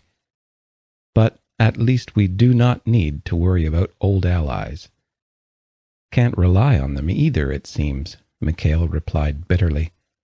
"We can discuss this at another time, Mikhail. I called you here for a different matter entirely." Dean straightened up. "I assume you mean me?" Samuel frowned. "You knew, as well as any of us, that this time would come." The human snorted. "You say that like I'm already on my way out. I stuck to what I swore I would do, didn't I?" "Entirely?" Dean bristled at the question, probably hating how much doubt there was in the Alpha's words. Mikhail's mother hadn't moved, keeping her eyes on the two of them. She had been right about them. They would have to find a way to work through this on their own eventually. Both Mikhail and Dean knew that Dean had kept to his end of the deal, whatever his father insinuated.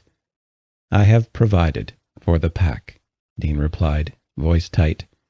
"You have better food reserves than you did before. And, because of some of the trading that I did, you also have a few different resources than you had before, including wood. So you don't have to take it from the forest. Medical supplies and other things. I have stuck to my end of the deal."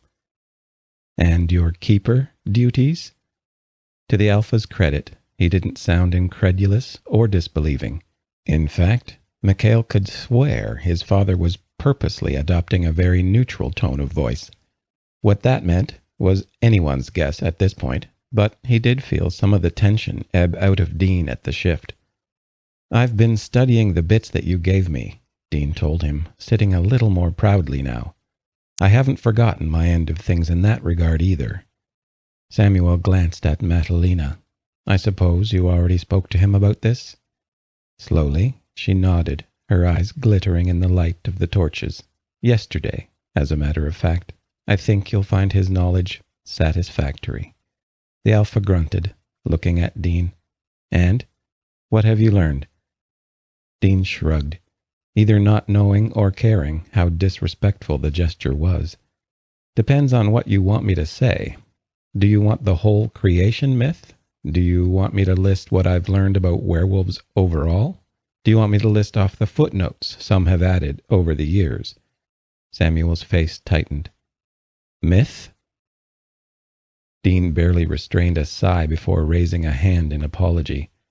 I'm a historian at heart, Samuel. It's just a turn of phrase. I think it's safe to say that I'm a little more open-minded to the idea of being less than a myth, after everything I've seen in the past year. That seemed to assuage Mikhail's father for the moment. And what have you learned about us? That your silver weakness is attributed to your connection with the moon, with Luna. Dean gestured up to the roof of the building.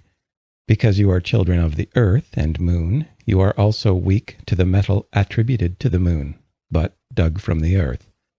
Your biology makes it so that your passions run higher and fuller in the full moon, then drains from you as the moon wanes. Even in human form, you have higher metabolisms. You heal faster than humans, both of which gives you more stamina as well.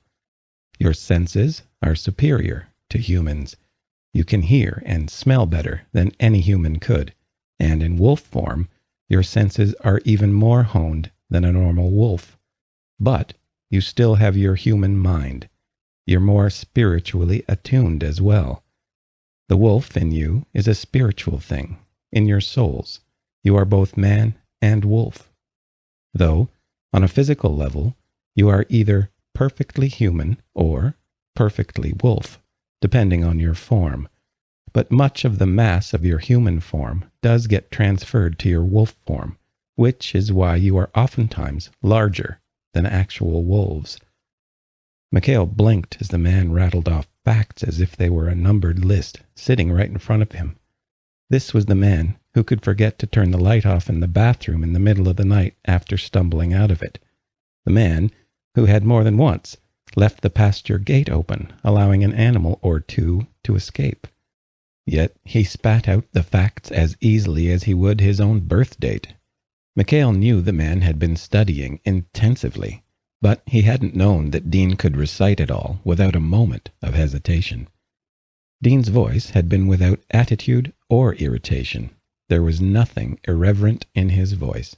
In fact, he had the excited tone of someone speaking about a favorite subject. His eyes lit up as he spoke, though his voice stayed calm and precise. He spoke clearly and with careful hand gestures, making sure that every word was heard and understood.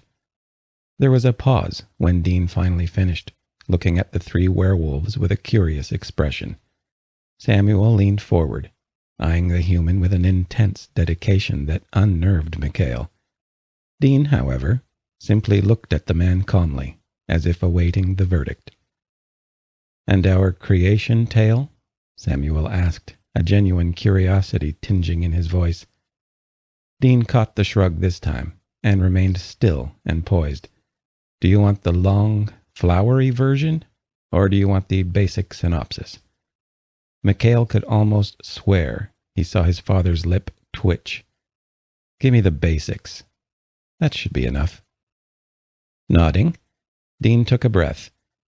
"I've already told Mikhail a good chunk of this. My grandfather actually used to tell me this story when I was younger.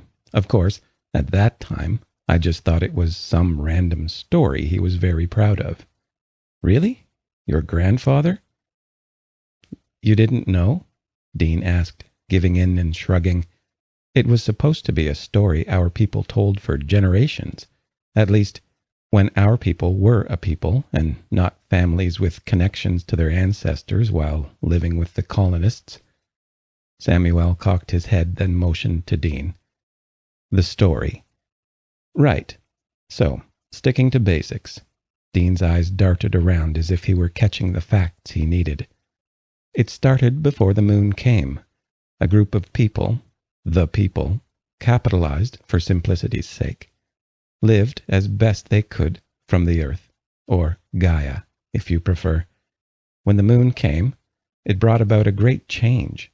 The two different versions of the story are a bit vague on this point, but essentially, a magic of some sort changed the people. Some took to the land and all its bounty, attuning themselves to the light of the day. They spoke to the earth and beasts, and wielded great influence over the lands they watched over. The others were attuned to the light of the moon, becoming half beasts, in this case half wolf, making them great warriors. Dean glanced at Mikhail, smiling a little. Turns out that the people of the sun and the people of the moon didn't get along too well. They fought a lot, and their war threatened everything. And, well, this part was vague in Grandpa's story, but it was a little clearer in the version that you guys had. Apparently, all the bloodshed and rage awoke some great evil. It was called the darkness. Frowning, he looked down at his own hands as they twined around one another. And that was all it took, where, before each group of people had just wanted to be the best, this darkness just wanted to destroy everything, devour Gaia, moon, and sun, anything that wasn't itself. Banding together, the peoples of the world managed to defeat the evil for a time, and vowed to never spill blood in hate and ambition again. Mikhail could tell the man had some commentary on the topic, and was only just restraining himself from adding it in. He was thankful that the shortened version seemed to be of interest to his father. For whatever faults his father found in Dean, he was obviously finding none whatsoever in the man's work. So they decided to seal the pact with a marriage, or at least I think it was a marriage. The wording in the text was a little strange, but it was a strong bonding ceremony, so I'm guessing a marriage. One of the sun and one of the moon, sealing their vows. Now, the people of the sun had taken the brunt of the damage during that time, and they could only, mate with people. So, they were at a disadvantage to the people of the moon, or, werewolves. So, they began to mingle with humans, diluting their lines over time. But the werewolves stuck to their promise, at least as far as their tale goes. They were the warriors, and they kept their vigil, distant from humans. As for the people of the sun, I have no idea, actually. They'd just kind of fade from the story after walking among men from then on, tending to the land. Samuel nodded. No one is quite sure where they all ended up. For the most part, they show up now and again, but they tend to be reclusive. Either a pack snatches them up, or they disappear, wanting nothing to do with werewolves. Also, Dean added, glancing in question at the three of them, the text said that because of your dual nature, your two spirits, you were more connected to the spiritual realm. But I don't really see that in you. Matalina cleared her throat softly. As the people of the sun disappeared, so did much of our connection with the spiritual world. It seems the two people were connected more than we thought. In losing sight of our distant cousins and letting them all but fade from the world, we have lost much of our own gifts. The ability to change is our own, but I believe our connection with the spirit world was also connected to those of the sun. As they faded from the world, so did our gift. Why? If you get the changing bit, why wouldn't you get to keep the spiritual part? The people of the sun could speak to beasts and could bless a land to be bountiful and plenty. Those were their innate gifts.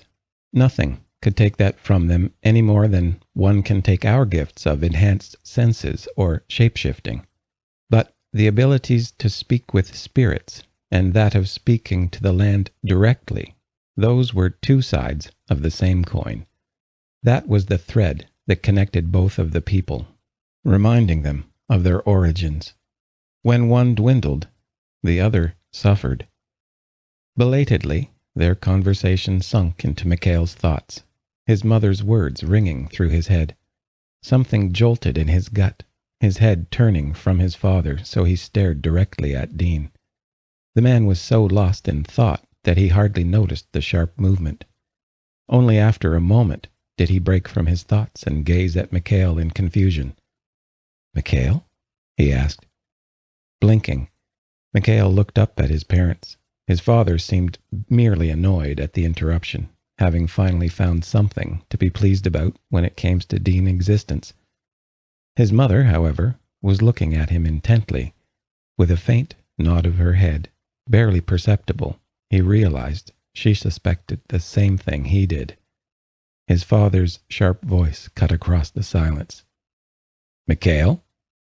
His mouth opened, but his mother's faint headshake stopped him. He said instead, "Sorry, Father, it's nothing." Dean stared at him for a moment longer before turning to Mikhail's father. "Does that about cover it for you, then?" "I will admit it was more than I expected of you," the Alpha said.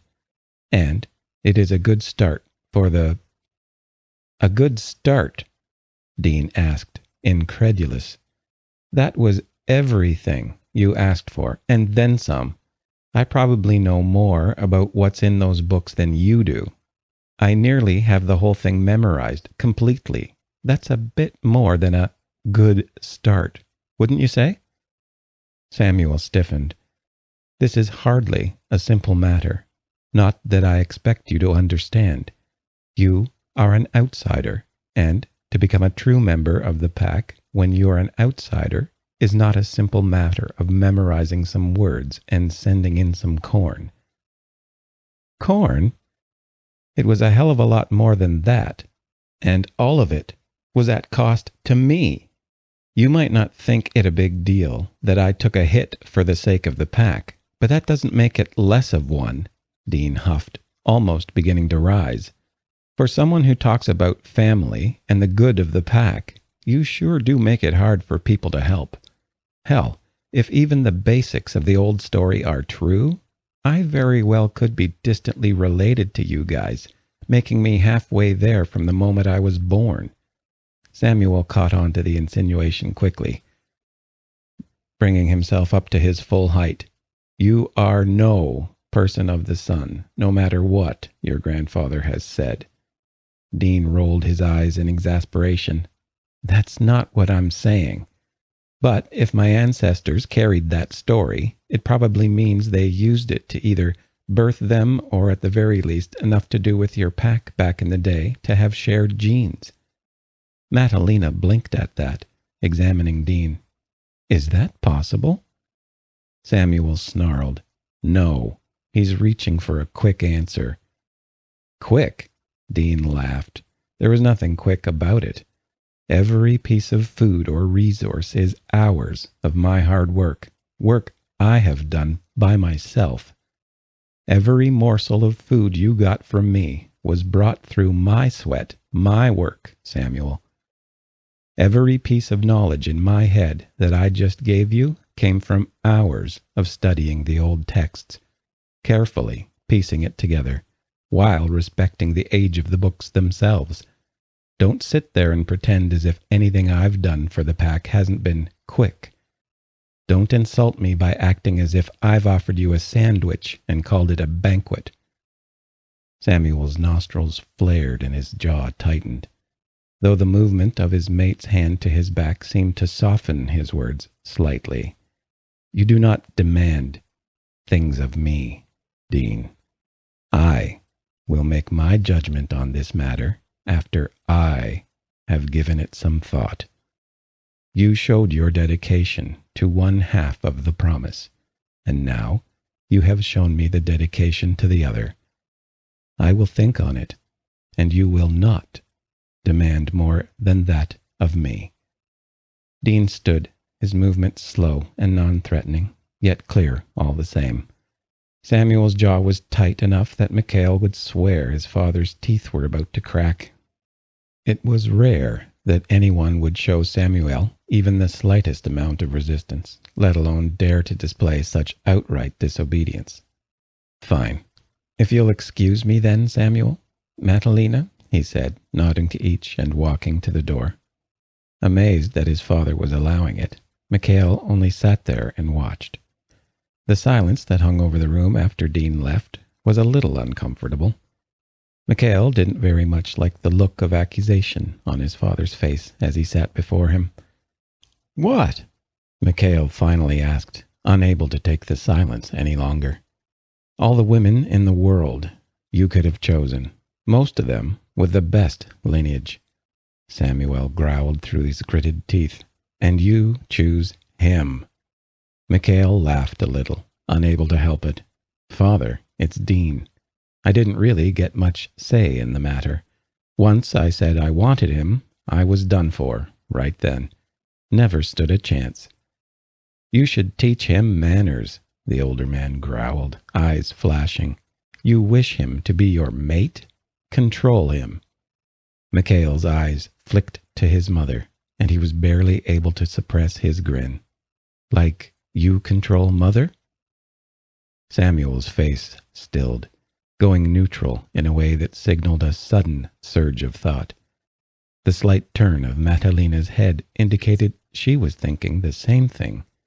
His father would no sooner try to control her than he would try to kiss Dean full on the mouth.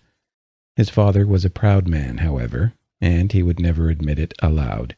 Yet, he was also no fool to say otherwise, even though the conversation was relatively private. "Best prepare," Samuel said instead. "Damien will be here within a week, a few nights even." Mikhail was startled. "He's coming here?" Samuel's mouth twisted. "Of course. His emissaries might have visited us, but since they've been denied, he will be coming in person.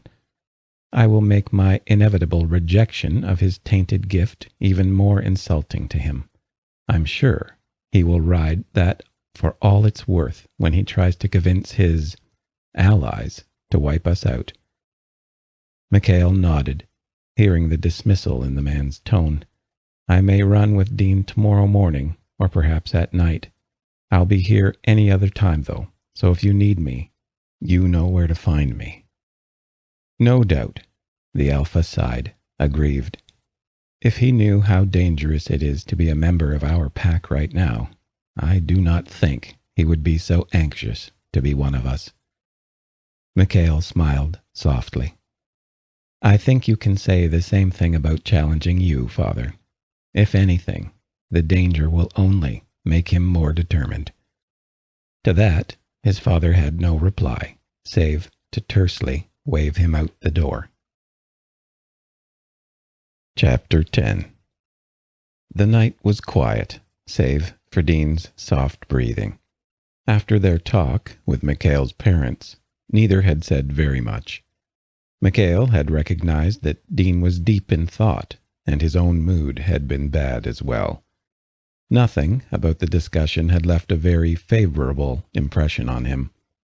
In all honesty, it had left him more worried and confused than before.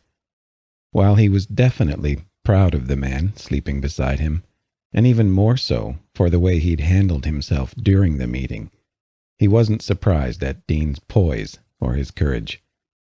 Well, maybe a little.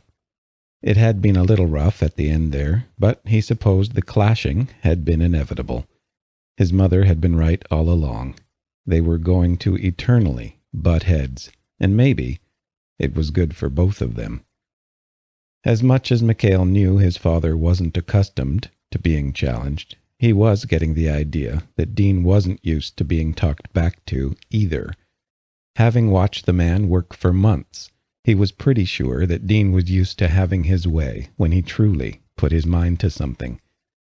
He was yet to figure out if, deep down, the man actually enjoyed the confrontations, or if he were really as frustrated as he appeared.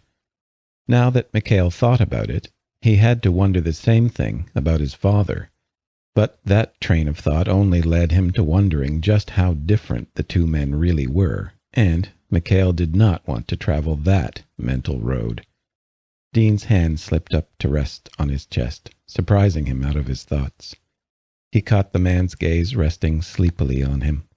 The sleepiness on his face didn't hide the concern that was there. It was too dark to see his brown eyes clearly. It was so dark that they looked black. He could see the smile, though, and feel Dean's fingers stroking his skin.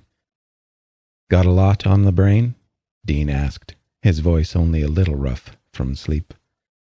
"A little," Mikhail admitted, bringing his own hand over to rub the man's lower back. "I think it's more than a little," Dean chuckled. "Pretty sure your thoughts were loud enough to wake me up."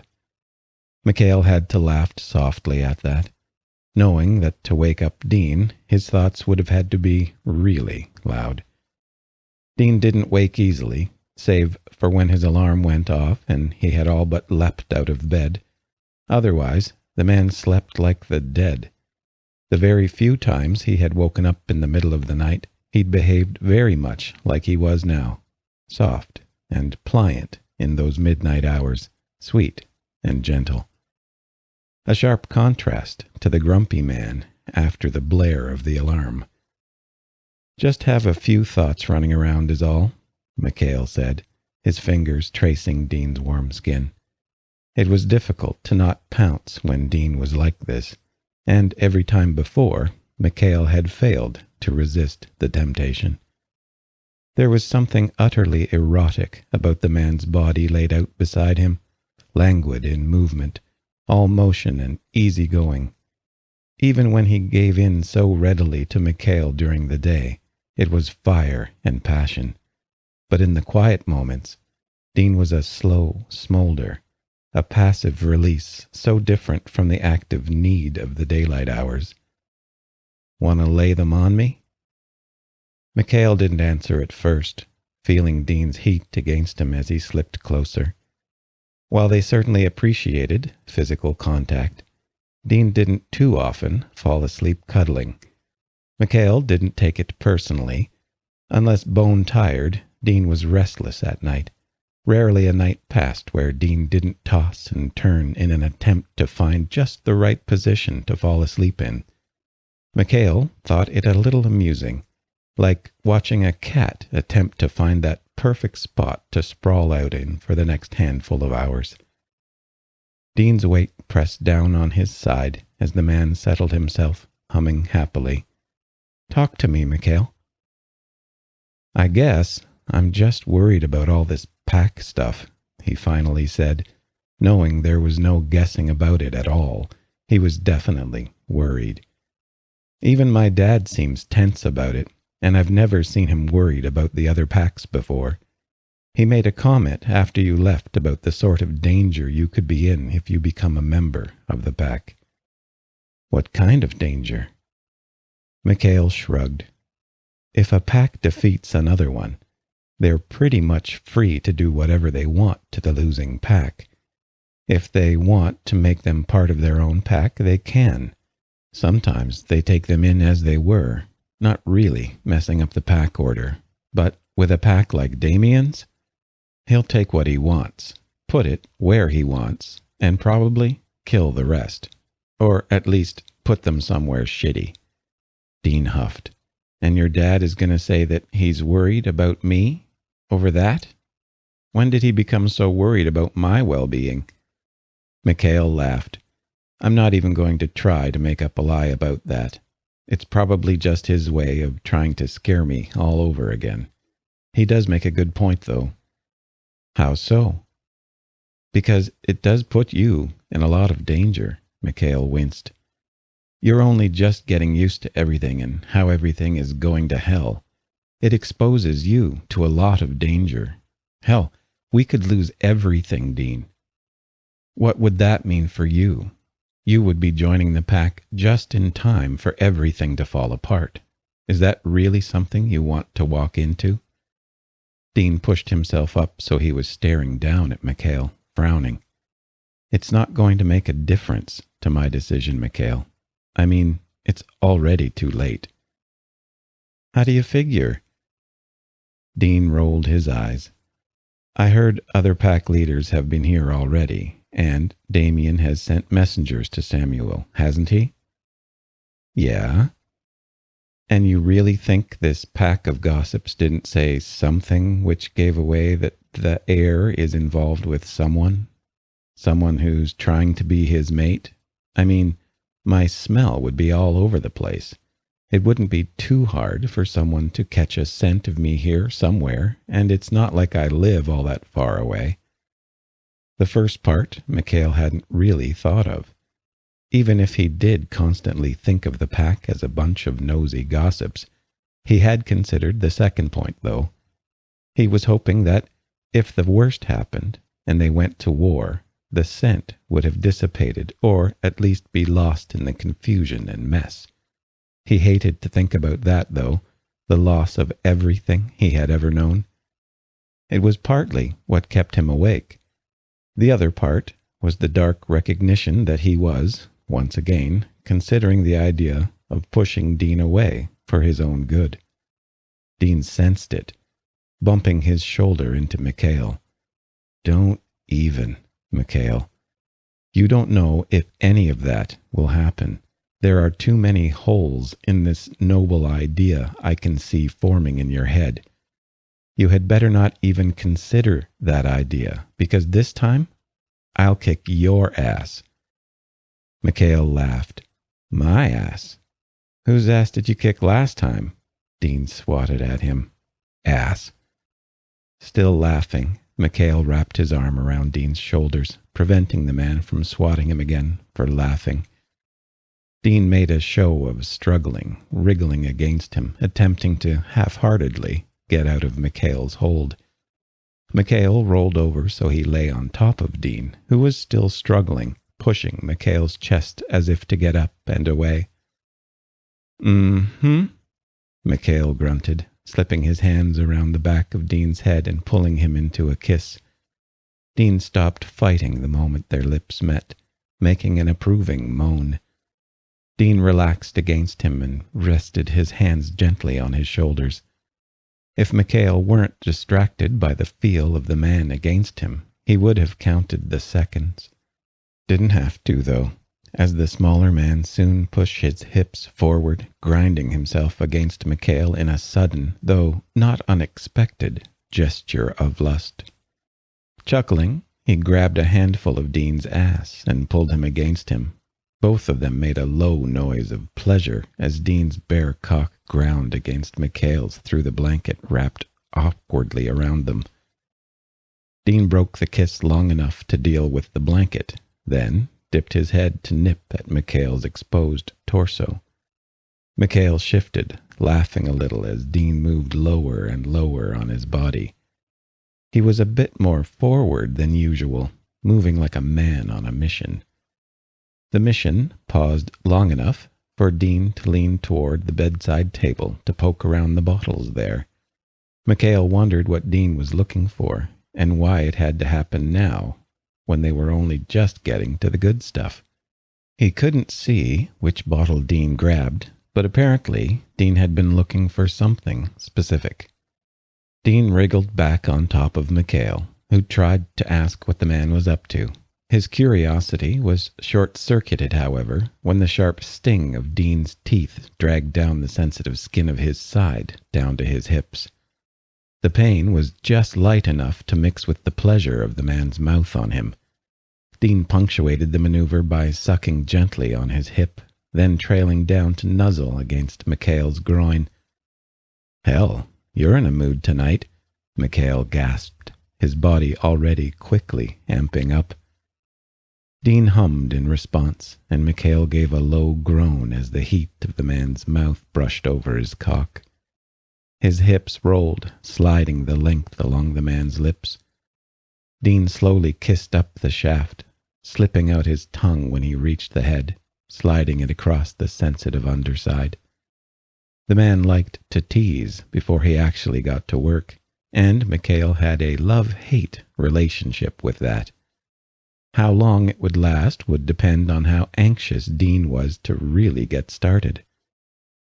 Dean's lips surrounded the head of his cock, slipping down almost the moment after. A thrill of pleasure coursed through him as Dean worked his way down slowly. Unsurprisingly, Dean met the halfway point before he had to slide off Mikhail's cock to catch his breath. Mikhail had to chuckle at that. The man could take his cock so well when it came to fucking, but he had trouble with sucking him off. Mikhail couldn't blame him, as Gaia had seen fit to gift Mikhail with more than enough to work with, and rarely could a person swallow the whole of it. Dean's face became clear in the dim light of the moon. He was smirking up at Mikhail with an almost evil expression. The bottle reappeared, and suddenly Mikhail realized what the man had in mind. No wonder Dean was so impatient to get going. Mikhail had seen the same look in his eyes when they had first realized what the contents of one of the bottles was meant for. The anticipation curled up in his gut at the mere thought of it. Winking, Dean popped open the bottle and carefully tipped it back.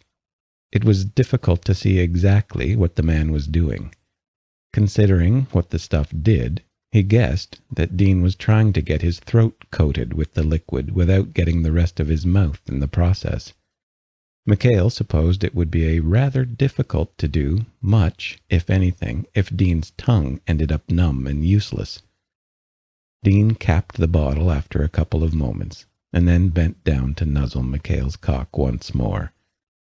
Soft lips pressed against the base, his mouth shifting to the spot between the upper thigh and groin. Mikhail sighed, the sound slipping into a low hum as Dean's tongue lapped at the sensitive juncture. He slid his tongue up and over Mikhail's balls to the other leg, allowing his teeth to scrape in a teasing little nip. Mikhail all but wriggled. "Dean, come on!" Dean chuckled, looking up at him from around his cock. "Gotta let it settle in. I want it to numb my throat without the risk of getting it on your dick. You don't want a numb dick, do you?" No, he didn't. But he also knew that Dean was taking full advantage of the wait. There was no stopping the man when he got that impish look on his face, and they both damn well knew it. Once more, Dean's tongue slid up the shaft, cleaning the clear drops of fluid from the top, before he wrapped his lips around the head. This time, Mikhail really did wriggle as Dean sucked gently, letting his tongue run under the head, over the slit. "Dean," Mikhail grunted, restraining himself, as he always had to when he was in Dean's mouth. He didn't hold back because he wanted Dean to control the act. It was because of Dean's gag reflex. The weight and control were agony for Mikhail, and had been a source of frustration for Dean before. He found himself hoping the liquid in the bottle was their solution. Mikhail felt himself slide further into Dean's mouth, little by little. The wet heat slipped around his cock as Dean took his time easing Mikhail into his mouth. There was a moment of hesitation, but it was short-lived. Mikhail's mouth widened as he felt more and more of his cock slide into Dean's mouth, then into his throat. His lips opened and closed soundlessly as the heat surrounded more of his cock. Shit.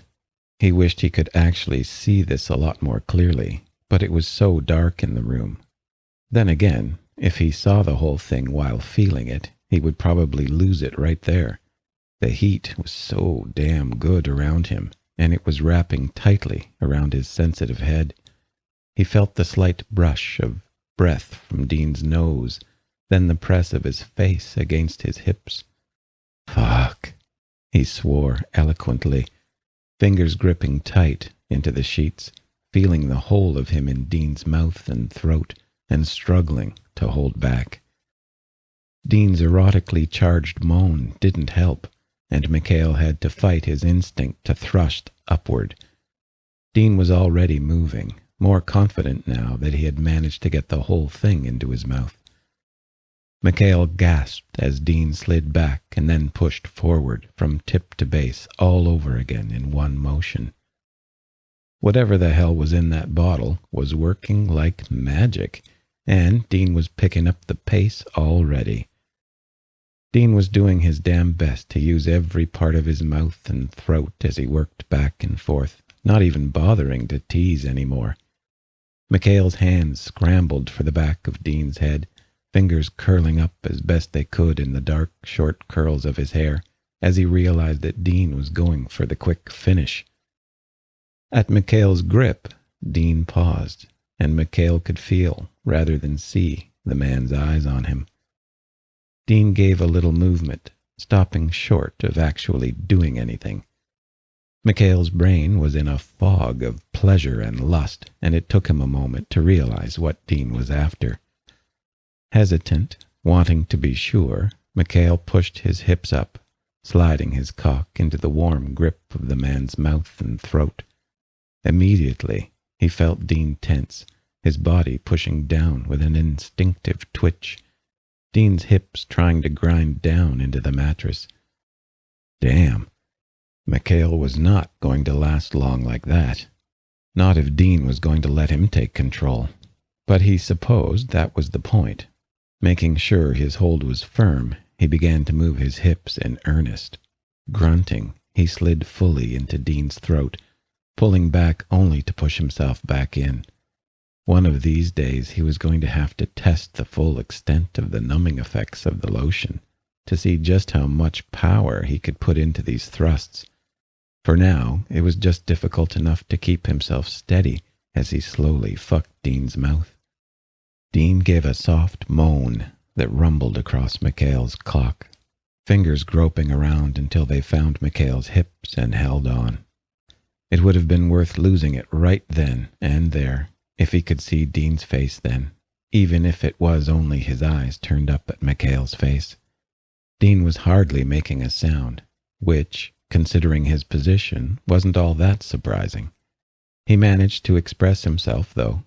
His fingers dug into Mikhail's hips in an earnest and desperate gesture, nails biting into the skin. Now, certain Dean could take it, Mikhail put more effort into the upward strokes. His fingers tightened into Dean's hair, pulling him down even as he thrust up. He must have been doing something right. Dean was all but shoving his hips against the bed, desperate to get some friction to go with the simulation of Mikhail's thrusting up into his mouth. Hell, when that man got into something, he really got into it. Although he wasn't yet thrusting in earnest, being able to go at it the way they were was enough to make his head spin. Them clung to each other as Mikhail thrust up repeatedly, the movements becoming more and more erratic. He was barely hanging on by a thread of self-control. Even with Dean's throat numbed, he would swear that his throat muscles were working on every part of Mikhail that pushed up into him. "Dean," he breathed, voice ragged and breathless as his body began to go taut. He tried to warn Dean, and the other man responded by digging his fingers into Mikhail's hips even harder than before. That extra bite of his nails was all the stimulation Mikhail could stand. He gave a shout, unable to contain it as his body slammed into orgasm. Dean moaned, the rumble around his cock only adding to the feel of it as he came down Dean's throat. Dean's head reared back, out of Mikhail's loosening grip. Dean's mouth stopped at the head of his cock, and he let out a groan when he went straight to Mikhail's center. The human's hand slipped beneath him as he rutted against the bed. When Mikhail's body finally slumped against the mattress, Dean released the head from his mouth. The noise he made, once it was free, was needy and rough, the sound of a man just on the edge of release and needing that final push. Summoning his strength, Mikhail dragged the man up to him. Dean twisted against the hold, lost in the moment, trying to find his own release. Mikhail shoved his hands between them, wrapping his hands around Dean's cock and stroking hard. Dean's gasp of pleasure was muffled as Mikhail took his mouth with his own. Dean's hips shoved against his hand, and he felt the man go wire-tight, winding up one last time. When he shoved forward again, he cried against Mikhail's mouth as his cock jumped in the werewolf's hand, splattering it and their stomachs. Dean shook against him, still trying to thrust himself against Mikhail's hand, even though his muscles wouldn't cooperate. When the tauteness drained from him, he slumped, his mouth slipping from Mikhail's own. His breath was ragged, his head sliding to rest between Mikhail's neck and shoulder. Mikhail let the man slip against his side to lie there, as if boneless. "It works," Dean managed finally, his breath against Mikhail's neck. "Holy shit. I need the recipe for whatever the hell that is. That's way better than anything I've found at the store. Shit." Mikhail laughed. "Tried stuff like that before?" Dean nodded, and Mikhail felt the man's smile against his shoulder. "Always had a terrible gag reflex. Of course, I've tried it before. I have had big partners before you, you know. Not as big as you, but still. Nothing I've ever tried worked that well for that long. Either I still couldn't do it, or I couldn't do it long enough. I'm pretty sure I lasted like 30 seconds, Mikhail chuckled, not at all ashamed to admit that. He might usually have good staying power, but he was still mortal. Mikhail was of the mind that no man could withstand the feel of another man wrapped around him like that, especially with how damn excited Dean was about it. Dean snorted, and the stuff I've tried before lasted all of maybe 10 seconds. Not very impressive. My throat is still numb right now.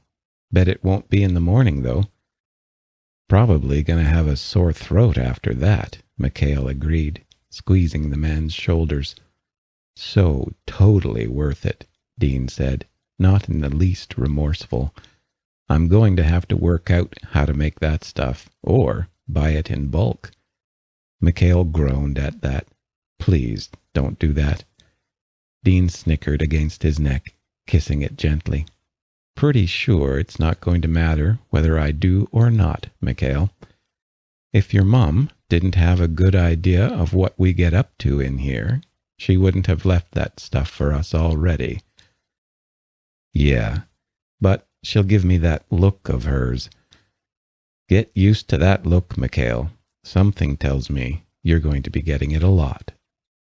Let's keep it a secret, he snorted, nuzzling the top of the smaller man's head. Yeah, that's not going to work either. Aren't you the one who told me you guys can smell all sorts of things on other people?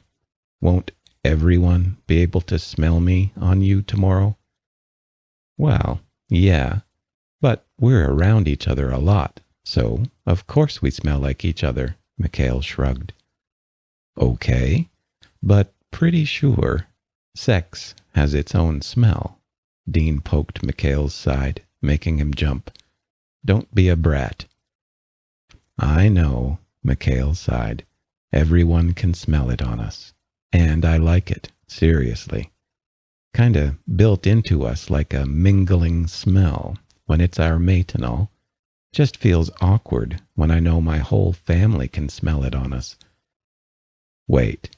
Dean pushed himself up enough to make eye contact with Mikhail. Does it mean your dad can smell when we've had sex? Yeah. Why? Even in the dim light, he could see the man's smirk. Because I'm sure that annoys the hell out of him.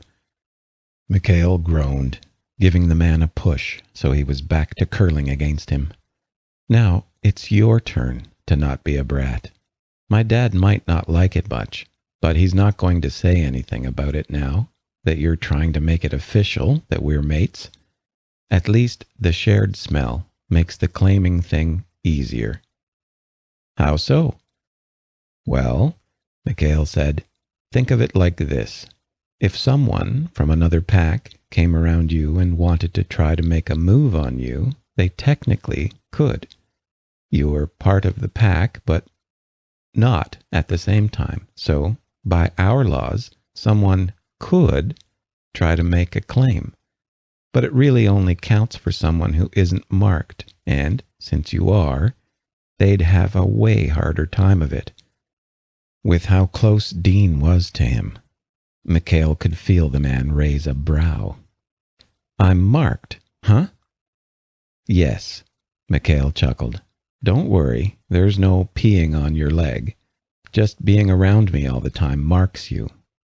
Quite a bit. Might be weird to you, but we give off our scent all the time. Most of it washes off easily, I guess, except if you're around someone all the time, especially in high emotion moments. I'm guessing sex counts? That really counts, Mikhail laughed softly, giving Dean's head another nuzzle. I can smell it. But I bet after the past few months together, we'll carry each other's smell for a long time. Can't wash it off, huh? Mikhail frowned, his chest tightening a little in fear at that. Not without a lot of washing and time. Why? Dean chuckled. Because it just proves my point from earlier. Even if you somehow managed to get rid of me now, you wouldn't really be protecting me, which also means your dad's warning doesn't mean anything. I'm already pretty much claimed, which means any werewolf who comes around me is going to smell you on me. Just by being together like we have been, we've pretty much thrown the warning, and your impulse to be a big noble ass? Right out the window. Relief flooded him as he realized Dean wasn't really considering the idea of wiping Mikhail's scent off him. He knew it might be a little weird to a human, thinking he had a smell on him that only a werewolf could detect. It was a smell which pretty much marked him as belonging to Mikhail, and Mikhail alone. He knew enough about humans to know that sort of possession was a little strange, or even downright unattractive. Then again, Dean wasn't a normal human, and he seemed to be adjusting well to their way of doing things. Just gonna roll with it and use it to your advantage, huh? Mikhail asked, not even slightly annoyed by that. Well, it wasn't really covered in the stuff I read, so I didn't know the smell thing ran that deep, Dean admitted, his voice becoming rougher with exhaustion. But I'm not really surprised either. You guys seem to operate on a totally human level for the most part, but you've got a lot of feral instincts too. I think it must be one hell of a ride to try and balance out your instinctive reactions with your logical brain. Be worse than human emotion-based reactions, I think. Mikhail couldn't say that he had thought of it quite like that. Obviously, being one in the pack with the most experience of the outside world, he knew how unalike their species could be. He knew humans worked on an entirely different instinctual level than werewolves, and relied more on reason than they did their gut most of the time. He'd never really bothered to think too hard about how it might seem strange or interesting to another. To Mikhail, it simply was how things were, and that was all there was to it. He realized Dean had already drifted off to sleep. The man's slow breathing, soft against his skin, was as soothing as the press of his body against his own. Dean had made some good points, and Mikhail wasn't really thinking about trying to get rid of him again. He had already made up his mind to keep the man with him throughout all of this, no matter what happened. The thought of what could happen to Dean in the coming days still caused a tightness in his chest. But the urge to run or spirit Dean away wouldn't win out if he had a say in it. Mikhail settled down against Dean, nuzzling the top of his head, drifting into sleep to the sound of the man's gentle breathing. Chapter 11. The tension in the air around the grove was so thick, Mikhail was fairly certain he could have bitten into it. No one was even trying to look as though they were busy. They were too anxious and tense for that. Some looked nervous, others simply looked hostile. Nobody looked happy, save for the kids who were running about. Dean had excused himself to go and deal with the kids, seeming to have taken to them since he'd been tasked with flower picking the day before. Damien's group had arrived earlier that morning, taking themselves straight to see Mother and Father. They had been there all morning and well into the afternoon. Damien had not even stopped to socialize with the rest of the pack, which had been a slight slap in the face. They were taking so long to talk without a break, it was making everyone tense. Finally, Mikhail had not been included in the discussion, which grated on this werewolf's nerves, even more so because he had missed Damien's arrival. Dean was to blame for that, but who could fault the man for wanting to sleep in a little?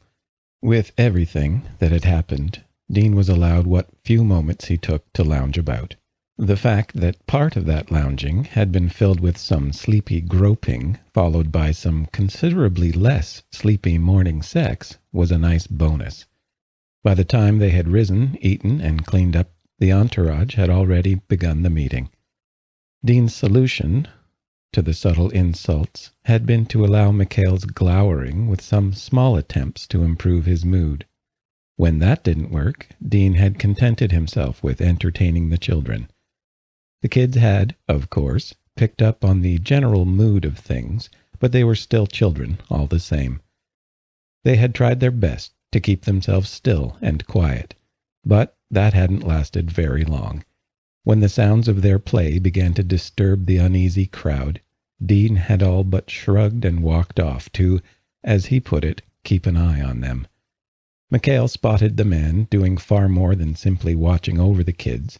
If the pile of children atop of him had been any indication, Mikhail wished that he could distract himself so well, but he had always been one to live in his own heads too much.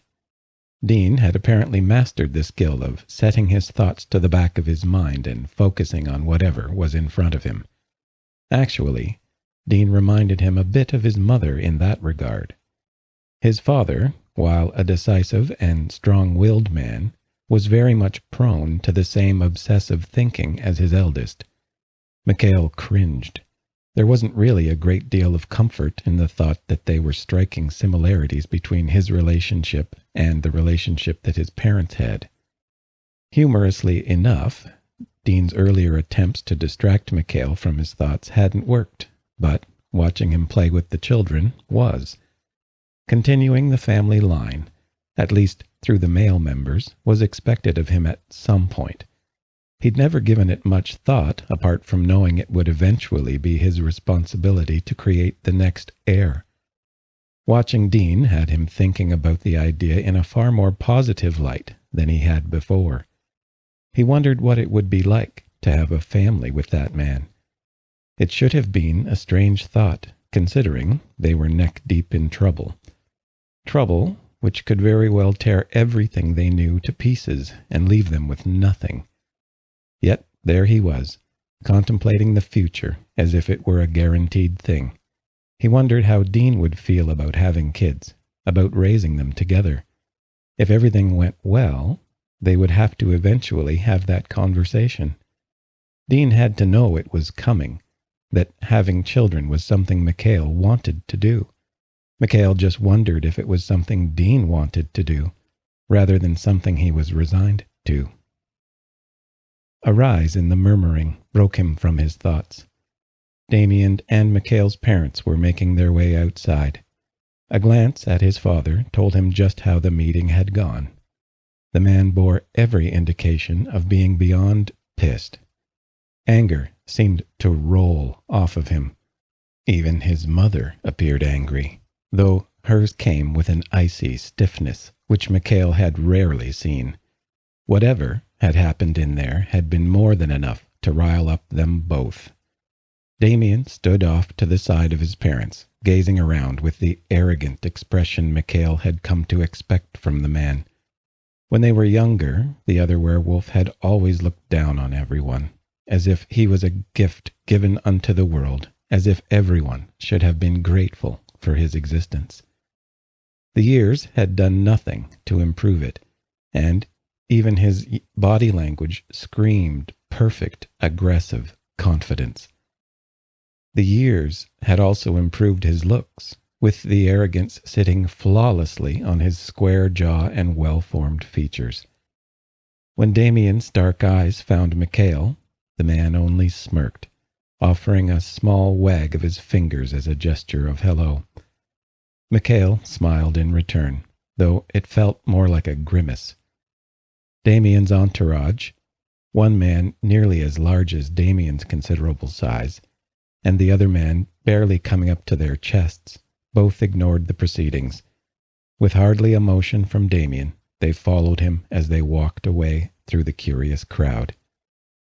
Rather than watch them and end up glaring at their backs, he glanced at his parents. They were both looking at him, waiting for him.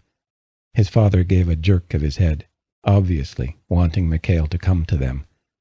The motion was stiff and sharp, a further testament to the anger probably building in him at this very moment.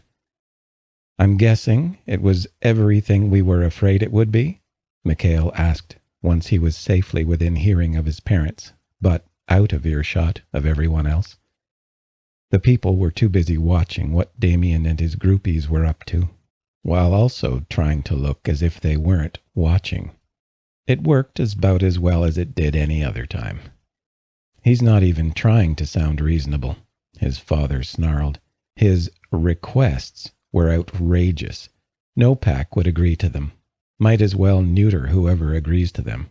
They're insulting is what they are, and he damn well knows it." "Other packs have agreed to him, though," Mikhail pointed out. "Do you think he's offering different terms?"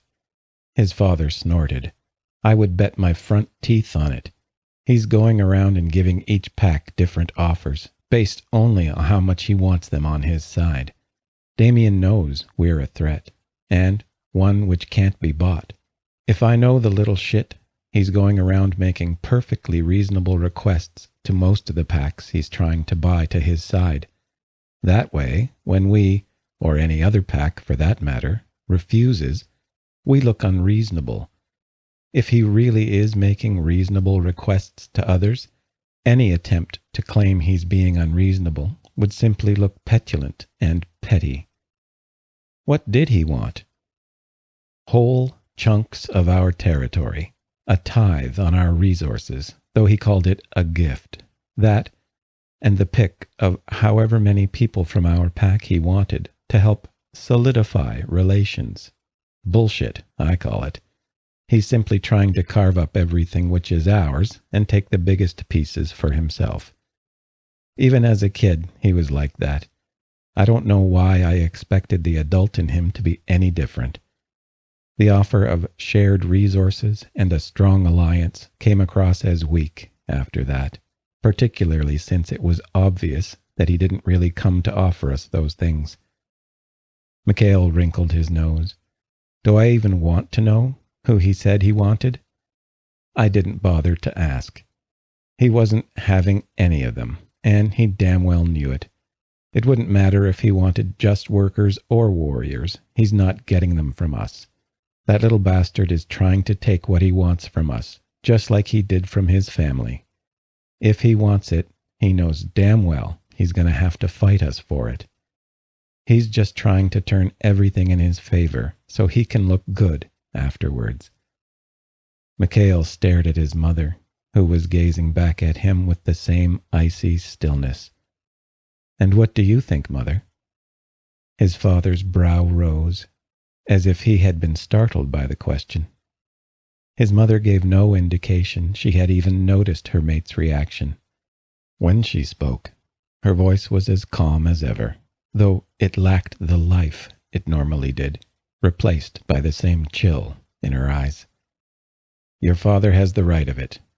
Damien plans to insult us while making himself seem generous to those he wishes to deceive further. Damien has already caused enough of a divide with this tactic, but any pack who might aid us, and whom we may aid, are too far away. If he begins this little war of his, it will be soon. What makes you say that? Her gaze never wavered. If he seeks to separate us from the other packs, he would need to go to them first, build up a good reputation, then come to us and bring us down in the opinions of all the other packs.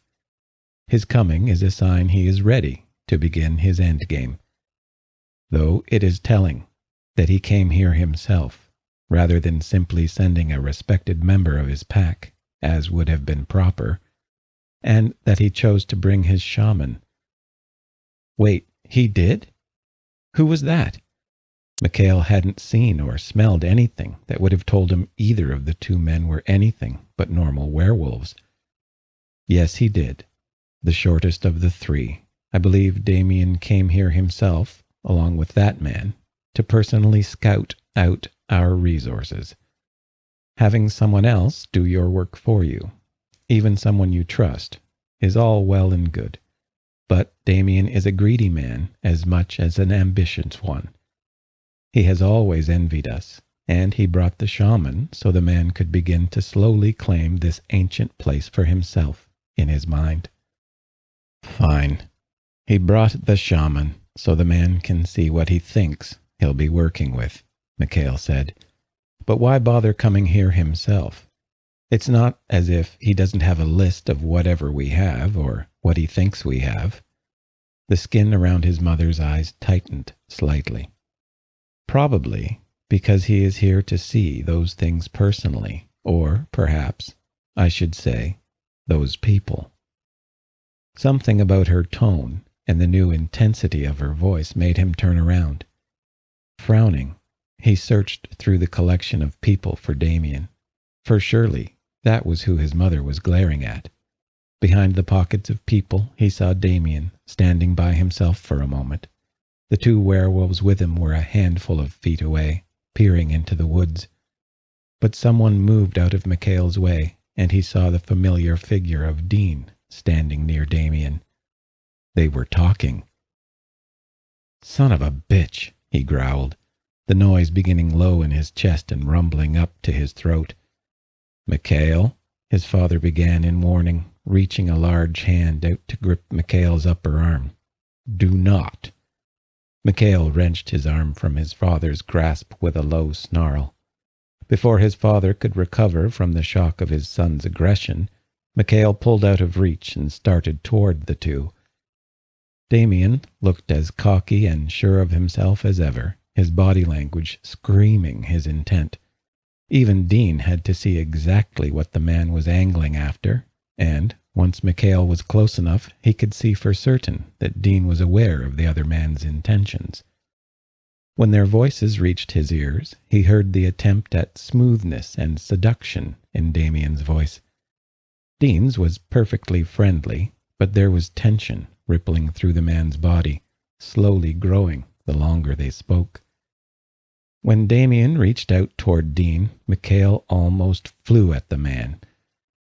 That was his mate, not Damien's, and that asshole had no right to touch him, not even when his father had seriously hurt, or perhaps even killed, Dean during that fight, had Mikhail known the wolf inside him to grow so powerful.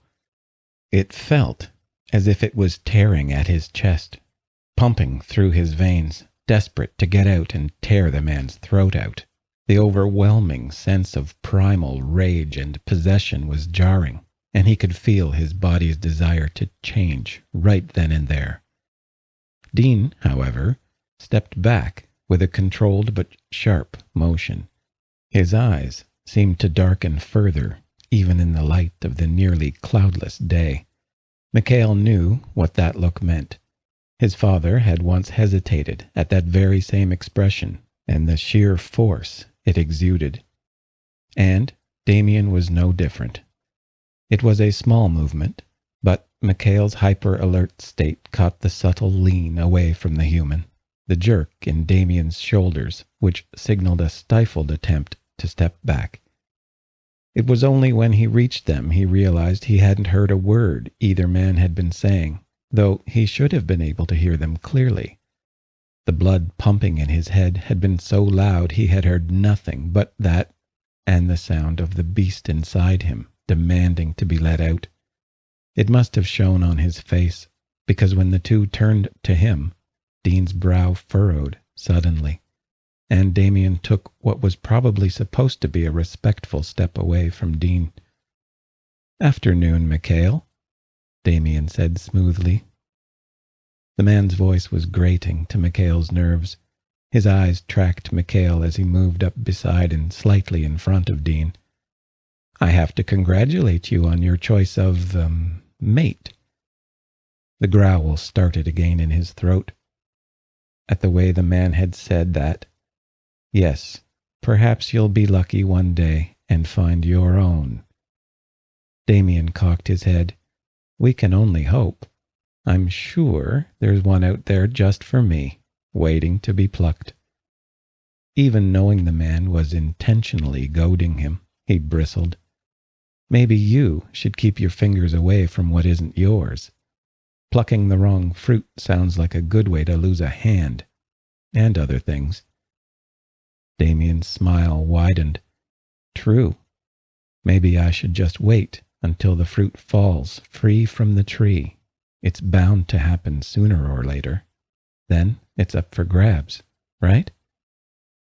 The man wouldn't stop, and he was just standing there, smirking at them, waiting for Mikhail to do something about it.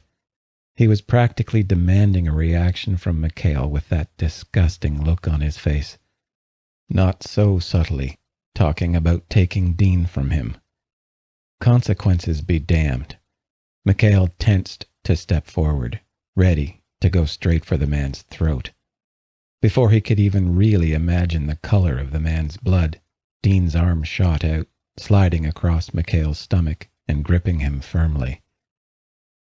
"Maybe you should be thinking less about trying to touch what isn't yours, what doesn't even want you to touch it," Dean began, his voice tight but even, "and more about the orchard you're trying to steal from.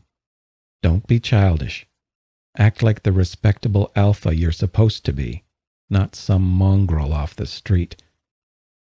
Mikhail didn't know what really calmed him, Dean's hand on his stomach, the blunt rebuke in Dean's words, or the barely repressed look of rage on Damien's face. The alpha stiffened, the humor draining like running water from his face as he squared his shoulders. He hadn't expected some human, one who wasn't even a full member of the pack, to say much, least of all, that, to him. "Perhaps there is some fruit," Damien said, his voice shaking, "which is far too sour to eat. Better to let it lie on the ground and rot." Yeah, Dean snorted. "And if you ever try to touch me again without my permission, I'll take care of your family planning for you. Or I'll just kill you myself," Mikhail growled, still feeling the anger boiling in his chest and head. His voice sounded rough, almost guttural, to his own ears. Damien's hard gaze moved to Mikhail. Was that a threat? Toward a friendly alpha? "You're about as friendly as a scorpion, Damien. You forget, I know you too well. I know what kind of games you play. You and I both know I don't threaten. That's you. Even if it's in a backwards roundabout way. But we also know that if you touch another ware's mate, you're gonna have your throat torn out." Damien's lip twitched. "Mate? I use the term as a courtesy. We both know he's not your mate. He's not even a member of this pack. For all intents and purposes, he is nothing more than a human who hangs out at the edges of your pack. It isn't poaching." "Oh, look," Dean sighed, bringing his hand to rest on Mikhail's arm. You are capable of speaking directly, and here I thought you could only speak in innuendo." Damien's gaze turned to Dean. "Are you sure, little human, that you don't have a little of our blood in you?" "I'm pretty sure. You're not smelling ware on me because I'm part ware.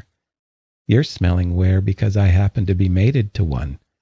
We both know I probably smell as much like him as I do myself, which makes it poaching, which, for the record, is a disgusting way of putting it." Damien stared at Dean for a moment, then turned away with a throaty, quiet laugh. "Well, you're certainly as direct as our kind like to be, and forceful, too. I bet you're all sorts of fun." Mikhail snorted, his arm finally finding and resting on Dean's lower back. The touch was enough to ease the tension in Dean's gripping hand, and as Dean relaxed, Mikhail's stress level went down. Somehow, the realization Dean was relaxing under his touch was enough to soothe his frazzled nerves. It helped. He no longer had a free hand to throttle Damien. It was enough to tell his mind the need for aggression was long gone. "That's one way of putting it," he replied, voice almost normal once more. "I would almost swear you were one of our own," the other werewolf chuckled. Mikhail disliked the man, who appeared amused more than cocky. "A pity you cannot bear children together. I'm quite sure they would be hell on wheels, though I'm sure that fire is good for other things, too." Mikhail wrinkled his nose at that. "Don't you have somewhere to be, Damien? Or did you just come here to try and make insulting deals and hit on someone who isn't interested?" Damien spread his hands in a gesture of utter innocence. "My apologies if I've offended. I see my attempts to woo your man were doomed from the start, but honestly, Mikhail, can you blame me?" "Yes," both Dean and Mikhail answered in the same dry tone. Damien shrugged, not at all apologetic. "Well, I won't. In any case, I will leave the two of you be, as I must see to my quarters." "You're staying?" Dean asked. Mikhail was a little surprised at the just right hint of politeness in his voice. "Of course." Damien motioning to his two men. "I am here to discuss matters which would benefit both our packs. It would be rude of me to leave before anything had been settled after all." Mikhail didn't like that idea too much, but he definitely didn't like the sight of Damien's shaman staring a little too long at Dean before they finally left. There was something about the man's expression that set Mikhail on edge. The man had an expression which was oddly unreadable, especially for a werewolf who could usually see the slightest change of expression.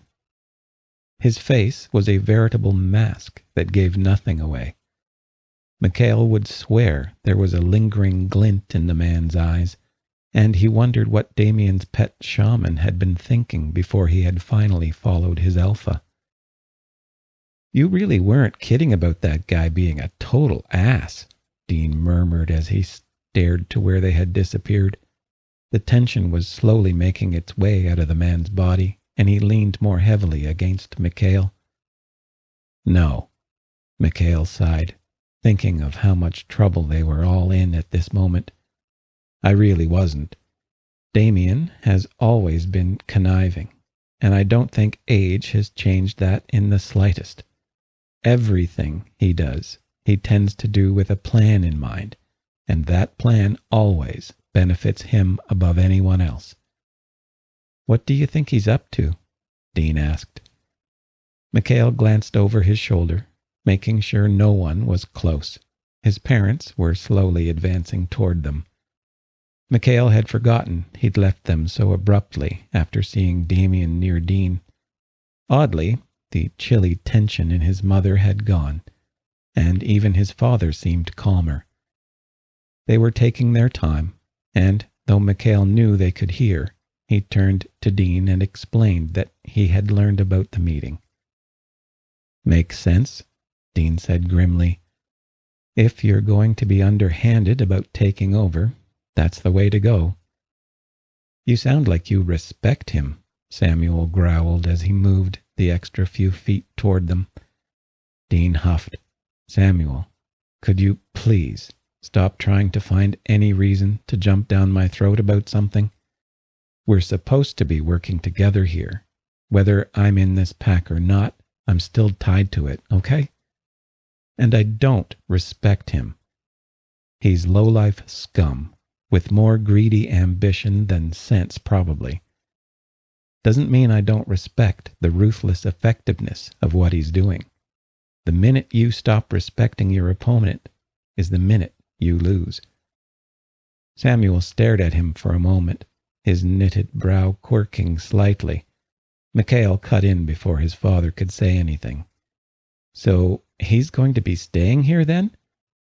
His dad grunted. "Yes.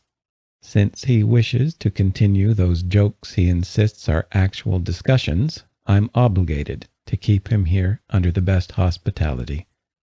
I would rather tear his throat out, but that's not an option. I attack him here, and I might as well just stamp a target on this place for every flea-bitten ware within miles. We have to go with his little plan." "Is he just staying here to toy with us?" Dean asked. Mikhail shrugged. "Could be, but probably not. When he toys with people for fun, it's usually over smaller stuff, but even then, it's got a purpose. Trying to make a move on you was doomed to fail, but I'm sure he was hoping I would attack him and give him an excuse to order a retaliation. He was probably betting I wouldn't, but the idea of screwing with us amused him. And if I did, he'd still win. So, if he's willing to stay in the pack's territory, then he has something in mind, guaranteed." Dean went quiet as he mulled that over, obviously racking his brain for any and all possibilities. Mikhail could almost see the various possibilities pouring into the man's mind, slowly being set aside for later or outright dismissed. Dean didn't often go full-blown analytical, only when he had a puzzle to solve. "Speaking of," Samuel began, narrowing his eyes on Mikhail, "since when do you rush off to pick a fight? Despite your hard-headedness, you have never charged into a fight before." Mikhail couldn't help but laugh. "Really? And what would you have done if it had been Mom? You telling me you would have willingly let him lay his hands all over her?" "Your mother can handle herself." The faint tone of accusation was there. "Yeah, she can. But it wouldn't have stopped you from charging over and breaking off his hand and stuffing it down his throat, either," Mikhail scoffed, ignoring the wrinkle of disgust from Dean at the imagery. "Nice. Thanks, babe," Dean huffed. "If you two are done comparing who's protective enough, or who's too protective—" Both Mikhail and his father jerked their heads to glare at Dean, who started, "Shit. Do you two realize how much you look alike when you do that? Holy hell, it's creepy. Don't do that ever again." His father seemed just as affronted by that as Mikhail was, and Dean cringed even deeper. "Geez, is it only when you guys are upset about something? Stop, please, I'm begging you. I don't want to think about just stop." Mikhail's mother snorted, covering her mouth with a hand and looking anywhere but at the three men. His father sighed at the sound, the look of exasperation on his face marred by an affectionate edge. For a moment, his father managed to look younger than his 47 years. Dean only grimaced again, seemingly to mentally throw up in his hand at them. "We even going to bother trying to figure out what he's up to?" he asked. Mikhail pulled the man in, kissing the top of his head. "Don't know, but we're bound to figure it out, one way or the other. It's not going to be good, Dean stated the obvious. No, but we'll be ready. Somehow, Mikhail assured him, privately hoping that it was true, but also thinking about how isolated his cabin was. Somehow, it was starting to seem like a really bad idea. Chapter 12. When Mikhail awoke, it was to the confusing sounds of utter chaos. He was up and out of bed before he even knew what was happening, only because his room was brighter than it should have been for that time of night. His brain lurched into action. He felt as if someone had turned the volume up without warning. Cries and a snarl jolted through his senses, coming from outside. A nearby cabin was on fire, and the light of the flames was bathing Mikhail's bedroom in the worst sort of light. Dean was already up, looking out the window. The fire lit the man's face, and Mikhail could see his fear and then his anger. Both of them jumped at a sudden crash, which was followed by a few howls from somewhere on the other side of the grove. "That son of a bitch," Dean muttered, turning to look at Mikhail with helpless horror. That's what he was doing, keeping our attention on him so his followers could sneak up on the grove. Grunting, Mikhail dropped down and dragged a heavy box out from under the bed. The plan fit Damien perfectly. Even though Damien had only brought 2 others with him, Mikhail's father would have pulled people from the outside in, weakening their defenses.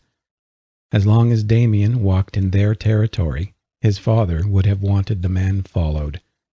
That took extra manpower, and that was obviously all Damien had needed. In the eerie light of the fire, the sword Mikhail yanked from the box shone, the light dancing off the blade. Along the edges of the blade were etched runes of a language he couldn't begin to read. It wasn't an overly large blade, just slightly longer than a short sword. Mikhail had used it when he was young, and learning how to fight as a human and as a wolf at his father's insistence. It wasn't much of a weapon for him now, but he had kept it all the same since it was a family heirloom. Dean, who had been dressing while Mikhail rummaged, eyed the sword curiously. Another crash cut off whatever he started to say. The noise sounded closer than before. Whatever battle was going on out there, it wasn't proving to be an easy fight for someone. Mikhail prayed his pack, despite their surprise, was giving as good as they got. If his father was still alive, hopefully he was rallying the pack to fight back in the best way possible. "Take this," Mikhail said, spinning the sword, careful to keep his fingers away from the blade. He pointed the handle and pommel towards Dean. "The blade is pure silver. I know we didn't really get a chance to teach you much before, but this will be better than nothing. With this, even an untrained swordsman could cause a full-grown werewolf to pause." Dean looked at it hesitantly, obviously trying to block out the sounds of chaos outside. "Is silver really a good thing to make a weapon out of? I swear I remember hearing it's not really what you would call a tough metal. It won't beat steel, and stabbing it into a human body would probably ruin the blade," Mikhail admitted. "But that thing will cut through a werewolf without a problem. The whole hot knife and butter analogy works really great here." Dean winced at that, and Mikhail could see the man's worry and fear. Fear for their lives, fear for how the battle would end, and fear that, perhaps, he would have to take a life by the end of the night.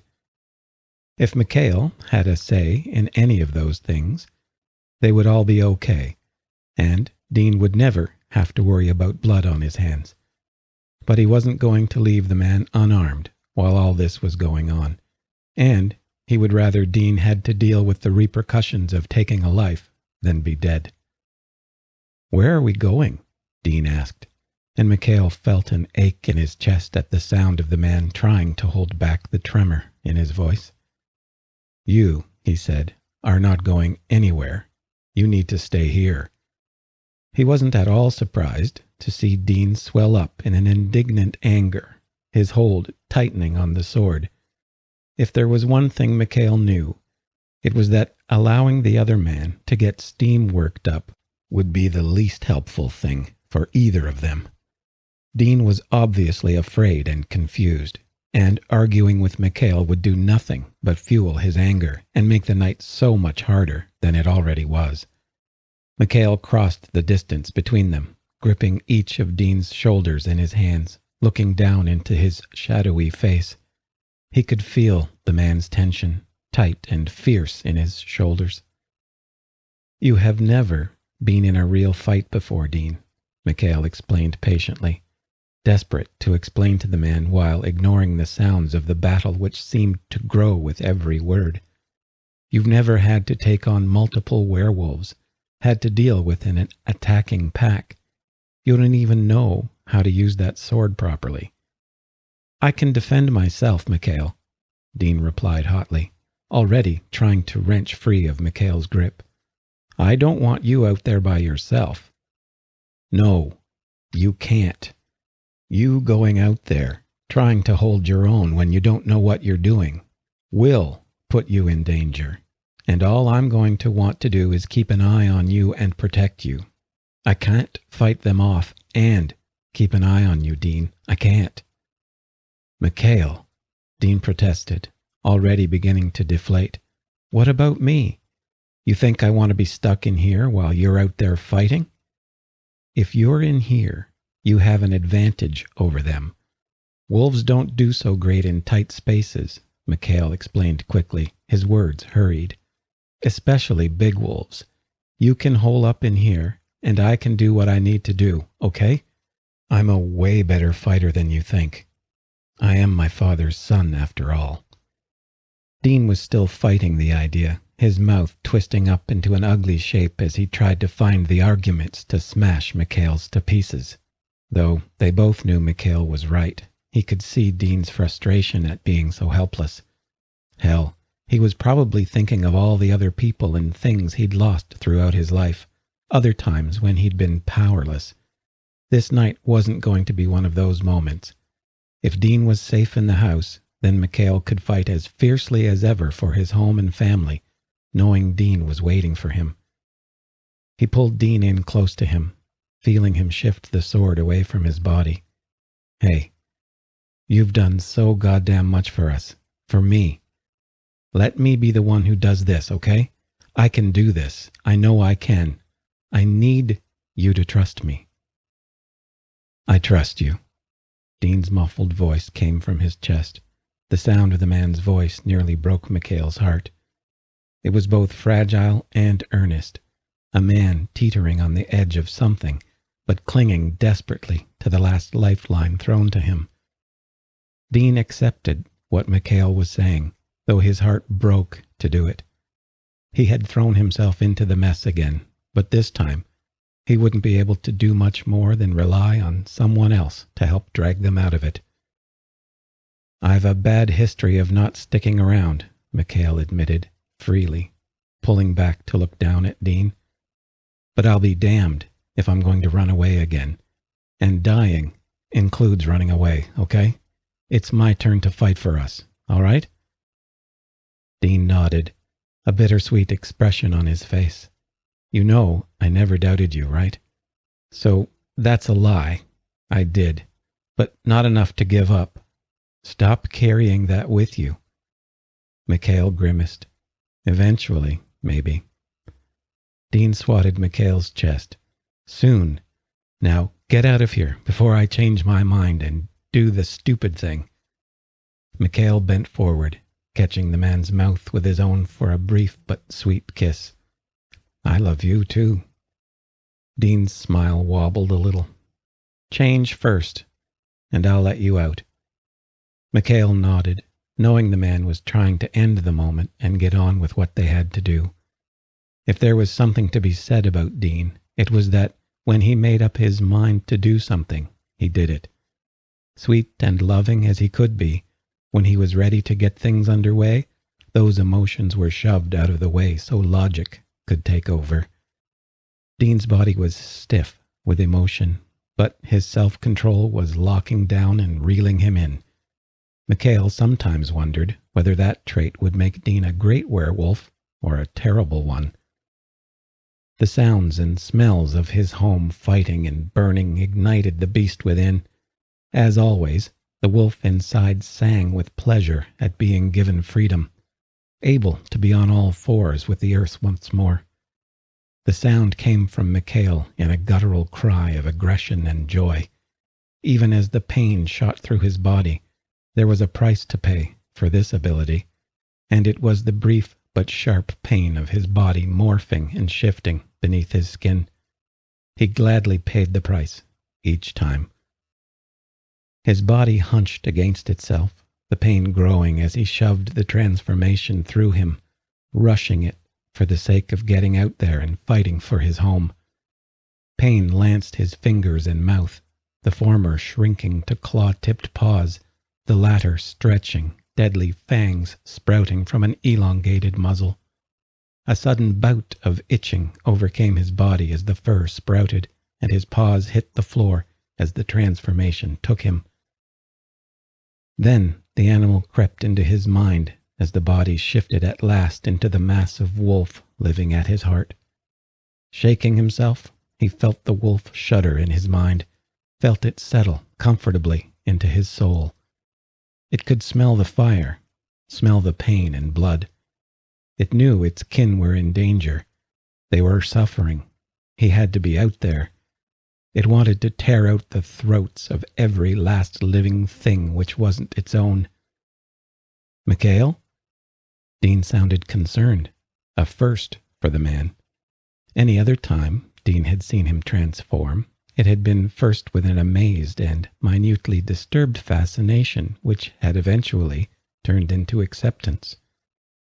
Now concern laced his voice, and it brought Mikhail's lips up in a grimace of anger.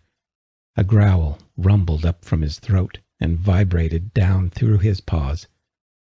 He turned to Dean, moving slowly toward him and sniffing deeply.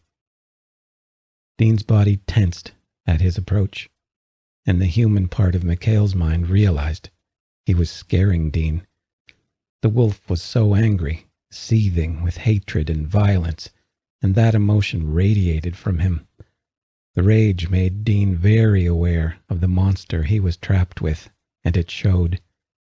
The wolf, however, was made more agitated by Dean's tension, desperate to find the threat, desperate to tear it apart. Its mate was in danger, and it needed to kill whatever threatened them. "Hey!" Dean's voice shook a little, and with a boldness Mikhail knew the man wasn't truly feeling. He reached out. His hand landed on the thick fur of Mikhail's neck, and he bent forward enough so that his face looked directly into Mikhail's. "You stay focused out there, okay? Don't go crazy. Keep your head in the game, or we're all screwed. Got it? If I see you acting stupid, I'm going to come out swinging. You keep that in mind while you're out there trying to be Rambo." Mikhail huffed his understanding, turning his head so he could run his tongue along Dean's chin. The man sputtered, wiping at his face and glowering at the wolf. Before he could say a thing, a deep howl echoed through the air, startling them both upright. The cry was long and filled with rage and demand, a call to arms.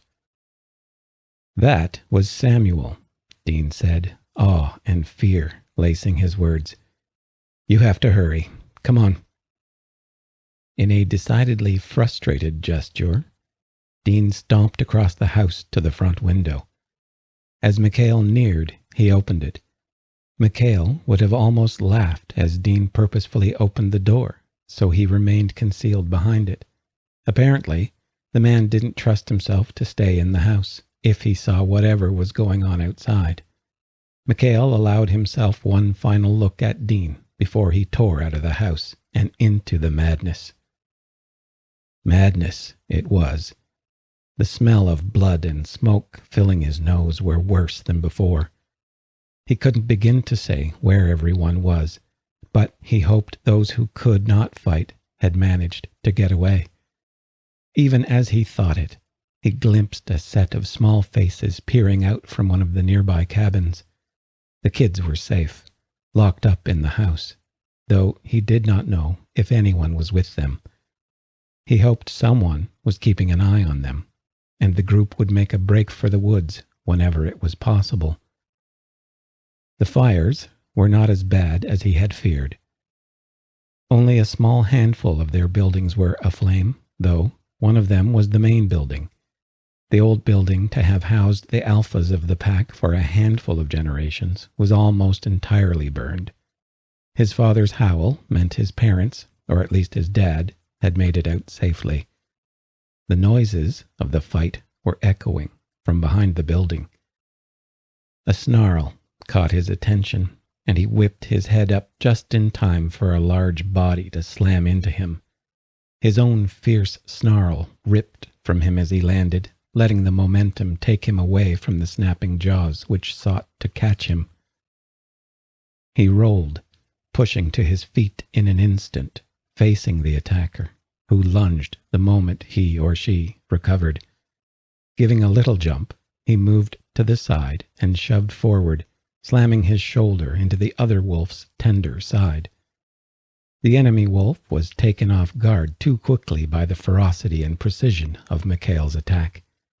Flopping onto the ground gracelessly, before the wolf could scramble to its legs and find purchase, Mikhail was on him. The taste of blood filled his mouth as his teeth sank into the soft throat. Muscles worked against his mouth, but it was over with a powerful sideways wrench of his head. There was no need to check if the wolf was dead. If it wasn't, it would be very soon. Instead, Mikhail twisted from the body, dashing toward where he had heard his father's cry. Bodies lay about the place. Some he recognized, and some he did not. Many of the ones he knew did not even show signs of a battle, just the wounds to have slain them. They had been cut down where they had stood, or even while running from a threat. Some had been attacked from behind, not even allowed to turn and meet their enemy. Yet there were plenty of bodies of the wolves who had attacked, too. Strangers. His was not a pack which went quietly into the night when enemies attacked, even if it was from the shadows. The sight of others caught his attention. A spinning group of wolves, still fighting fiercely for their respective sides. A howl tore from him, as powerful as the one his father had sent into the air only minutes before. The wolves tensed, the enemy jerking as they felt the arrival of another. Mikhail's pack members rushed them, and the sounds of death and pain filled the air once more. The enemy fell, some with a wolf around their throat, others with one on a wounded leg. It didn't matter. As Mikhail trotted up, he saw each of them finished. Katerina approached from his flank suddenly, her beautiful fur matted with blood. Enough blood, Mikhail did not know if it was hers or not. He whined at her, pawing the ground, and she replied with shuffling feet and a low growl. She was fine. Not that he should have been surprised. In all honesty, he was surprised she was not still in the thick of things, though, from the sight of her, she had seen her fair share of the fight already, and he wondered if perhaps she had been responsible for several of the bodies he had seen along the way. 2 other wolves approached, bowing down low and panting. Both were injured, but not badly enough to put them out of commission. The sounds of the fight echoed from around the main house, which still burned fiercely. Tipping his head back, Mikhail let loose another howl, another cry to arms. Katerina and his pack members all threw their heads back and echoed the cry, bodies tensing as they anticipated his charge. Which he did, his paws digging into the earth and spurring him around the house. He didn't even need to check behind him to know the other 3 were close, as eager as he was to finish it. The worst of the fighting was coming into view as they dashed forward. Less than half a dozen of his pack, including his mother and father, stood against the attackers. Considering how many bodies he had seen, He knew there had to have been others on both sides still alive and around, but the worst of the fighting had been in the main house. There were a lot of bodies lying about in the grass, and most of them were Damien's wolves. His pack had been outnumbered from the start, but they had not been outgunned. It was why Damien had wanted their pack, or wanted them dead. Even with all his trickery and underhanded techniques, they had still been hard-pressed to find any small measure of victory. But they were outnumbered still. Mikhail could see that in an instant. His father, his lustrous black coat shimmering in the flames, was barely standing. His back haunches wavered, even as he eyed the massive grey wolf who was Damien. Someone had torn at his legs, and even with his mother's light brown form beside him, it was easy to see just how the fight would end if it was allowed to continue. Their howls caught the attention of all, ears pricking and tails flicking in a sudden rise of tension. Damien turned just as Mikhail and his three companions charged into the mess of things, sending the scene back into turmoil. Hell, putting Katerina in the mix was enough of a thorn in their side, which was why Mikhail wondered why she wasn't one of the first targeted. It also made him wonder why he hadn't been targeted as the heir of the pack. His big shoulder plowed another wolf away from him. Let the others take care of the rabble, he thought. His mission was to drive straight through to Damien. The man was at the head of the assault. He was the reason it all had happened. Everything came down to him, and Mikhail wanted him dead. That his death would signal the end of the fight would be a wonderful bonus, but the fact he would finally get the chance to put the asshole down was even better. For a moment, Damien hesitated, waiting to see if Mikhail would be able to break the line of enemy wolves to reach him. He obviously wanted to finish Samuel and Madalena, but their son was having none of it. When it became apparent Mikhail's mad dash through the pitched fight would work, Damien spun to face him with a snarl. Mikhail's charge never faltered for a second as he barreled into the wolf. They were about the same size and weight, but Mikhail's charge had given him enough power to send the other wolf stumbling over the dew-soaked grass. Their teeth flashed and slammed together, neither ensnaring the other. Damien's teeth sliced his lips as they shoved against one another again, both trying to overwhelm the other with their sheer strength.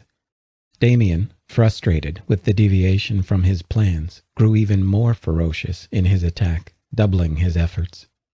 Mikhail, fueled by the destruction of so much of his home, the loss of so many of his pack members, the thought of all that was still threatened, crashed back into him. They rolled, thrashing and snapping at the other, trying to catch any part of the other they could. Claws and fangs clipped at one another, their breath hot and mingled, their panting hard between growls. The battle continued around the two as they crashed and snapped, neither besting the other. Damien's jaws finally closed around a paw, and Mikhail's yelp turned quickly into another snarl. Before Damien could do anything with the limb in his mouth, Mikhail's jaws snapped forward, catching the wolf's ear and ripping his head sideways.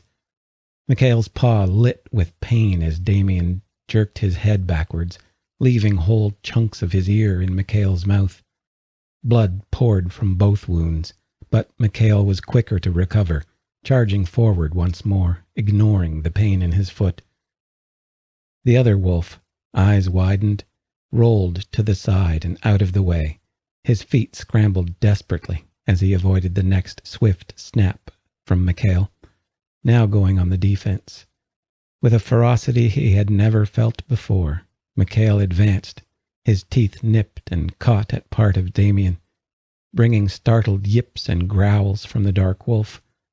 For every lunge Mikhail made, Damien backpedaled, desperate to get out of range. Then Mikhail saw it. As Damien backed further and further from the fight, giving only little snaps to keep Mikhail back, the wolf's body bunched and readied, and with a final snap, Damien twisted, back legs shoving hard against the ground for purchase.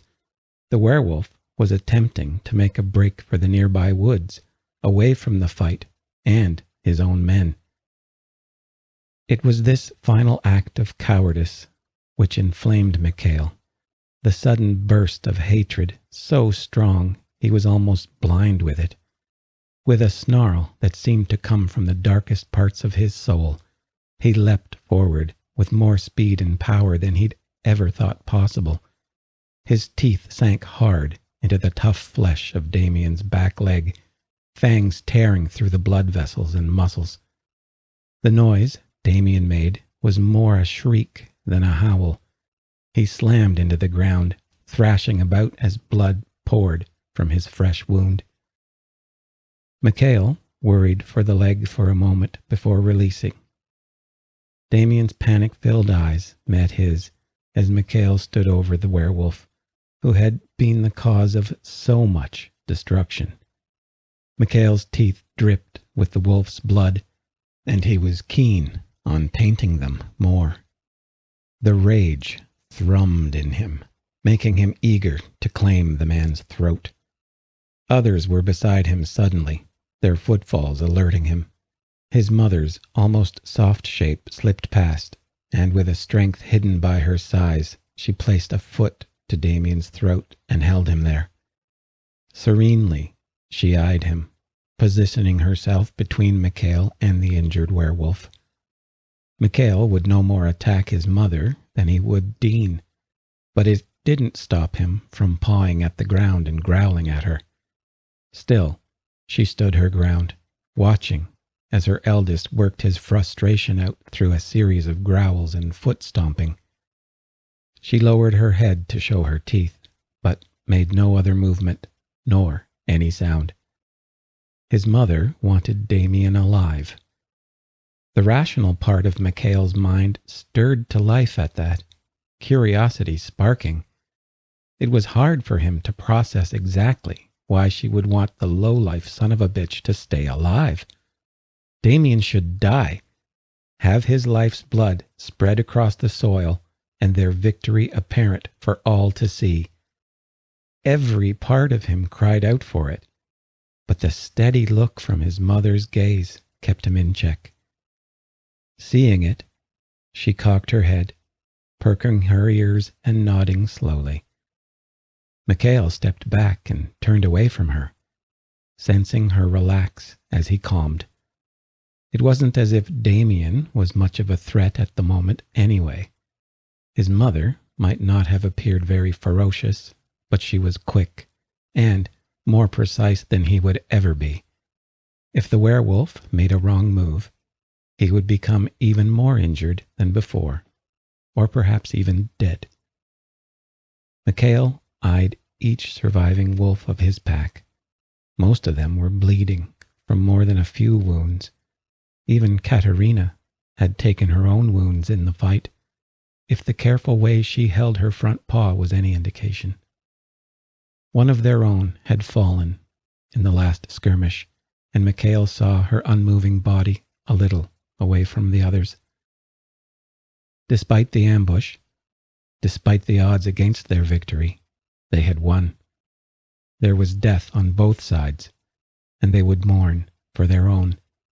Yet they had not lost to Damien's schemes, and the deceiver's plans were nothing before their strength and unity.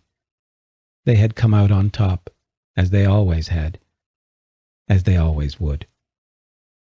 His victory howl rang alone for a moment, strong and clear. Then Katerina's voice joined in, melding with it as others began to pick it up as well. The distant howls of his pack members came from all around them. His voice rose once more, carrying the song across the whole of the grove. His mother's voice picked up the howling tune, and then even his father's voice sang out. For any and all to hear, they sang of their victory. Chapter 13. His father was sitting, leaning against a sturdy tree, as his mother tended to his wounds. The older man looked oddly pleased, but still managed to look surly all the same, though Mikhail chalked it up to his bleeding wound more than anything else. He knew his father was more pleased than anything with the way everything had gone. Losses notwithstanding. They were werewolves, and losses happened in times of battle and war. Yet even Mikhail had to admit more than a small measure of pride in his pack for how they had handled themselves. "So, since I slept through most of it," Mikhail finally said, still feeling edgy, "want to tell me what I missed?" His father frowned at him. "What were you doing, anyway?" Mikhail crossed his arms across his chest, making sure my mate was safe. The older man shifted, and Mikhail saw his mother glance up at his father. He couldn't see the look on her face, but he knew something was passing between the two of them. Some silent communication ensued, and Mikhail couldn't begin to understand or guess what the end result was. His parents had been around each other so long. Their communication happened smoothly and almost automatically. The silent conversation was quick and seamless, and Mikhail could only wait until it had passed before he was permitted to continue. "So?" His father grunted slightly, abandoning his own question. "They came in the night. They started a few fires in the outer homes, which drew all our attention. When we tried to put them out, they attacked the ones who were trying to help. There were a lot of fires, if they were only diversions," Mikhail noted, glancing around at the burned homes. "Yes," his father replied through gritted teeth. "They used the distraction of the fire and the fights to add more fire to the mix on the other side of the grove. It threw everyone into chaos. People were trying to figure out if they were supposed to save others from the flames or fight. It cost a lot of people their lives." Mikhail nodded toward the main house, which was still burning. "And that?" Samuel sneered. "When the chaos was at its worst, they set fire to the main house. Everything was madness, and I was having difficulty rallying everyone. Just as I started to succeed, Damien's people managed to set fire to it. It created another wave of panic. The only good thing was seeing the oldest building in the grove burn also sent some of our own into such a frenzy it backfired on Damien's people. The grove's people weren't just fighters. Every single person was trained in combat in some way. Those who were trained to be warriors, however, were ferocious and terrifying when they got going. The battle rage was something that became honed in them and made stronger, just as their will was strengthened. The sight of the main house burning in the night, a home to have housed generations of alphas, must have triggered them. But rage blinded a warrior when it took over, and he was sure many of them had died. He also knew they wouldn't have gone down without a horrific fight first. "I was afraid I would never say this," his father began, drawing Mikhail's attention back to him. "But you did very well. You made a real difference in the last fight, and you showed a courage I haven't seen in you in ages." Mikhail blinked at his father, surprised. "I charged into the unknown, willing to fight. You always said that kind of behavior was blind and stupid." "True, I did. But when things are desperate, drastic measures must be taken. You came into battle, which might have been lost, and you let your instincts guide you. You needed to make smart decisions, yet you needed to be a goddamn werewolf too, Mikhail. You did both today. You didn't hesitate. You tore into that bastard, hoping to kill him, even though the battle was mostly lost by the time you showed up. That's not stupid. It's what we have to do sometimes." "Werewolves do not need to be fools and bullies," Mikhail repeated, echoing his father's words back at him without batting an eye. The battle had filled him with pride and strength, and the victory had taken those feelings to their maximum. For the first time in his life, he felt in control of everything happening around him, as though he could best whatever could come his way, even if what got in the way was himself. Sometimes a wise man must be a fool to make all the difference, his father replied gruffly. Yet there was a proud tone in his voice. You saw the odds, and you charged in anyway. You took the one option available, and you did it with pride.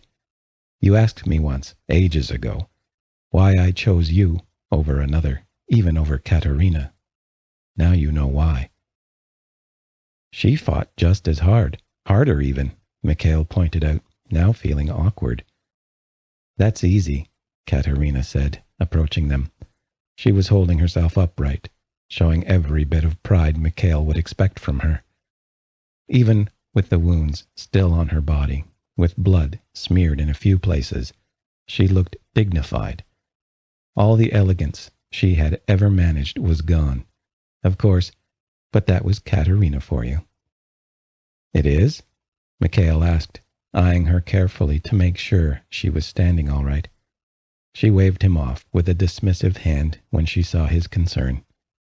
He knew she had to be in a great deal of pain, and probably ached all over. Yet his sister was a fighter and a survivor. There wasn't much that could keep her down, and she was even tougher when she was injured. Because I'm a warrior, big brother, she said. That's why. Even in war, you don't put a warrior in charge of the people. That's what generals are for. You put someone who knows how to fight and will, yeah, but you also must choose someone who can make decisions which aren't just about fighting.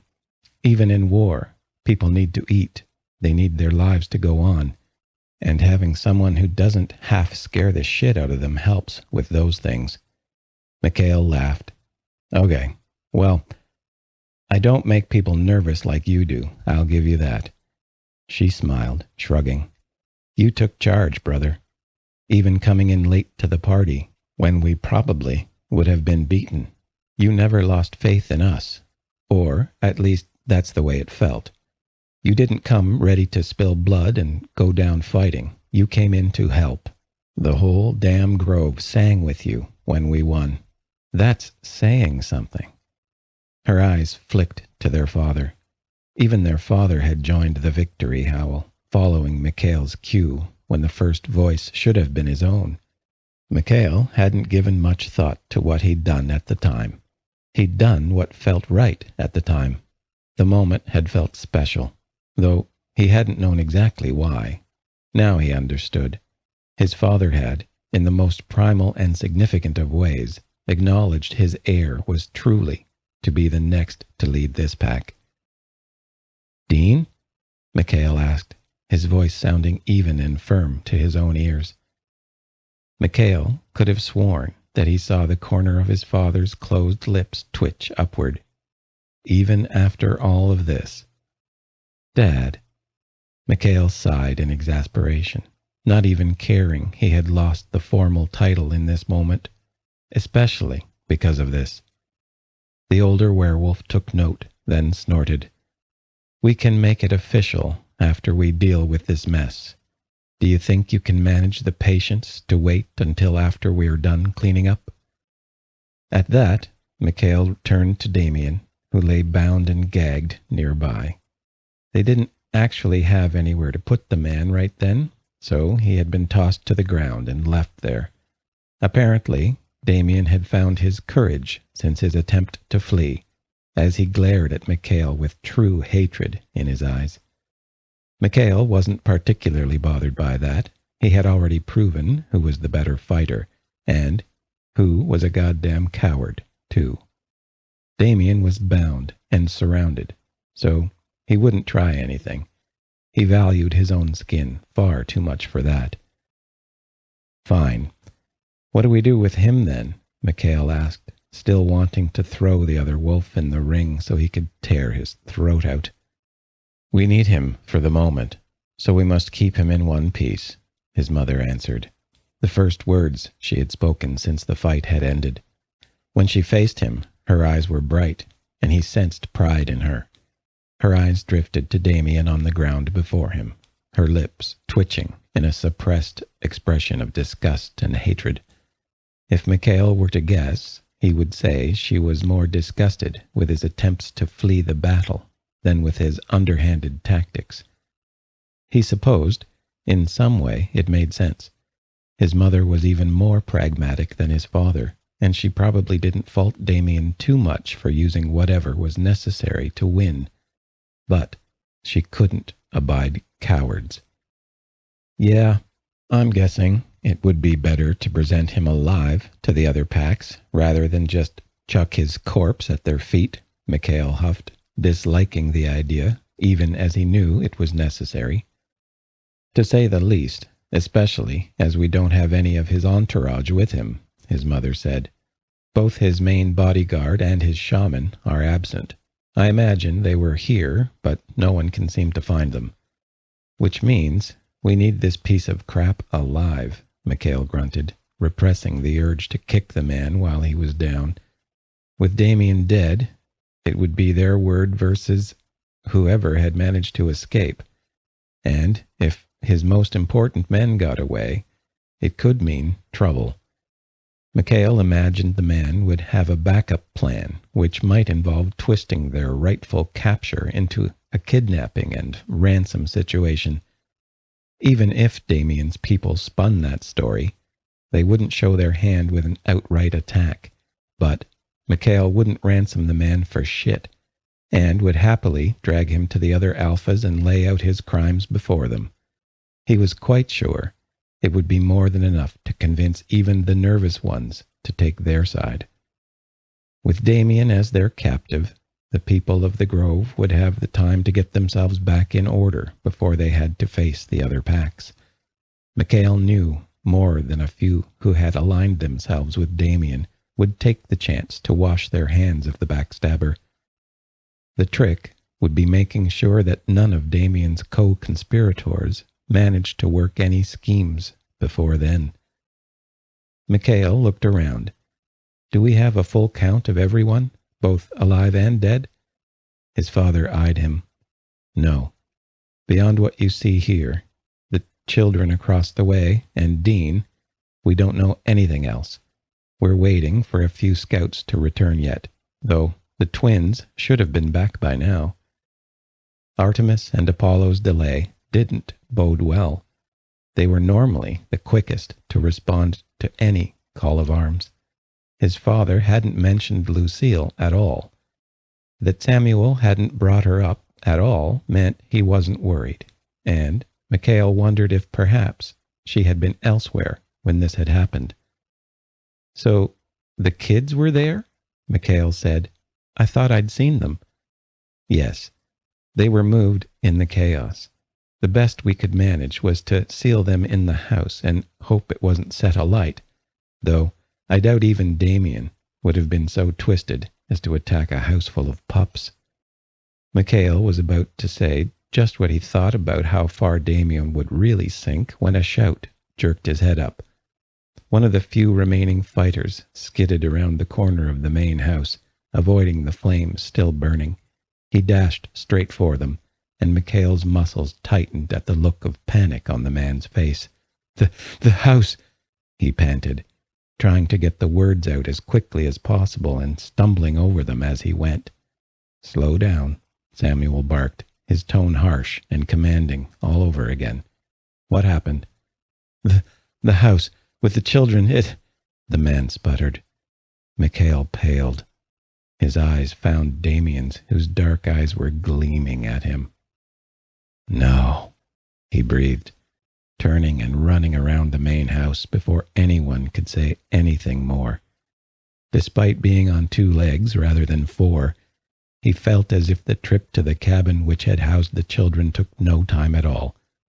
The house stood open. The door was torn off, and light from the flames nearby illuminated the empty entryway.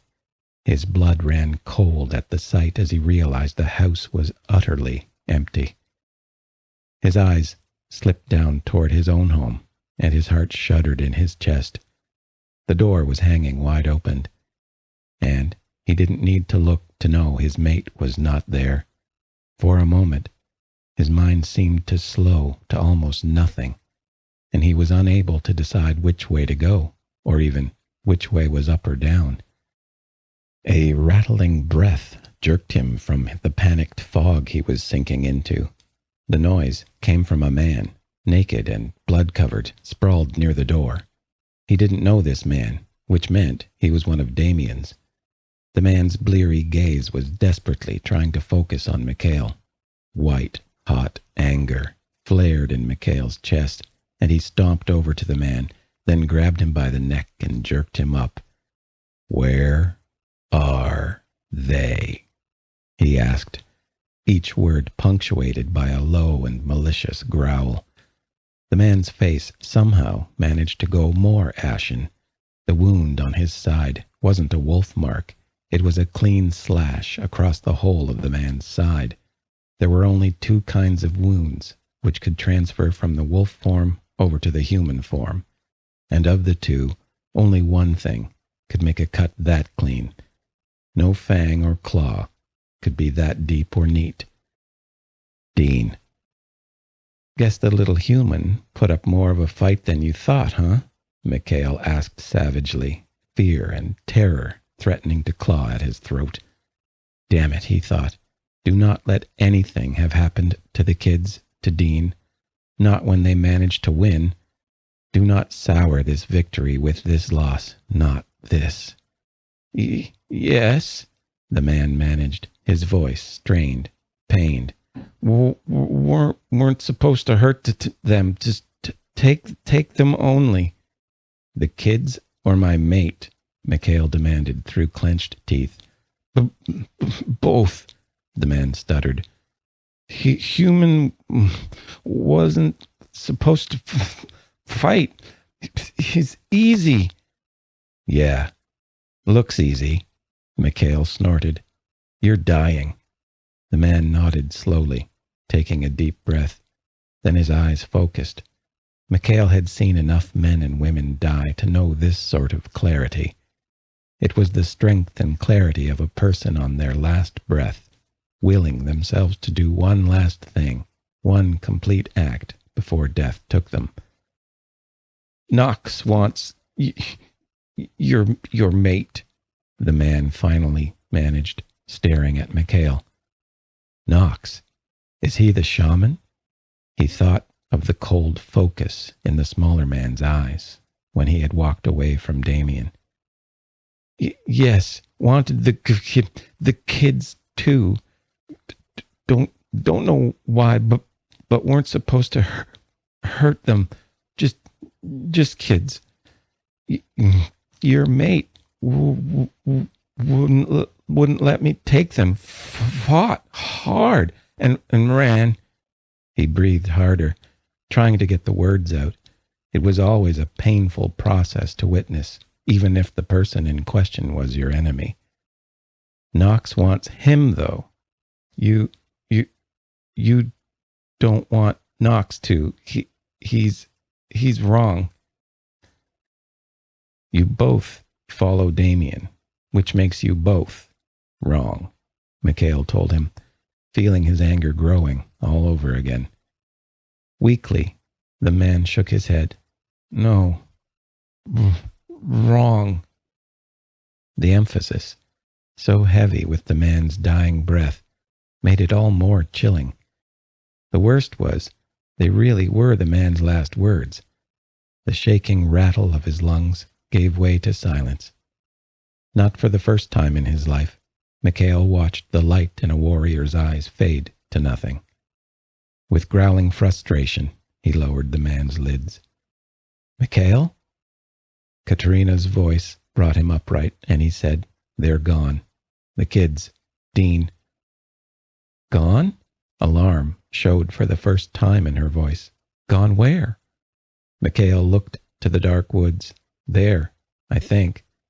I think this warrior was supposed to get the kids and scare them out into the woods. Probably hostages. Dean must have seen, and he..." Her eyes fell on the wounded body. "He did that? Oh, shit. You gave him the old family sword, didn't you?" Mikhail nodded slowly. "Look, Dean must have taken the kids into the woods. This one," he motioned down, "said Damien's shaman, Knox, wants Dean. I don't know why, but I'm getting the feeling it's not for any good reason. We'll call some of ours back to—" "No. I'm going now," Mikhail growled. "I'm not leaving Dean and a pack of kids to fend for themselves. Not when there could be more of Damien's pack still out there, as well as this Knox asshole. You know Father is going to— Father can kiss my ass. Send someone or several after me if you want, and don't try to follow me. We both know you'll only slow us down with that wound. Deal with Dad first. You're better at it." Chapter 14. Never was he gladder he had spent so much time around Dean than at that moment.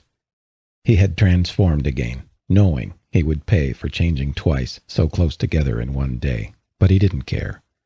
The wolf inside him tracked Dean's scent with ease. The one thing keeping him calm was that he couldn't smell the man's blood. There was a hint of blood mingled with Dean's scent, as well as the familiar smell of the children, but the blood wasn't theirs. It was of the man whose body Mikhail had left outside the cabin. Dean still had the sword with him, and seemed to have led the children into the woods. He picked up a strange smell in the breeze every now and then. It smelled like nothing he'd ever encountered before. His human half found it foul, and his wolf half wanted to both whine and snarl. Whatever it was nothing which should have been in the woods. It didn't even smell like anything natural. Whatever it was not forged by human hands or by their machines. After several minutes of running through the woods, occasionally pausing to make sure he was still following the trail, he realized where they were headed. Though they had entered the woods from the east end of the grove where Mikhail had lived, they were gradually heading north. The only thing lying in this direction of any note was the sacred circle they had used for their rites, the same sort of rites which could make Dean a full mate. Mikhail couldn't tell whether or not Dean knew where he was headed, only that after a while the man's scent stopped swerving to the north and instead headed almost straight in that direction. Either whatever was giving off that awful scent had herded them that way, or it had simply followed them. Mikhail wondered which, and even the fear he could smell in Dean's scent wasn't an indicator. He smelled anger as well, and he hoped Dean kept his head about him. God, that man could be so impulsive when he got angry and backed into a corner. As Mikhail burst into a clearing, movement caught his attention, and he twisted about with a faint snarl. Apollo knelt between a pair of trees, eyes locked on Mikhail, his own small silver dagger held out before him. The man's side bled, but his arm never wavered until his eyes were able to see which wolf stood before him. When he realized who it was, the arm dropped, and the fierce look in his eyes turned desperate. A small face peered over Apollo's shoulder, and Mikhail huffed a happy noise, bringing Apollo to life. "They went that way," he said. The normally stoic man pointed in the direction Mikhail had been heading, his voice shaking slightly. "Dean and Artemis, that shaman, is after them. She's hurt, and Dean can't— they can't fight him. Mikhail, there's something wrong with that wolf. I've got the kids. Save my sister. Save your mate. Go." Mikhail hesitated only for a moment, the first real trembles of fear trailing up and down his spine as he watched Apollo shudder. More than pain was in the man's gaze, and his breath quaked from more than the gash in his side. Mikhail thought of the dying werewolf's words, the foul smell he couldn't figure out, and now this once unshakable werewolf, looking and sounding scared beyond reason. Whatever this Knox was, it was nothing he wanted close to his mate or cousin. Apollo seemed to sense Mikhail's understanding. He pointed his chin the way the three had gone, and Mikhail dashed into the brush, ignoring the push of the stubborn branches. He was catching Artemis's scent now, and Dean's was stronger. Yet the foul odor was growing, even stronger than before, vying with the other two smells for supremacy in his senses. Was it Knox's smell? Was this what the shaman had smelled like the whole time? How had no one noticed? There was no way anyone would have allowed someone smelling so putrid anywhere near the grove, let alone to be in the heart of it. Knox must have had some way to conceal his smell from the pack, though Mikhail couldn't think of anything that would be strong enough to cover that awful stench. A sharp cry of pain and anger cut through his thoughts, and he spurred himself forward toward the noise. A growing wind carried the sounds of a struggle straight to him, and he recognized Dean's voice immediately. He couldn't understand the man's words, but there was hot anger and pain in it. There was no telling if he was badly injured from here, but something was very wrong.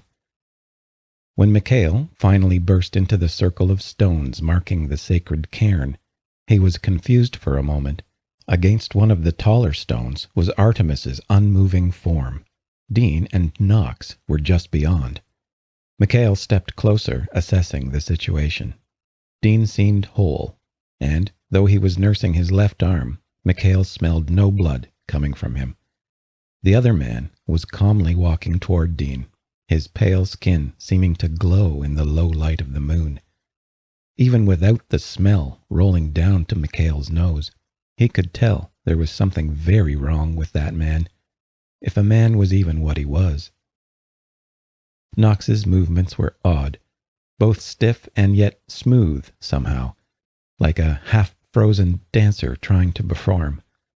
He was smaller than Dean, yet his presence seemed to extend in every direction, touching everything around him. It was no longer just a smell, but an overwhelming sense of wrongness which emanated from him. The man's white teeth showed in the low light of the fading moon, and Mikhail would swear the canines were longer and sharper than they should have been. A glint of light in the grass caught his attention as he approached stealthily. It was the sword he'd given to Dean, and it lay several feet away from the human, too far out of his reach for it to be any good. The burnt smell came to him then, and he wondered how the shaman had managed to grab the damn thing from Dean. Wrong or not, the man was still a werewolf, yet he was able to grab pure silver with his hands? Knox paused in his steps toward Dean, cocking his head. "I can smell you, little wolf. It could only be Mikhail?" The man's voice sent a creeping sensation of ice dancing up and down Mikhail's spine as he prowled even closer, now more openly. Both Dean and Knox turned to Mikhail. Dean's eyes were wild with a new spike of fear Mikhail didn't understand. Knox, however, only seemed amused, the excitement obvious in his tidy features. The man's face was half in shadow, and Mikhail couldn't make out much of the man, but there seemed to be a disconcerting glitter in his gaze. "Of course it is," the man seemed to sigh. "Who else would come charging out here by himself without backup? I can't say I blame you, however. There is something about him, isn't there?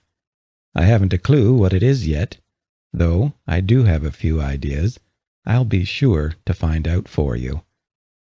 Mikhail's lips raised, a dangerous growl rising from his throat as his muscles bunched. Both Knox and Dean noticed it too, though Knox barely even blinked. Dean took a step forward. "Mikhail, no!" Dean cried out, panic in his voice. "Don't!" The sound of Dean's utter fear for him, made him freeze, forcing him to relax. The werewolf paced to the side, keeping his eyes on the shaman as the man watched with amusement. Mikhail knew his maneuvering to get closer to Dean was obvious, but at least with his new position he had a straight shot toward either one of them. Dean's voice was laced with the same awful mixture of rage and pain. "He can do things, Mikhail. He just downed Artemis like it was nothing. I think she's dead. God damn it, I think she's dead. This bastard did something to her, and she's fucking dead." Mikhail's heart stuttered at the words, and at Knox's throaty laughter. "Dean," the shaman cried, "telling my secrets like that? Whatever will I do with you? Maybe I'll figure it out once I get a hold on you. How about that?" "Don't you touch me," Dean snarled, sounding almost wolf-like. "Your screwed-up powers don't work on me, or you wouldn't have had to take the sword from me by force." "Quite," the shaman huffed, sounding more intrigued than annoyed. "Which I find delightfully interesting. True, my powers shouldn't work so well on you, but to not work at all? It's almost frustrating, Dean. Do you know how long I've practiced them? Of course, I focused on werewolves. Being one helped, but being surrounded by them made it an imperative. Still, even with the spiritual differences, I shouldn't have this much trouble with you. It makes getting my hands on you all the more delightful." "Goody for you," Dean snapped. "You can... What, control people? Werewolves? I've seen what you've done. It wasn't something anyone should do. Is this what you and Damien have been playing with this whole time? He's a bigger idiot than I thought." Knox gave Dean a derogatory snort. "Damien? That fool wouldn't know real power if it reared up and bit him on the ass. He is blinder than the rest of our kind, and they are quite short-sighted, I assure you." Dean worked that over in his mind, taking refuge in thought to still his emotions. "You were using Damien this whole time, weren't you?" Knox shrugged. "It's not as though it was particularly difficult. The man wanted to be the alpha of alphas, and my abilities to speak to the spirit world and divine the future helped him with that. All it took was my apparent obedience to his leadership, and a few choice pieces of advice here and there, and it was done. Why? Why do you do this, or why play him for the fool he's always been?" Dean frowned. "Both. Either. Pick." Knox sighed. "For the pleasure of it? No. Fine. I played him because I needed this little war to happen. Of course, his incompetence may very well cost me, since the one true obstacle to his goals is now standing before me. Insufferable idiot couldn't even manage a well-planned ambush right. However, there are ways around that, and you can be sure I shall deal with it as needed. But I don't want to walk away from this night with nothing, and you are the very something I mean to take as my spoils, a reward for putting up with Damien for as long as I have." Dean started at that. "Why me? I'm just a human, some random human who just happens to be mated to a werewolf." "Not officially, but I see your point." Knox nodded in a pantomime of understanding. "But you are ignoring the point you made earlier. My powers are substantial. Not what they could be, and perhaps not as widespread as they could be, but still substantial. No mere human should be able to withstand them, and yet here you are. You're even ignoring those little love bites I gave you. Don't they hurt?" Mikhail's eyes flashed to Dean's injured arm, and he wondered just how severe the wounds were. Knox had bitten him. Dean was cradling his arm as if it were more painful than a simple bite would warrant. Was the man's bite somehow toxic? Dean ignored the man's jab. "I'll die before you get me." "No," Knox said, "but by the time I'm done with you, I'm sure you'll wish you had." That was enough for Mikhail, and he charged, aiming straight for Knox, hoping the man's distraction would give him a chance to bring the man down. Knox turned, and Dean's shout was sharp in McHale's ears, even as he felt his body coil up, ready to leap. All McHale needed was a second more, and he would have the man down, his throat in his jaws. McHale might not have been able to bring Damien down as he wanted, but he would be damned if he let this man get away alive. If Dean was right, the man had killed Artemis, and would do even worse to Dean, given the chance. The dark glitter returned to the man's eyes, and for one awful moment, the shadows around the man squirmed. Knox's wrist flicked, his fingers dancing out in an almost lazy gesture. Ice seemed to take hold of McHale's muscles, and his legs went out from under him. He hit the ground, gracelessly, flopping with a high yelp. He felt as if the ice had locked up his legs, and it was stabbing him from 1,000 different directions. His muscles felt as if they had grown teeth and were attempting to devour him from the inside out. His body contorted and twisted. Vaguely, he could hear Dean shouting, but the pain arced up in his mind, setting his skull alight with agony. The pain of his change was nothing compared to the feeling of cold, black hands clawing across his nerves. Everything was jumbled and confused, and he could taste blood in the back of his throat.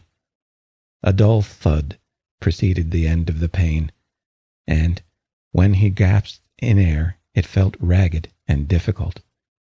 Dimly, he was aware of the cool touch of the damp grass against him, soothing to the heat of his inflamed skin. He realized he was on his back, looking up at the dark sky, tinged with the colors of slowly growing dawn. Then he realized he was human again. Sometime during the endless pain he had changed, and he couldn't even remember doing it. His body was stiff and almost unyielding as he tried to roll over onto his stomach, unfocused eyes turning up to find out what had happened. Dean and Knox were on the ground, Dean thrashing about as he tried to get a hold on the man. Faintly, McHale realized the icy pain had come from Knox, and its use must require concentration on his part. Dean had to have launched himself at the man in some desperate attempt to break the hold over McHale's body. Groaning, he tried to push himself up, managing to get to his knees. The movement took a lot more strength than he would have preferred. He needed to get to Dean, who was losing this battle. Grunting, he shoved at the ground, trying to get to his feet. Human or not, he wouldn't let Knox get his hands on Dean. Dean yelped suddenly, the sound jerking McHale's head up. McHale almost fell over from the sudden spin of his senses. The human's body flew away from Knox, tossed away by some absurd display of strength from the shaman into one of the standing stones. Dean made a cry of surprise and pain as his head thumped against the stone. McHale's eyes grew wide as he stood, watching Dean weakly slide into the grass. "You," Knox huffed as he pushed himself to his feet, "are far more trouble than may be worth it, Dean. Then again, I might just enjoy you fighting me every chance you get. I haven't had to deal with a good fighter in quite some time." "Stay," McHale panted, feeling a little stronger now that he was standing. "Away from him, you." Knox turned to McHale in surprise. "Oh, look at you, standing up and everything. I ripped at you hard enough to bring down even your thick-skulled father. Aren't you both something else?" McHale wanted to get to Dean, but he knew the minute he tried, Knox would have him down in an instant. He didn't know how or what the man had done to him, but he had done it without much effort or warning. The man sure as hell liked to talk, though, so it was McHale's only chance at buying time.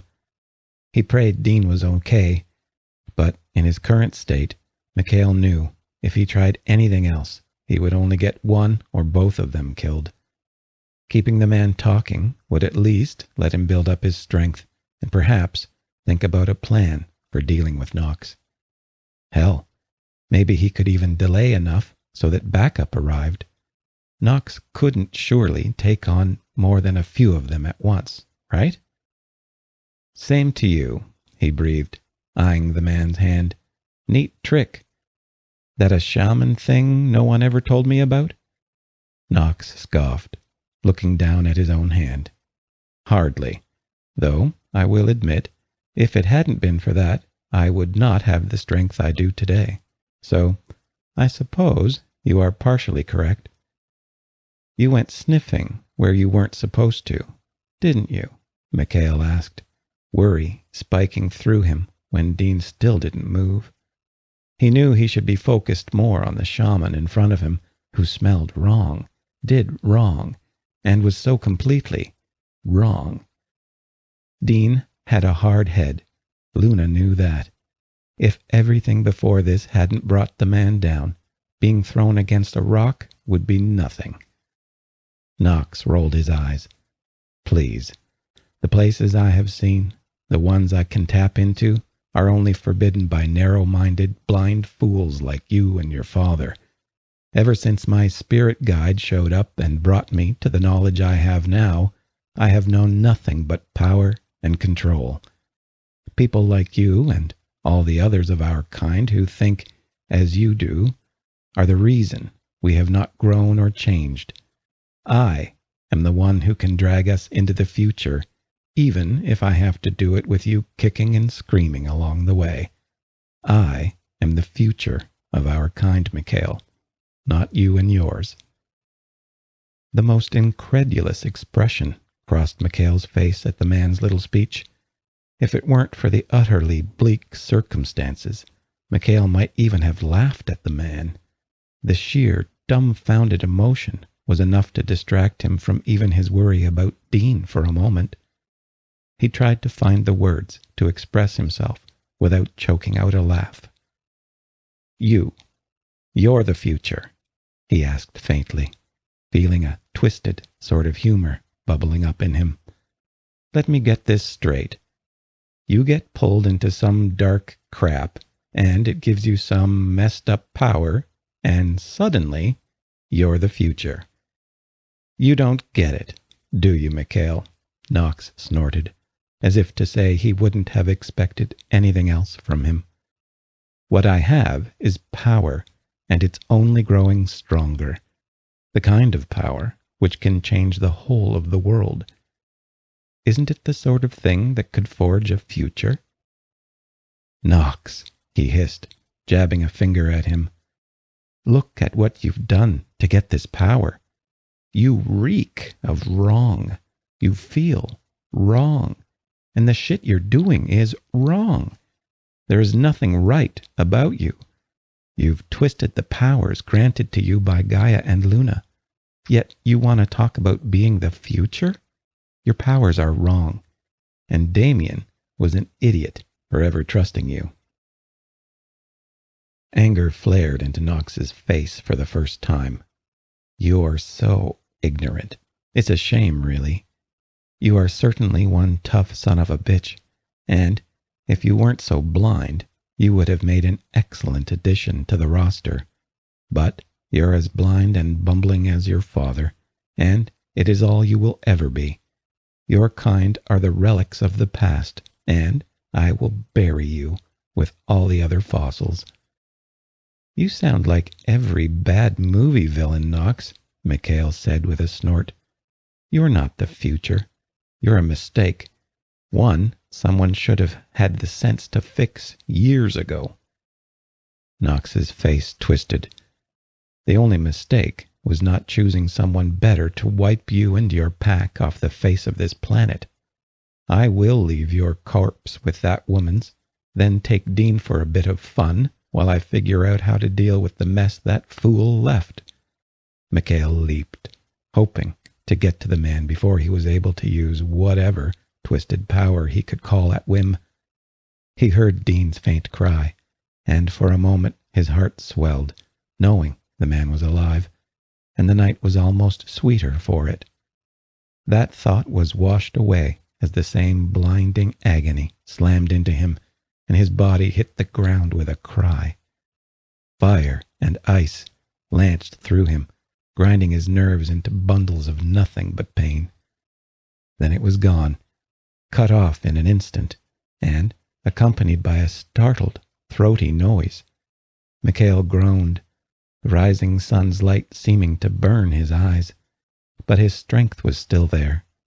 Knox was picking himself up off the ground, shock and anger etched on his neat features. Dean was standing as well, hair matted with blood which streaked across the side of his face, staring down at his hands. "What?" Knox hissed as he steadied himself, eyes narrowing. "Was that little trick?" Dean's brown eyes swept up to Knox's black ones, but he said nothing. Mikhail noted the distance between the two men. There was no way Dean had crossed that distance, but he couldn't have thrown something at Knox either. There was nothing around Knox Dean could have thrown. Hell, there wasn't anything around at all, except for the sword lying a few feet behind Knox. The sword. "I guess I was more right about you than I thought," Knox chuckled, though he shifted a little from one foot to the other.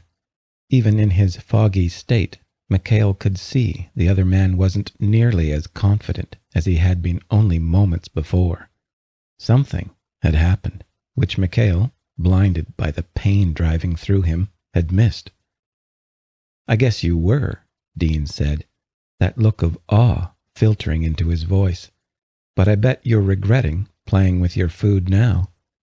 "Oh, certainly not," the smaller man said, brushing the front of his shirt off. In the growing light of dawn, Mikhail could actually see the shadows around the man wiggling and squirming. He had hoped it had only been a trick of the light before, but now it was even more obvious. Whatever the man was doing, or was preparing to do, it was twisting the shadows made by his own body and by the rocks. "Though I do think I have figured out what you are now, which is fascinating. Yet it's of no consequence." "I think I have too." Dean's voice was low and almost a whisper. "But I think it's of great consequence." "Do you?" Knox asked, that contemptible amusement back in his voice. "I guess you will have to learn then, Dean. You surprised me because I wasn't expecting it. No more than that. One little trick in a moment of desperation does not put you on my level.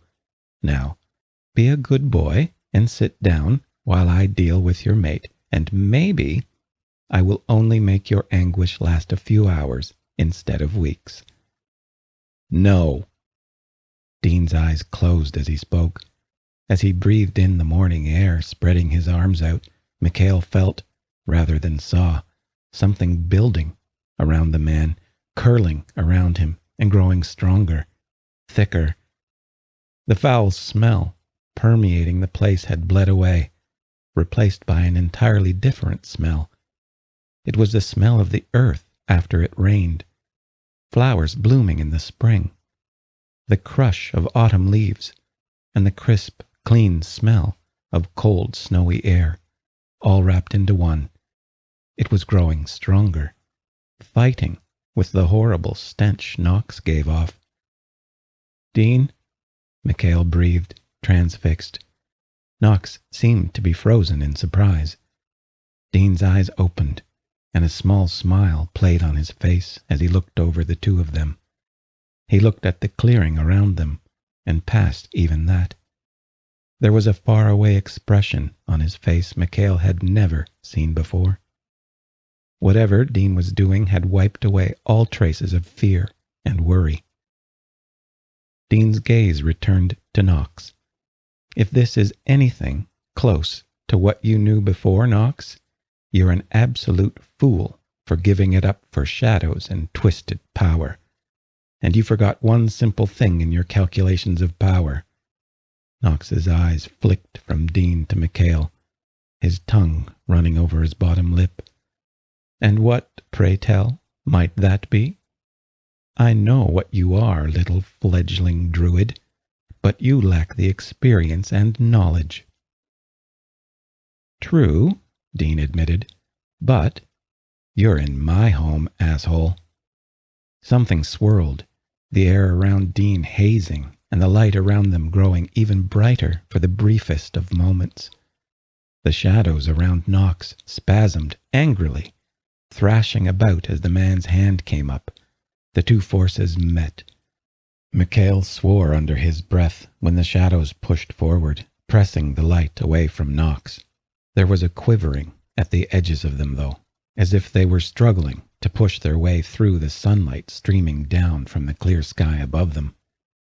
Grass under the shadows blackened and died, but areas in light vibrated and glowed with life. Small wildflowers even sprouted from the earth. The smells of both powers, light and dark, slammed into one another and washed over the whole clearing. "And I rise with the sun," Dean said. "Dean?" The loud shout brought Mikhail about to see Katerina, backed by two more wolves. The sword in her hand drooped. Her expression mirrored his own as he stopped at the edge of the clearing. The other two wolves were his father and mother. Dean was not winning this fight either. It had been an even match at first, something Knox apparently had not expected. But the dark man's experience was winning out bit by bit.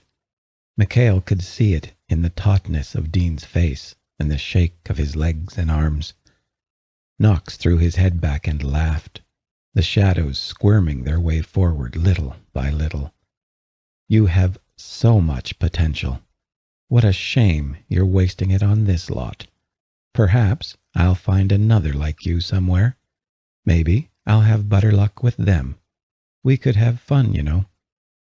"Go to hell," Dean huffed, his knees beginning to buckle. That was enough for Mikhail, and he threw himself a few feet behind Knox. The dark shaman didn't even seem to notice, still riding the rush of his power and egomaniacal glory. Mikhail's hand wrapped around the handle of the sword. "Sad for you, learning of your gift so late in the game," Knox cackled. "But you did try your best. Now bow to my power, little druid. Bow to the new future." "Bow to this," Mikhail hissed in Knox's ear as he drove the sword into the man's back and out of his chest. A choked, wet gurgle slipped from the shaman, the noise turning, strangled, as Mikhail twisted the blade before ripping it out and letting the man fall to his knees as blood spattered across the dead grass. The feeling of power in the air dropped, leaving nothing but Dean and his own ragged breathing. Dean collapsed to his knees. "No," Knox choked out. "No, I am—" "A fixed mistake," Mikhail hissed, bringing the sword down one last final time. Chapter 15. The past couple of days had been rough, to say the very least. Over the last few days, the people of the Grove had constantly been on the move, only pausing long enough to crash on a somewhat soft surface and be unconscious for a few hours. The process would start all over again when they woke up and hit the ground running to get the Grove back to some degree of normalcy. There was also damage done to people's hearts. Many lives had been lost in the battle. Most of the survivors kept themselves busy in an effort to move past their grief. Many dealt with it by pouring their grief into the process of rebuilding and getting their lives back together. Their private grief would be kept private, and that was how it went with the people. Apollo sat in a far corner of the clearing, almost curled against a tree. The loss of his twin had hit the man hard. Dean himself was melancholy over the loss of the vibrant woman. Mikhail's chest ached too. He missed her dearly. He was eternally thankful to her for having protected Dean, rather than staying with her brother and the children. She had given her life and saved Dean. as her fight had given Mikhail the time to catch up. Mikhail could only wish she had not needed to die for that to happen, and he had been faster in getting to them. But he couldn't even begin to understand what Apollo was going through. The twins had been inseparable since birth. The taciturn man had not spoken a word since the night of the attack. Dean had been quieter than he normally was, save for when he was around the kids. Then he was all smiles and laughter, keeping them distracted and playing with them while their parents and older siblings worked. The fact Dean had fought off a werewolf and taken the kids on a trip through the woods had made an impression on the younger ones. Dean had also received more than his fair share of enthusiastic thanks from grateful parents. The little spare time he had was spent on attempts to get control of his new abilities. Dean always walked away from his private practice with a studious expression on his face, but not a displeased one. Mikhail hadn't been able to watch any of the practice sessions. He'd been just as busy as everyone else. He actually hadn't yet asked to see what Dean could do, though Dean had mentioned what had happened out in the sacred cairn had been a fluke. I was stressed, pushed to the edge, surrounded by the power of that place, and facing off against my polar opposite, Dean had explained afterwards as his fingers played through the grass. The kind of strength you have at moments like that isn't your everyday level, babe. I have to figure this out. I just don't know how yet. Mikhail had let Dean alone after that, not just for the practice, but to let his mate work out what had happened that night. Dean refused to talk about it, though he knew he would have to discuss it with the alphas when the time came. The man was more prone to wandering off than he had been before. He always went to the woods. The previous night, Dean had slipped outside and Mikhail had found him sleeping beneath a tree. Something had awakened the man. The salt in everyone's wound was the loss of Damien. When the rest of Mikhail's family had left to help Mikhail find the children and Dean, the treacherous bastard had escaped. No one was quite sure how he had managed to get out of his bindings. He had used the confusion to his advantage again. By the time anyone had noticed the man had slipped his bonds, he had limped away deep into the forest. At least Knox was dead. Removing that bastard's head had been one of the most pleasurable moments of Mikhail's life. The man had manipulated everyone, and though Damien was one of the people he had used, Mikhail wasn't about to forgive the bastard either. Knox might have nudged him in that direction, but Damien had charged forward with glee. The loss of his shaman had to have hit Damien hard, but no harder than the loss of a good many of his best fighters. Mikhail and Dean were summoned to a clearing a few days after the battle. The pack had created a small cleared area, a temporary place for his mother and father to hold proceedings. Mikhail wasn't sure why Apollo was there as well. The man seemed to obey the summons automatically, slinking to the far corner to await whatever fate was in store for him. The man's pale, drawn appearance tightened Mikhail's throat, and his heart went out to him. Of all the mourning in the grove, Apollo's was the harshest, and yet the quietest. Mikhail's father looked at Dean. "We can guess what happened before you left. The children were quite eager to tell us how you fought the wolf sent there to take them." Dean snorted. Less of a fight and more like he slipped on one of their toys, but yeah. Samuel waved a hand. "Whatever the case. You took them to the woods when Knox showed up?" Dean grimaced and nodded. "Yeah, I recognized him and tried to get the kids out of there. He was just toying with us, though, kept leading us around. Then Artemis and Apollo showed up." He hesitated, his eyes darting over to where Apollo sat in silence. "They tried to jump him, but he put up a fight. Apollo was hurt in the fight, and That's when you left?" Dean nodded slowly, swallowing hard. He had already tried to go for me. He didn't seem to care about anyone else, not even the kids. With Artemis and Apollo with them, I thought I could lure him away from them, He'd already made it clear he didn't care if he hurt anyone else. It seemed like the only option at the time. Dean squirmed next to Mikhail, his guilt obvious even as Mikhail laid a hand on his knee. "It was a good plan, Dean," Mikhail said. "You were right. It got him away from them." The man nodded slowly, still looking upset. "Yeah, well, he followed me to the cairn. He did his stupid talking thing a lot, mostly just trying to convince me to come with him. What fun we were apparently going to have. I didn't know Artemis had come after us until she tried to attack him. He did the same thing to her that he did to Mikhail, but when I tried to stop him that time, he bit me." Samuel eyed the bandage on Dean's mark. "Has it healed?" Dean gave a slight shrug. "A little. I think whatever is going on with me is helping. It was like being bit by a snake. It was like icy flames shoving through your body," Mikhail supplied. Dean looked up, nodding. "Yeah, it took everything I had to stay conscious. By the time I could move again, Artemis..."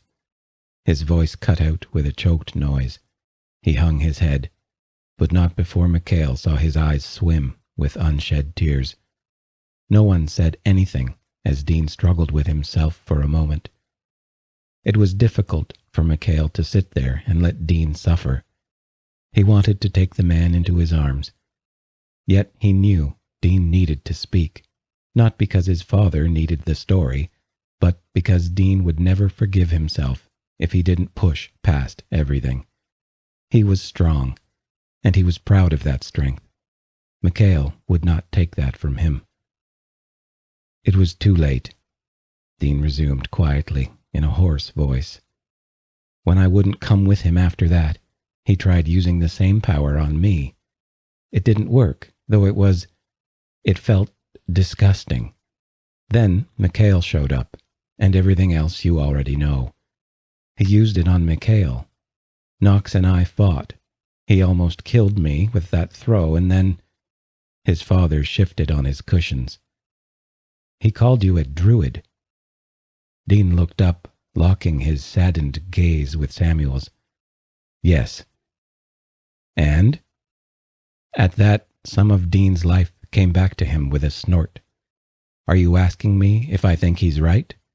Do I think I'm what your legends would call a member of the people of the sun? I don't know, Samuel. I just know something big happened. I thought I was dying against that rock, and that asshole was going to kill Mikhail and probably tear this place apart. Then I woke up, is the best way to put it." "From hitting one of the cairn stones?" Dean shook his head at that, his brow furrowing.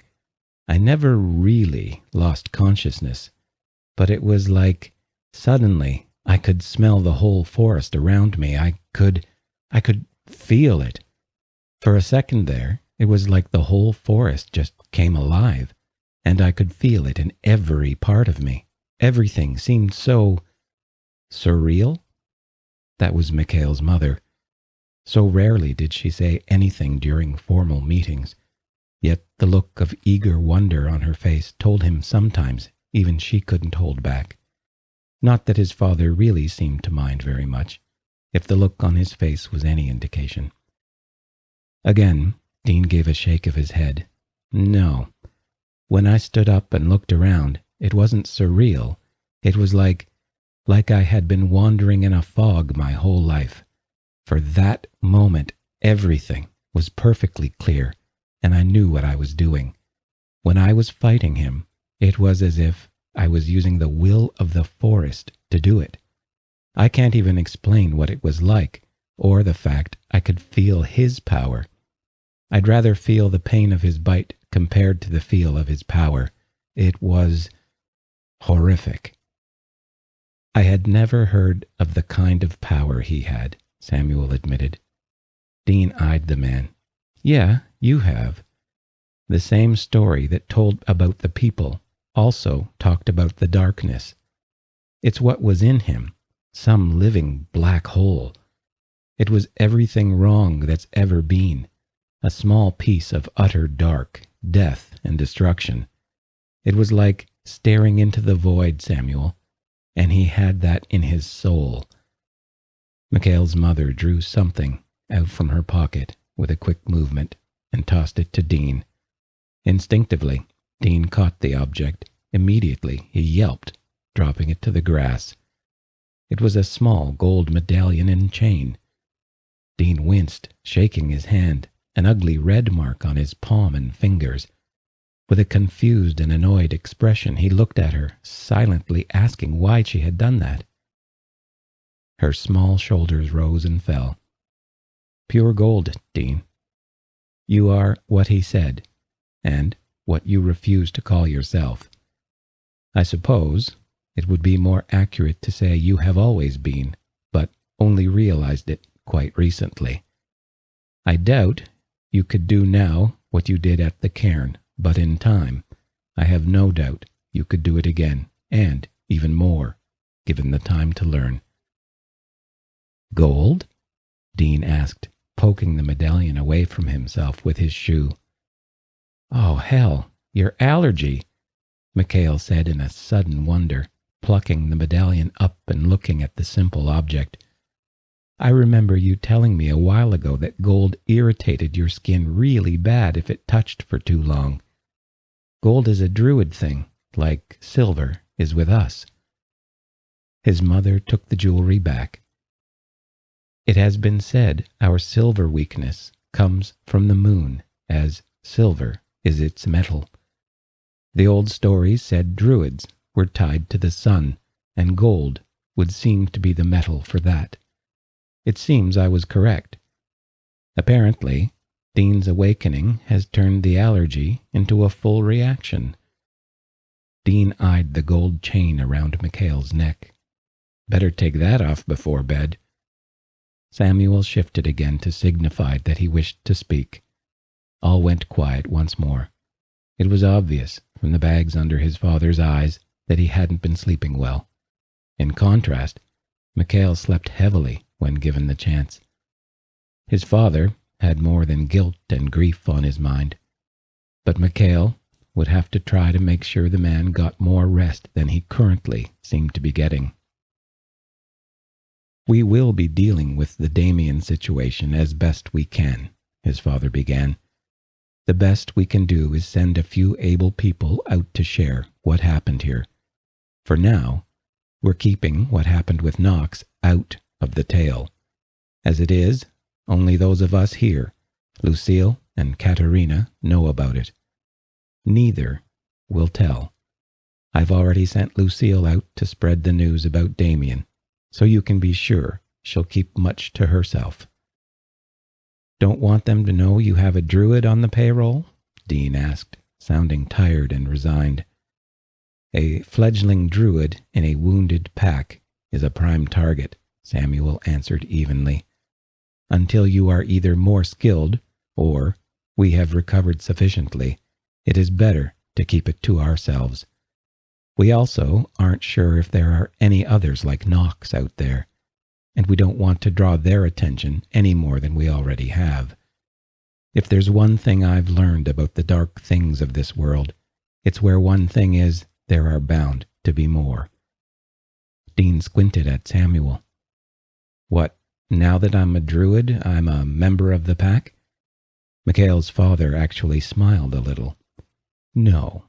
You were slated to become a full member before we even knew you and the children had disappeared.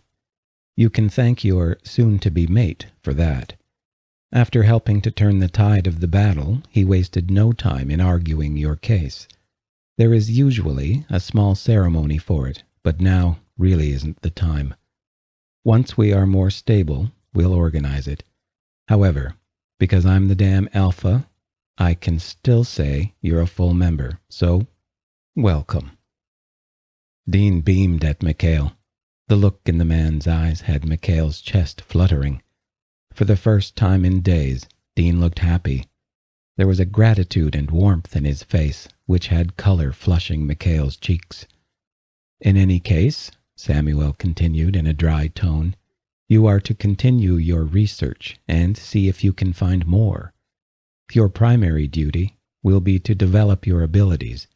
What we know about you now is even less than before, and you will have to be a pioneer with this.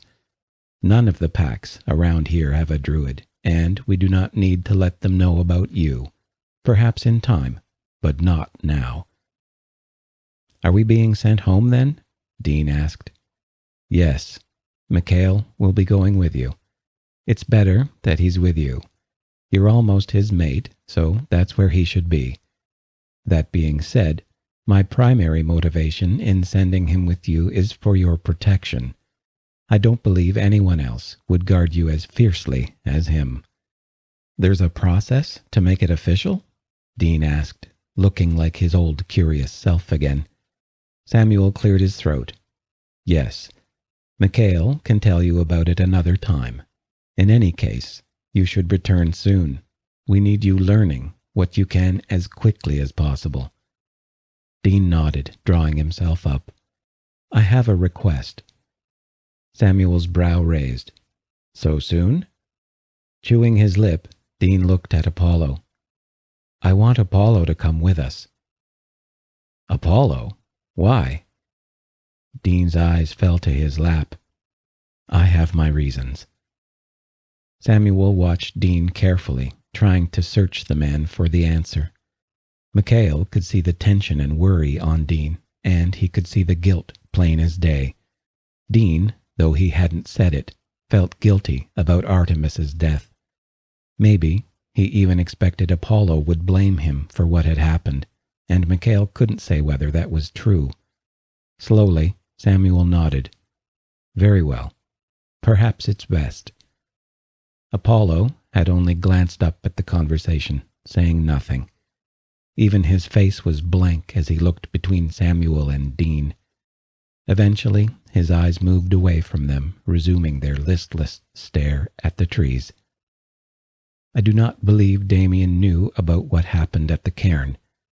I also think Damien will not be making a target of you specifically," Samuel continued, breaking the silence. "You don't think Knox would have said something to him?" Dean asked. "If he really manipulated Damien as he claims, then I doubt he shared very much with Damien. I doubt he expressed much more than a passing interest in you. He would have wanted to keep you to himself. I don't believe Damien has reason to suspect anything more, but it's better to be cautious. Damien has lost his shaman, and it means he's lost both a highly important status symbol as well as an advisor. Like you said, there are bound to be more people like Knox out there," Mikhail said. "We can't say Damien won't find another one, or another won't find him." "He started this war," Dean said. "Knox, that is. Damien might have been the one to instigate it, but Knox was pushing for it. If what I felt in him was the real thing, then he didn't do it just for fun. He was feeding off everything that happened. I'll bet you there are more out there like him. It's not the last time we'll encounter his type." Samuel smiled mirthlessly. "Then we had better be ready. Learn and practice hard, Dean. We'll have need of you in the coming days." Chapter 16. The morning light through the window finally managed to wake him. Rolling over with a groan, he felt the other side of the bed and wasn't surprised to find it empty. Especially when he eyed the clock and saw that dawn had been a couple of hours before. Mikhail wasn't sure how Dean managed to keep slipping out of bed without even slightly disturbing his sleep.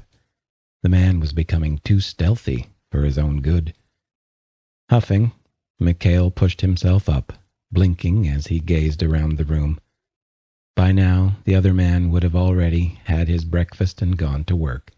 Their mornings were usually shared, unless Mikhail decided to be extra lazy and stay in bed.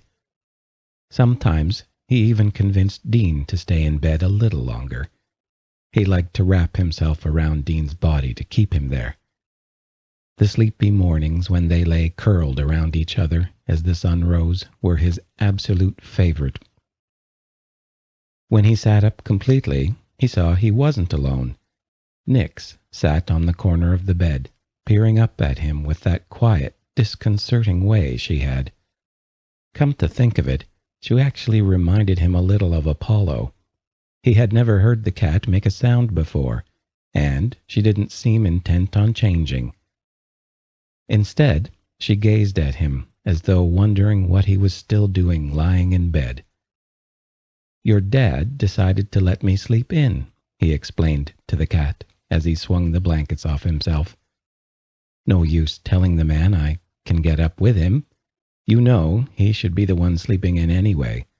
I think I can manage helping a few animals in his place, or Apollo can. You guys love him." The cat flicked her tail at him, but did nothing else. It was true, though. Even Nix, as antisocial as she was, seemed to enjoy Apollo's company. Every animal on the farm had taken instantly to the quiet man.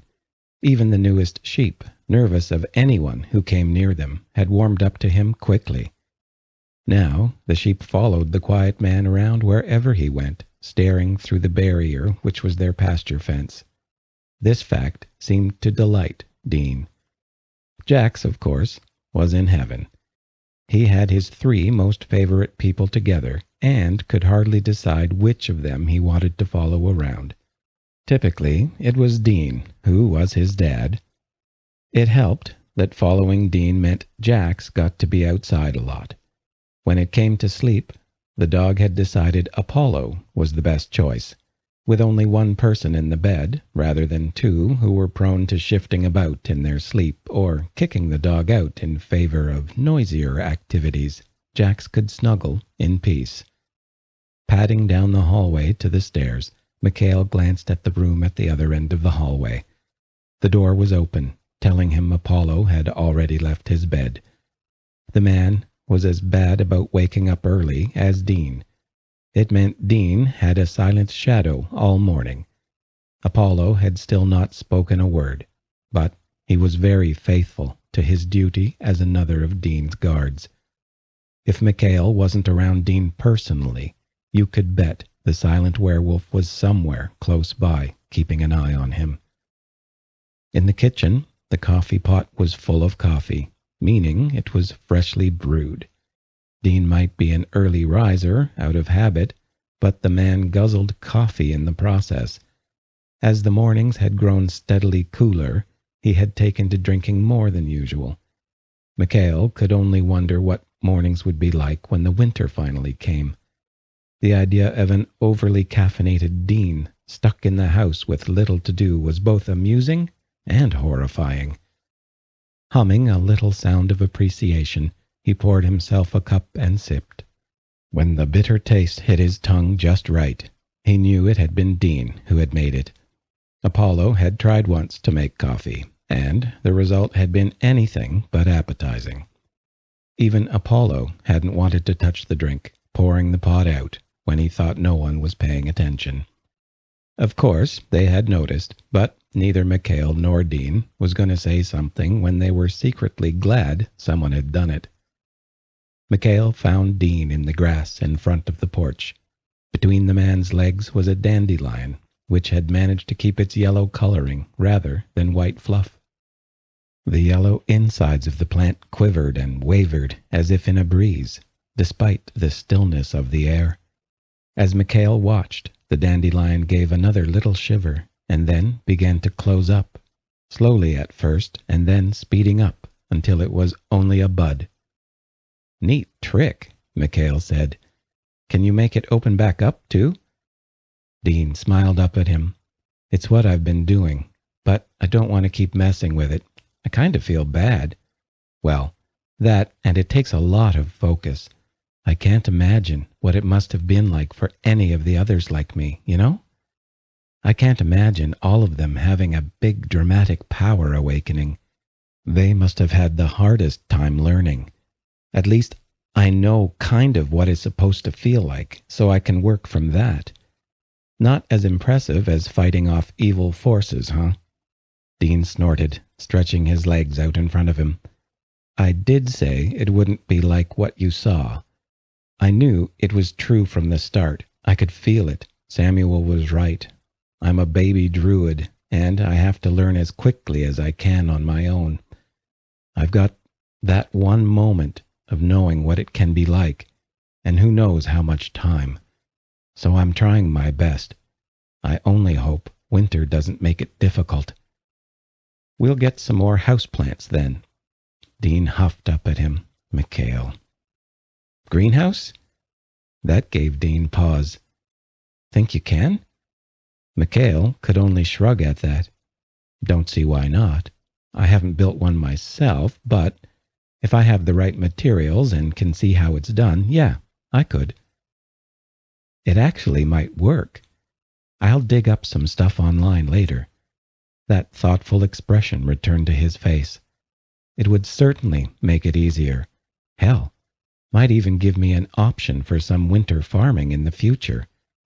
Can't believe I didn't think about it before. Only a small one at first, though, to give you practice in making it. Plus, we don't really have the time or money for a big one. Look at you go. Mikhail made a face at the smaller man. I do have good ideas, you know. Every now and then, yeah. Dean grinned wickedly. And aren't you cold? What is it with you werewolves? Mikhail glanced down, realizing he was wearing only a pair of thin shorts and a t-shirt. Then he raised an eyebrow at Dean, who was currently sitting in the dew-covered grass, wearing his working jeans and a t-shirt. His jacket was thrown casually over the porch railing. We run hot, naturally, which you complained about every night during the summer, Mikhail reminded him with a smirk. What's your excuse? Dean looked down at his bare feet. Guess I don't really notice it as much. Like, it's cold, but it's not really something that bothers me anymore. My feet have been soaked from the grass forever now, and it doesn't really bother me. It's kind of freaky, actually, knowing it's just one more thing that's different about me from before. Mikhail frowned, crouching under the top step. You all right? Dean shrugged. It's just hard, is all. Is it just the druid thing, or is it the... He paused, glancing around for Apollo, and decided to take the safer route. The whole thing. It's the only thing I'm willing to talk about at the moment, Dean admitted, which Mikhail accepted. Dean was pretty much open about everything with him, to the point that he was even open about not wanting to be open. It was the sort of brutal honesty that Mikhail could appreciate. It certainly left no question about where Dean stood on things. Okay, so werewolves and monsters from some dark place in the universe you're okay with, but not this. All those other things were going on around me, not to me, Dean explained with a sigh, plucking the grass, then wincing and simply laying his restless hands on his legs. This is about me and who I am. I don't have a say in this. Everything else I could process and choose what I wanted to do about it. This, I can't change this. I can't just walk away from it. I guess if I hadn't chosen all the other stuff, this probably wouldn't have happened either. Now, it's going to be with me for the rest of my life. I have no choice but to deal with this. That was perhaps the most basic thing that Mikhail understood about Dean's character. Everything else going on around him, no matter how shocking, could be dealt with. After all, Dean always had the choice to simply walk away if he really didn't want to deal with something. That this new power completely erased the option was probably difficult for Dean to cope with. The man prided himself on his independence and his ability to do what he wanted, and now was being given little choice in the matter. Kinda sucks when everything's been decided for you, huh? Mikhail asked with a faint smile of understanding, hoping he sounded empathetic and not as if he were trying to make it about himself. Dean looked up in surprise, then laughed. You would know something about that, wouldn't you? But you could get away from it, couldn't you? Well, some of it, I guess. Still have to be the man in charge one day, but at least you have some choice in it, right?" Mikhail snorted at him. "With a lot of help, yeah. You win some, you lose some. You'll make this a win, though, even if you want to grump about it first." Dean chucked one of his socks at Mikhail with a glare, and Mikhail caught it. "Ass." "Aw, come on. You know I'm right. You just need to make peace with it first and not be so grumpy because you didn't have a choice in it. I always knew you were something special. I guess Gaia decided to make it a little more obvious is all." Dean was trying not to smile. Pushing up off the grass, he moved over to the porch and sat a step down from Mikhail, placing himself between Mikhail's long legs. He leaned back into the werewolf's warmth, even as Mikhail wiggled at the feel of the man's cold, damp clothes against him. "You're right," Dean admitted. "It's just a little hard is all. I know a lot of it is me being stubborn about the whole thing. I don't like not having a say in it, but I'll get past it eventually." There was a pause, and Mikhail felt the conversation in Dean's brain take a sudden hard left. "So, what's this process for being a mate?" Mikhail snorted a laugh into his coffee, and Dean blinked at him. "What?" "Your dad looked weird as hell when he mentioned it. I didn't really want to push it right then, figured I should sometime give him a break. So, what was that all about?" "It's a bit of a layered thing," Mikhail said with a faint smile. "Much as we like to keep most things simple, we can make other things really complicated." Dean rolled his eyes and settled back into Mikhail. "Yeah, I noticed that." "Really, it's just having acknowledgement that you're mated from the alpha. That's all my dad needs to worry about doing anyway. We take care of the rest of it ourselves." Again, he felt the man thinking below him. "Okay, so what's the rest of it bit we have to do? Your dad seemed almost shy about it. Is it dirty?" "No," Mikhail chuckled, kissing the top of the man's head. "It's just very intimate. It's a bite, done in human form. I would have to be partially transformed to do it. It's intense, I'm told, for both people. It marks both people as bonded for life, and there's no way to remove the effects of the bite.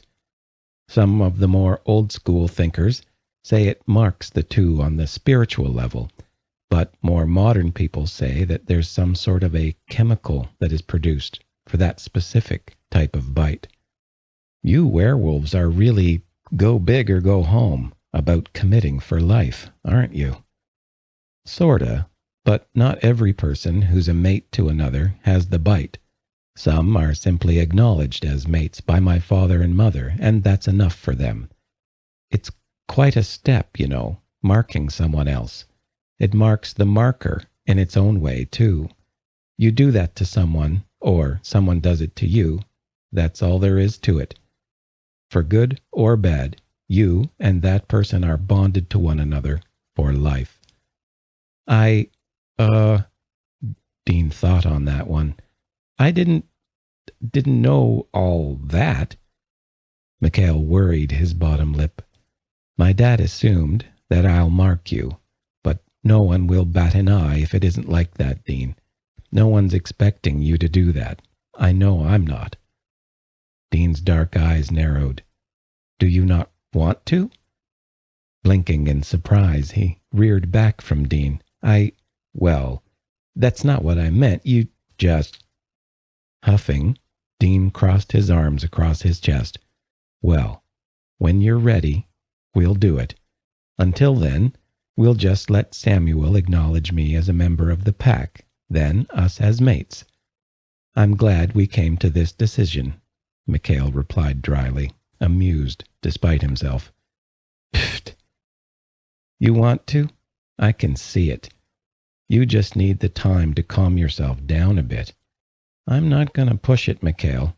I have you already, and I know you're not going anywhere.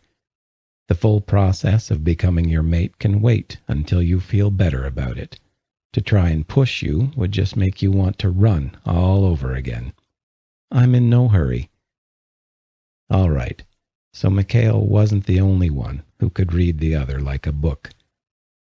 "Where's Apollo?" Mikhail asked, changing the subject so he could mull it over on his own. "He's in the barn with Fee, Fi, Fo, and Fum," Dean answered easily, obviously accepting the change in subject. "I think he's as taken with them as they are with him. I think he knew you were coming outside. He went in there just a few minutes before you showed up. He was just lurking before that." "Still hasn't said anything?" Dean slowly shook his head. "No. Keeps an eye on me when you're not around, but never saying anything. Never even changes his expression, except his eyes do soften when he's around the animals. I like that Jax sleeps with him. I know it has to help a little. He's never been a talker. Artemis did most of it for him," Mikhail said aloud, feeling another constriction of his chest. Dean's hand wrapped around a calf, squeezing at the tightness in Mikhail's voice. "But it's just going to take time. I hope." "I can't imagine what it must be like," Dean said finally, his voice heavy. Mikhail wasn't as sold on that as Dean apparently was. Sure, Dean hadn't lost a twin, but he had lost everything and everyone he had ever known. That was no small loss, and perhaps it was why Dean had thought to drag Apollo out to the farm.